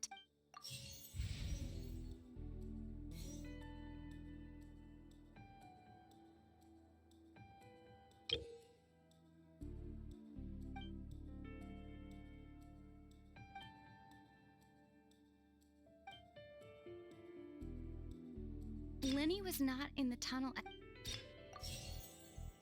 The deceased's name is Cowell.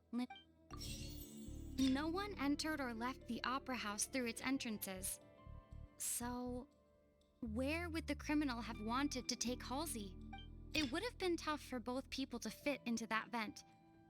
They would likely have bumped into Linny as well. The sound we heard may have come from a clash between the missing Halsey and the criminal.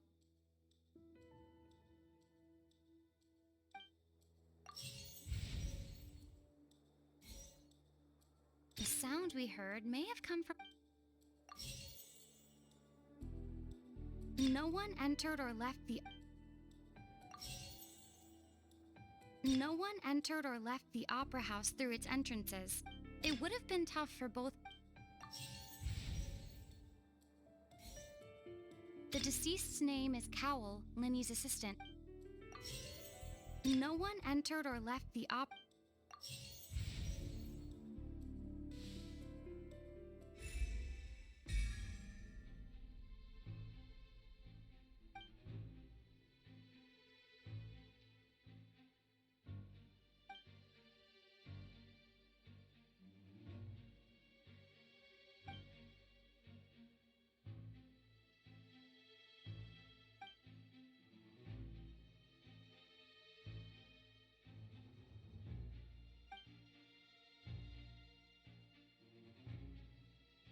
What's wrong, Traveler? Are you still having trouble figuring things out? I see how it is. So this was all just a bluff. And here I thought you had something to show for it.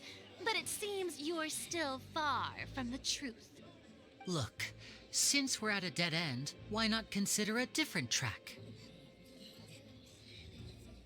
Just like the trick as it transpired, the end result must have been utterly different from the magician's initial design. If only we knew how Halsey disappeared. Well, that would be nice, but the tunnel only has 3 exits, and none of them seem very likely. And it's not like this is a magic trick where you can just make a real live person disappear. You know, like you did from that water tank, Lynette.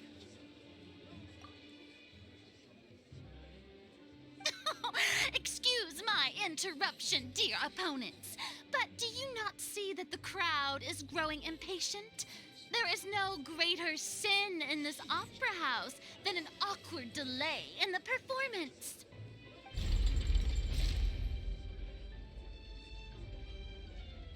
If the defense is unable to make further effective arguments, we will move on to the next stage of the trial. Linny was not in the tunnel at that moment, which gave our criminal ample time. The sound we heard may have come from a clash between the missing Halsey and the criminal.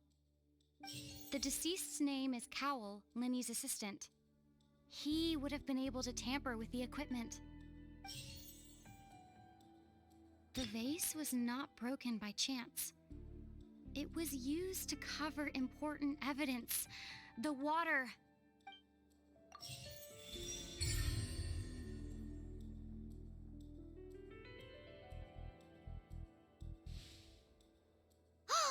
Paimon gets it! It all comes together if Halsey disappeared instead of being kidnapped. Lynette escaped from the water tank, vanishing gradually and leaving only clothes behind.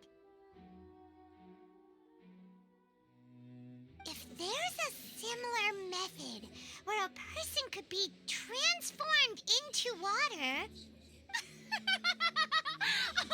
Just a moment, please.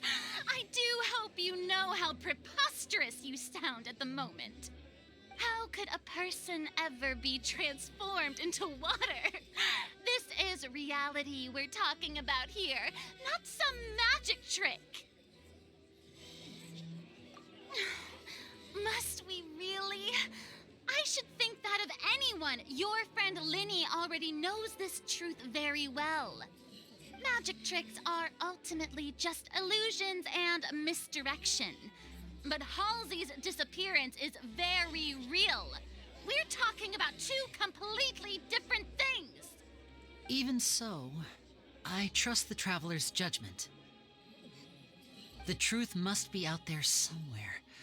Perhaps some new line of reasoning may open if we try to gather all the focal points that don't make sense. Since Cal was the deceased, we haven't placed much attention on him. But given that we aren't making much progress with the case, it wouldn't hurt to have a look at his belongings, would it?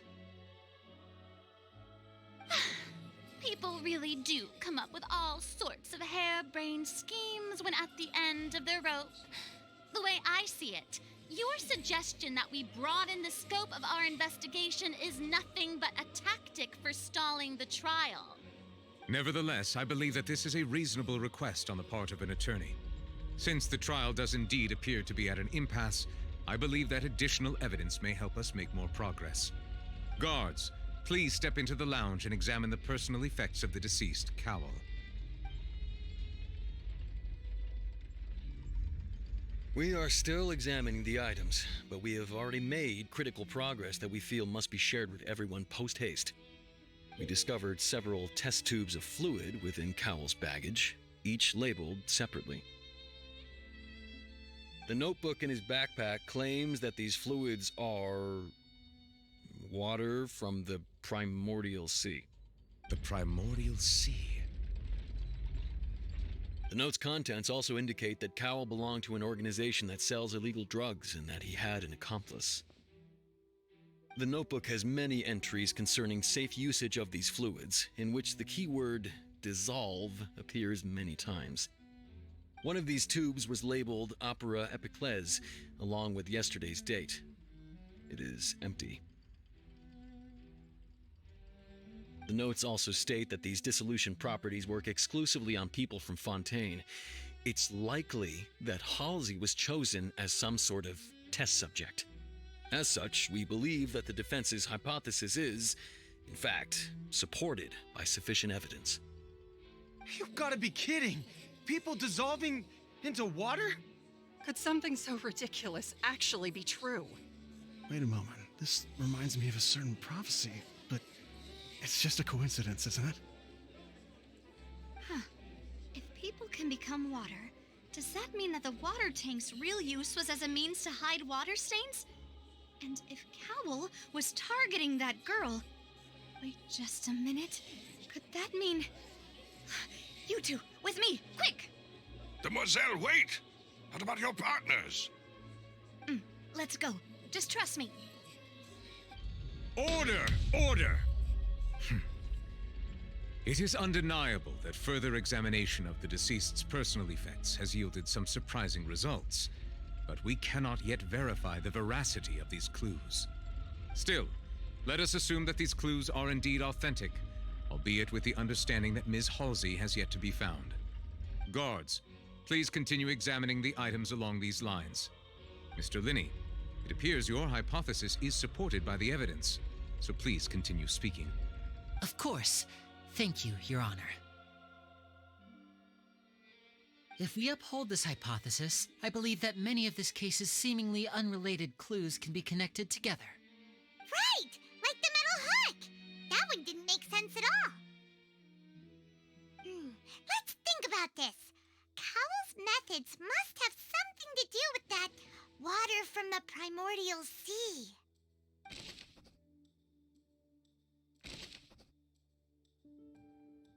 The rope that strung the water tank up was lit by the fireworks and cut. As such, the focus here is on the water and not the tank.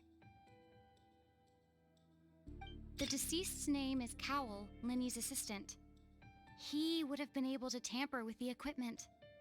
Now it seems like the hook rope was not meant for another magic trick, but was instead some form of triggering mechanism. The water from the primordial sea should already have been prepped before Halsey entered the magic box. Lynette was in the magic box on stage the entire time. Did she have something to do with this? I remember there was something else within the inner layer of that box.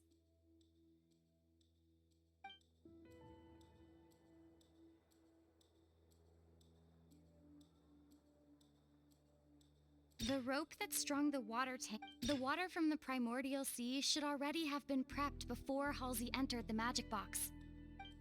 I remember there was something else within the inner layer of the water from the primordial sea. Now it seems like the hook rope was not meant for another magic trick, but was instead the rope that strung the water tank up was lit by the fireworks and cut.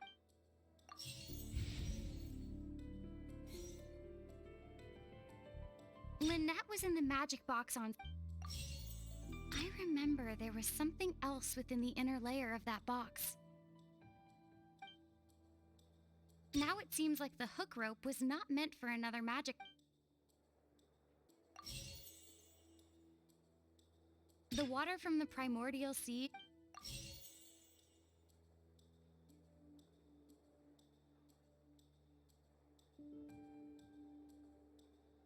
I remember there was some...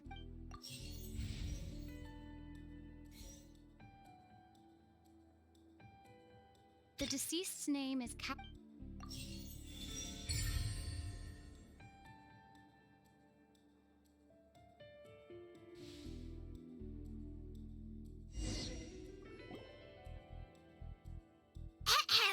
It's Ace Detective Paimon's time to shine again! In the original plan, Cowl would tamper with the water tank rope and the number selector securing his target. When the magic box containing Halsey was lowered, the metal hook would retract gradually and pierce the balloon at the top of the box.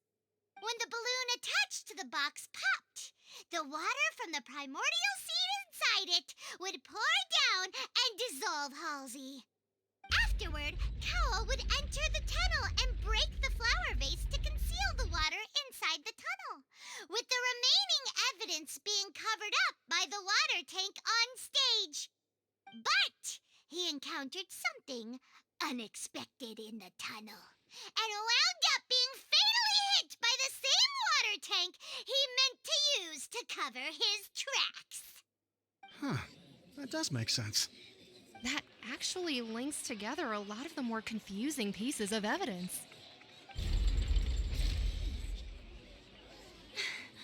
Oh dear, what do I do? Even I think they sound convincing now. Have I falsely accused an innocent person? What a humiliation. Now, it seems like the only point of contention remaining is the exact circumstances that led to Cal's death. His notes mentioned he had an accomplice who could be related to the situation. On that note, the guards have just contacted me indicating that they uncovered new evidence. I shall now invite him on stage to share it with us. Thank you, Your Honor. We were just inspecting the luggage of the other people involved in this case. And we found an identical sample of the water from the primordial sea among Linny's personal effects. What? That can't be. Oh, I see. Well, how wonderfully comedic to have your own counterattack only to come back and wound you. Does this not clear all doubt? My dear citizens, my loyal audience, allow me to present my reasoning and bring this performance to a swift close. Linny did not need to take part in the dissolution of the young woman at all.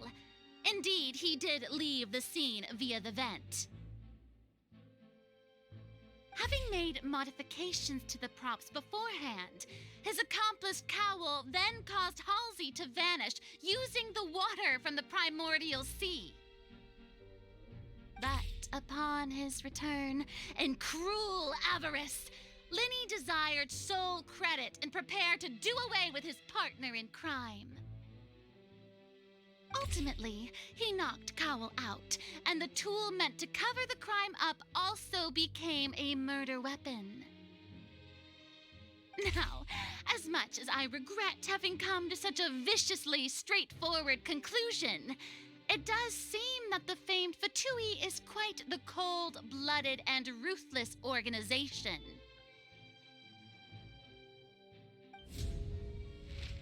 Am I right, Mr. Linny? We've used up all the evidence we collected. There's no way for us to make a rebuttal here. Is this the end of the road?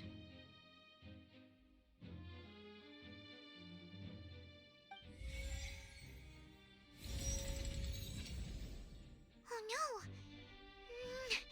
Paimon can't think of anything either. It doesn't look like there's any way around this. Seems using the water as new evidence was too good a move. Why did this have to happen now? I think we've all seen enough now, and we have ample witnesses to my flawless reasoning. I believe this is indeed the finale. Now then, my good, noble Chief Justice, should we not, in your view, Excuse me, everyone, but I must interject. Miss, I must ask you not to shout and to respect the ongoing legal proceedings. Oh, come on. Don't be hasty. I have a good reason for interrupting, you know. Now, would anyone here like to take a little break from all this debate and see a little magic? I'll show you an amazing trick, one that can bring a young woman who has disappeared back in the flesh, right before your very eyes. Please, do the honors, Mr. Linny, if you would be so kind. What in the world is she saying? No offense, miss, but miracles like that are beyond my scope as a magician.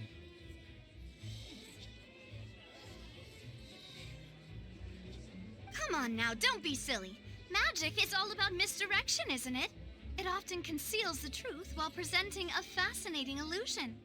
But once everyone believes the illusion, can't magic reveal the truth to them once again? And wouldn't such a trick be the most marvelous finale to today's performance? Come on, Linny and Lynette. Give it another go. Don't worry. Spina di Rasula has made the necessary arrangements on your behalf. But as the magic makers and stars of the show, I think I should leave the final performance to you. I understand.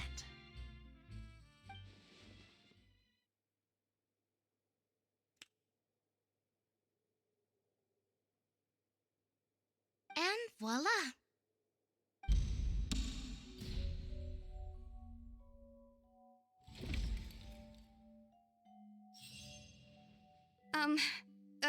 Sorry for the interruption.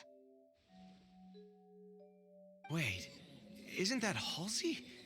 So the whole thing about people dissolving wasn't true after all? To be clear, I'm only here because this person told me that if I testified, the merit of doing so would lessen my sentence. I was hiding outside this room listening to the proceedings because I was afraid that I would be the one put on trial. I was just feeling happy that no one had noticed me, and then before I knew it, she caught me. That'll teach you to underestimate us three. Where should I begin? I'm sorry. I'm the one who killed Cowell. I admit it. What? Why? Firstly, my name isn't Halsey. It's Lillian, and I'm originally from Mondstadt. I heard that Linny's show was going to be a real thriller, but I missed the chance to buy a ticket, so I stole one. That's how I make a living. I steal stuff here and there, and I'd never been caught before. But I was noticed at the harbor a few days ago, and I barely got away. Lenny was the one who caught me in the act. Hey, no wonder you look familiar. So you were the thief! Liddy even mentioned that you were pretty skilled. Well, and I thought that would have been the end of it, but then the number selector chose me.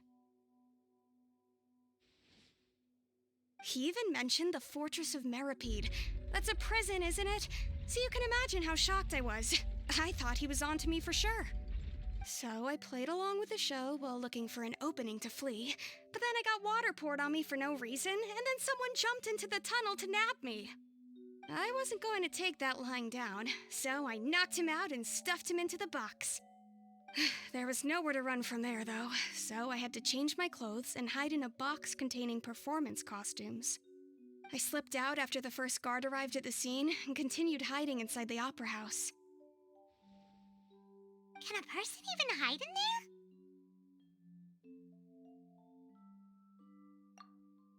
But I swear I didn't know that the water tank would fall down. Really, I swear it. Had I known that, I wouldn't have put him in the magic box. I may be a thief, but I'm no killer. Well, that makes everything pretty clear now, doesn't it?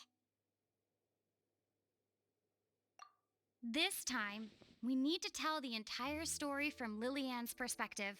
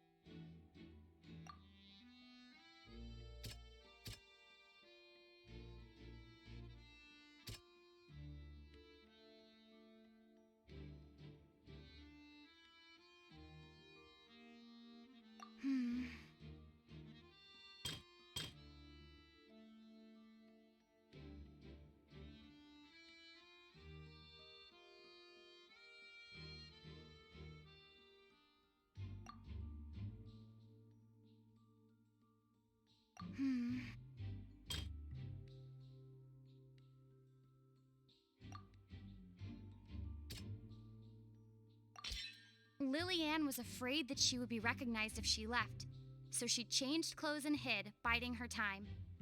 Just what one might expect of an experienced thief.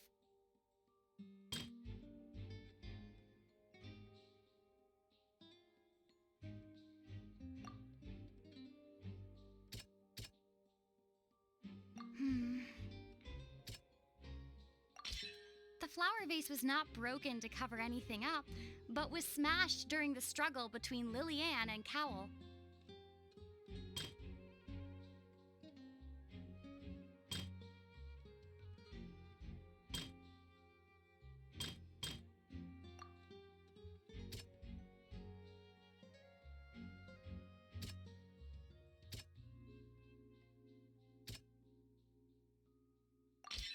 The strange sound wasn't from a fight.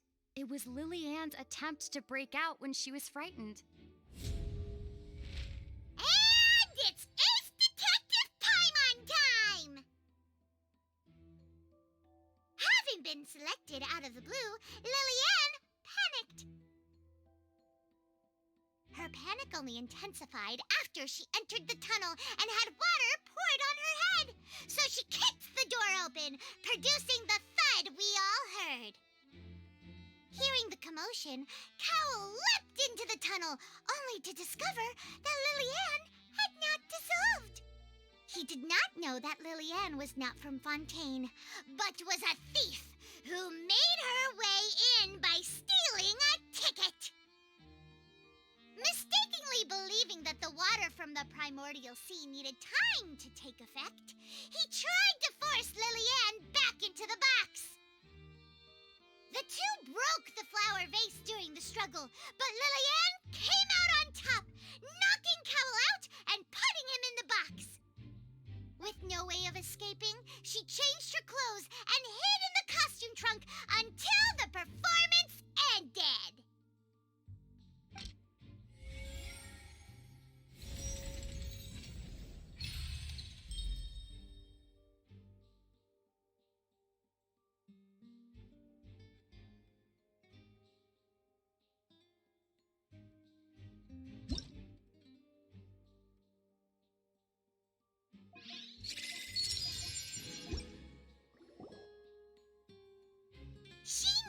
but she would have to go through guard inspection if she tried to leave afterward. So, she has been trapped in the Opera House these last 2 days. She had already become desperately hungry by the time we were chatting over macarons. So, she swiped 2 of them right under our noses. Talk about a sneaky thief. At this point, all the events that happened in the tunnel have now come to light. Ah, so that's the whole story. Bravo! Bravo!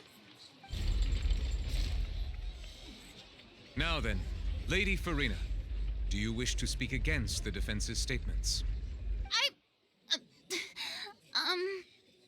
Please answer the question, Lady Farina. Also, if I may add, the trial has not yet ended. As such, I request that the prosecution not leave the room before the proceedings have concluded. What? Are you reading my mind now? No. I have no further arguments. I admit defeat. But really, could you at least have left me with some dignity? Wow, look at that! She's like a deflated balloon now. If there are no objections, then as the Chief Justice of Fontaine, I shall once again repeat the full sequence of events. The actual perpetrator of the serial disappearances, Cowell, selected his next victim from the audience reservation list. With some modifications to the selector, he could ensure that the pre-selected young woman would be chosen. To cover up any evidence while committing the deed, Cowell thought of allowing the water tank to fall, which would conceal the water left behind after the young woman was dissolved. He also tampered with the rope suspending the water tank, using the fireworks at the end of the performance to cause the tank to drop and hide the watermarks. He poured the water from the primordial sea into a balloon during the preparation of the magic box and stuck it to the box's lid. Finally, he passed the prepared hook on a rope through the gap in the magic box's door when bringing the young woman to said box. When the magic trick officially began, the box containing the woman was lowered into the tunnel, tightening the hook rope and bursting the balloon containing the water.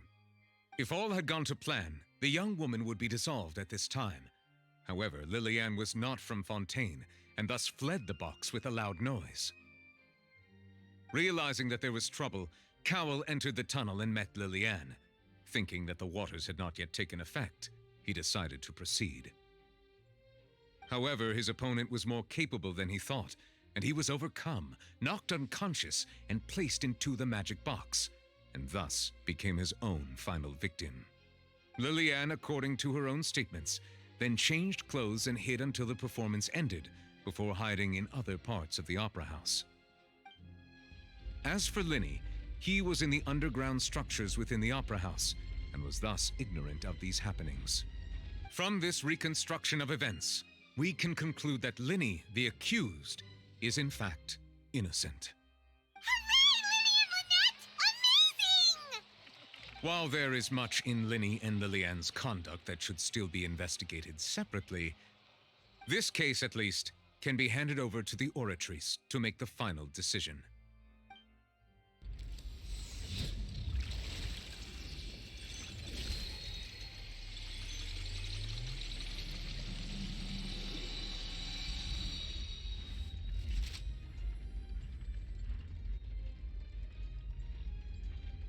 As such, Linny and Lynette are officially declared not guilty.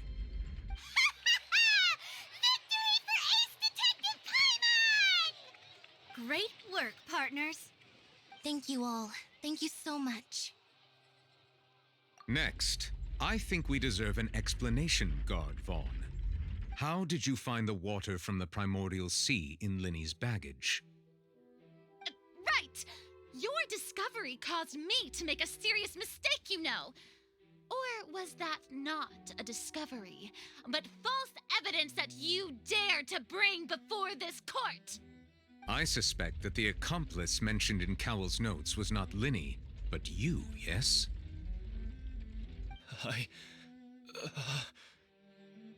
I'm sure you know what you must do to lessen your sentence. Speak quickly! Unless you want to earn yourself a one-way ticket to Coupon Town. I was just following orders.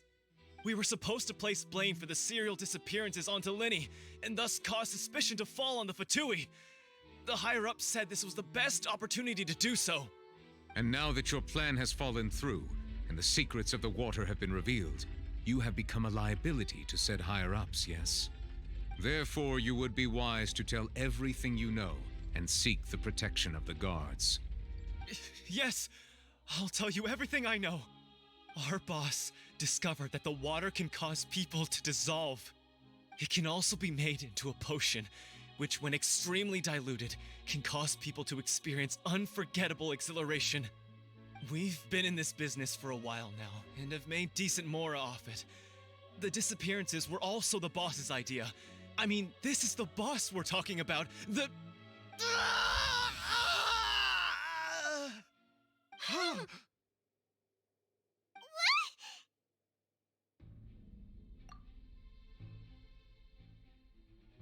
And now he can no longer talk.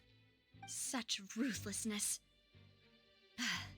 I shouldn't have expected any less of them. An outrageous act. All present, please submit to inspection immediately.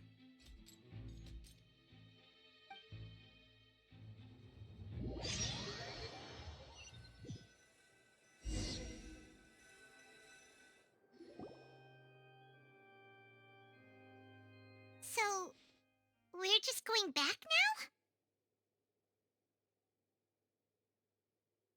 That's true, but... Traveler, Paimon, please wait.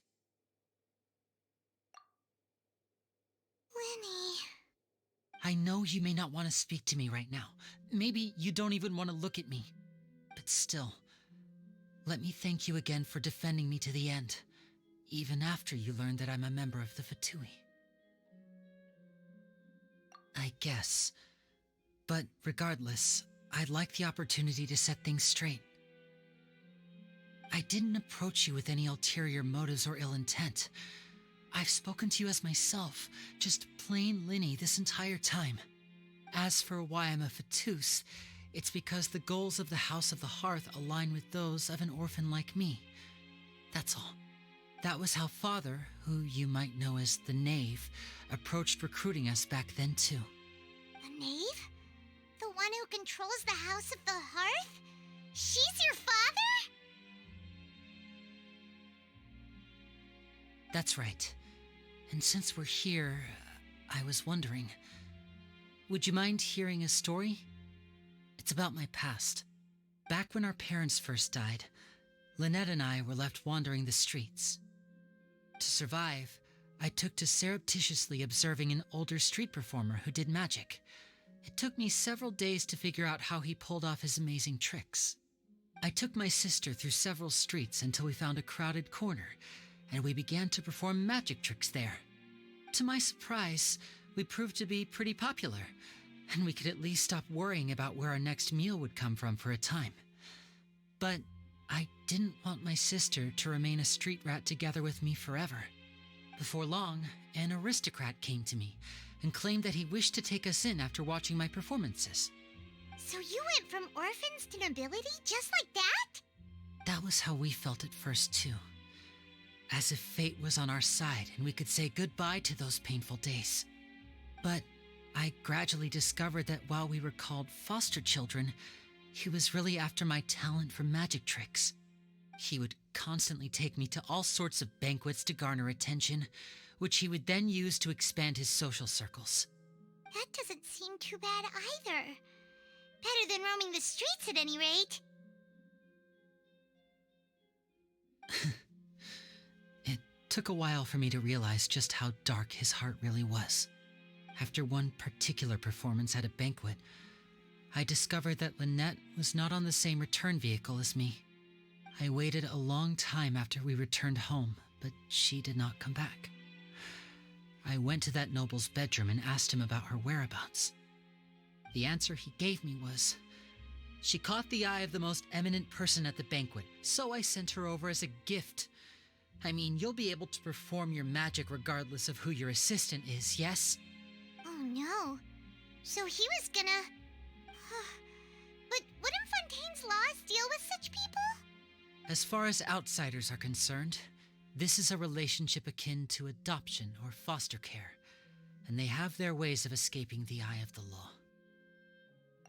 I managed to ferret out the location of the mansion of that so-called eminent person and hurried through the night. But by the time I leaped over the walls, avoided the guards, and made my way in, all I saw was the moonlit ground covered in blood, and the knave standing there in the darkness. So, she'd already taken care of that guy. That's right. She had rescued my sister before she could come to any harm, and had even discovered several girls hidden in a basement, all of them orphans. The knave, might have seen something in me, and so she made me an offer. The House of the Hearth welcomes you, for your interests align with ours. Here, none will ever betray you. Indeed, betrayal shall never be permitted here. I was hesitant to trust her. I had just been betrayed by nobles. But she was also quick to destroy the noble who had taken us in at first, giving us back our freedom. Oh, so that's how the two of you joined the House of the Hearth. She has her own plans. She has gained permission from the Tsaritsa to first use the Gnosis' power once she obtains it. She plans to use it to find a way to break the prophecy and save Fontaine. So, she believes in that prophecy too? That's right. The whole House of the Hearth is currently working to combat that crisis. Today's case has also proven that people from Fontaine can indeed dissolve into some sort of water, thus further supporting the prophecy. All of us house members here, Lady Arlecchino herself included, are from Fontaine. We won't give up on defending our homeland. To us orphans, the only connection we have left to this world, apart from our family, is our homeland. So, from small deeds like distributing magic pockets to huge schemes like stealing a Gnosis, everything is aimed at dealing with that prophecy. It's all right. I understand. The only thing I can do is relate all this to you. I just hope you can understand that even as a member of the House, I have never stopped making my own decisions, and that I believe what I'm doing is right. If you should need anything at all in the future, feel free to find me. I will do my best to help you, as plain Linny.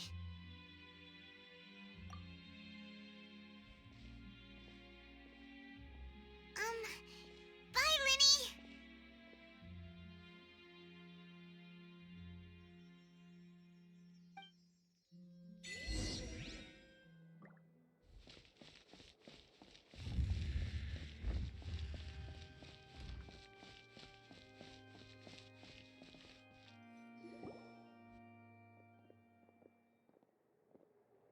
Hey there! What was with the disappearing act you pulled right as the trial ended? Were you looking for us, Navia? Well, this whole thing isn't exactly over, is it? I do feel that we're getting closer to solving the serial disappearances case, though. Don't you think so, too? Huh? What's wrong, my dear partner?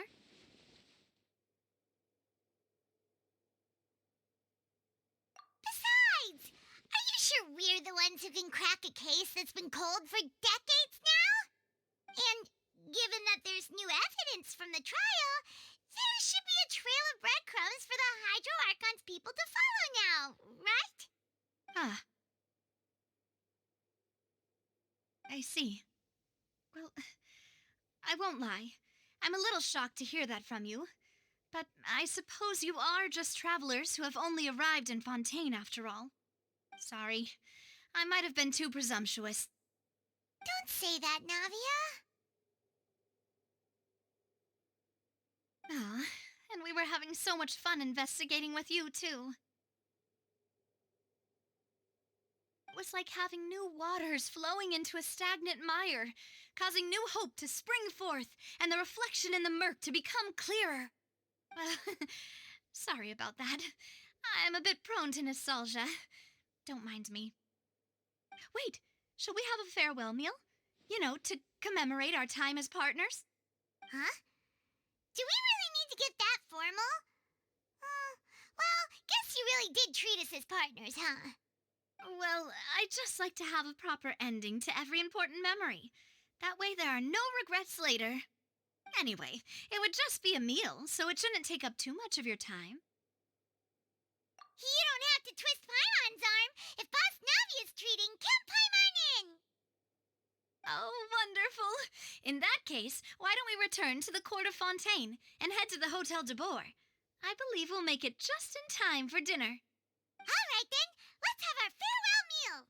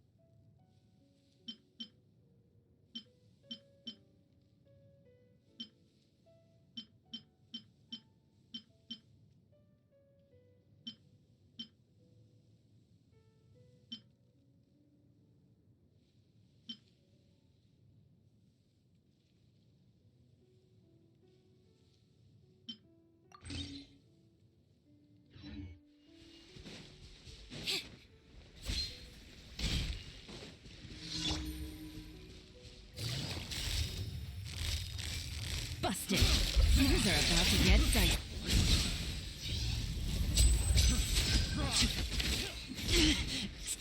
Surprise! Yippee amaze! Service of the club! Gotcha.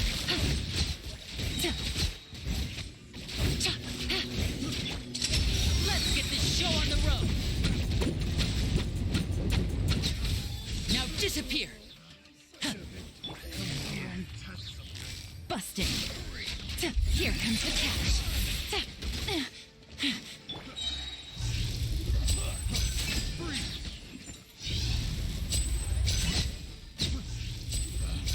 Picked the wrong test subject.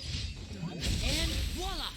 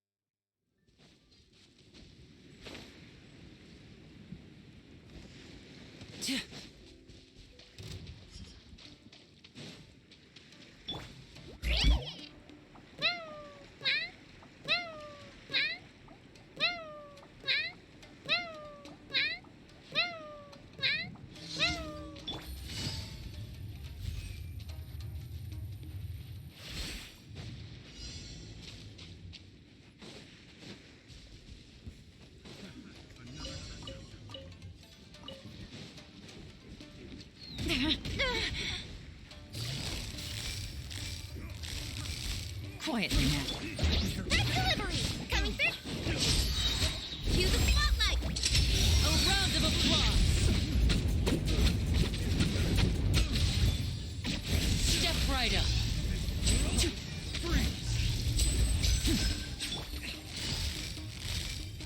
Busted. Things are about to get dicey. Chip on 'em!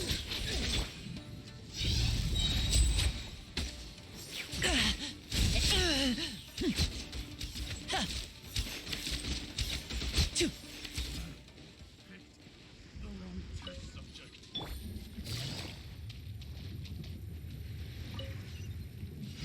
Take it easy.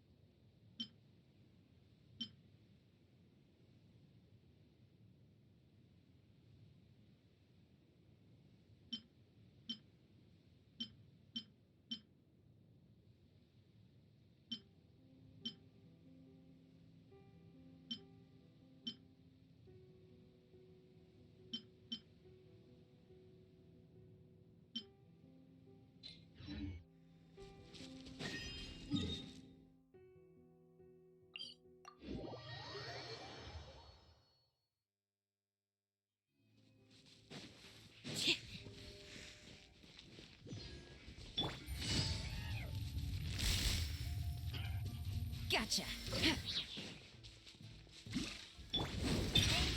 I need to focus.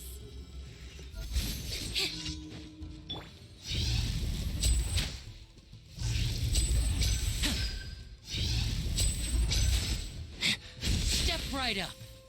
Coming through!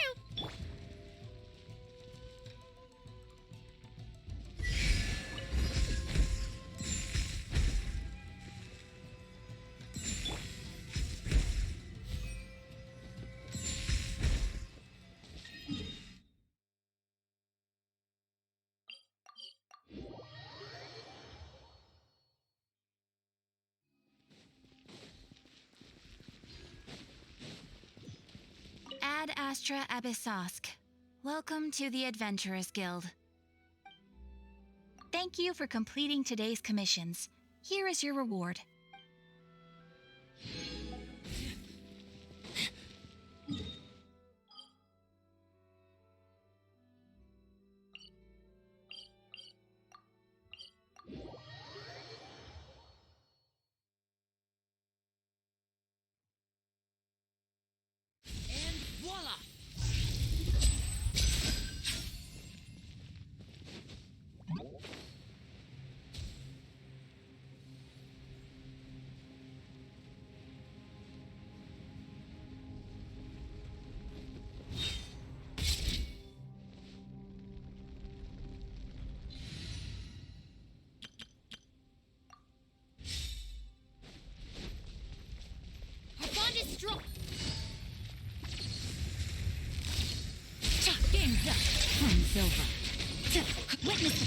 Commit it to memory.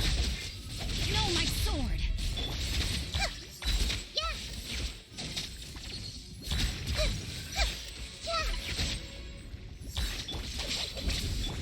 Yeah. This might hurt a little. Rain outlines your fate. Busted. Commit it to memory. Ow!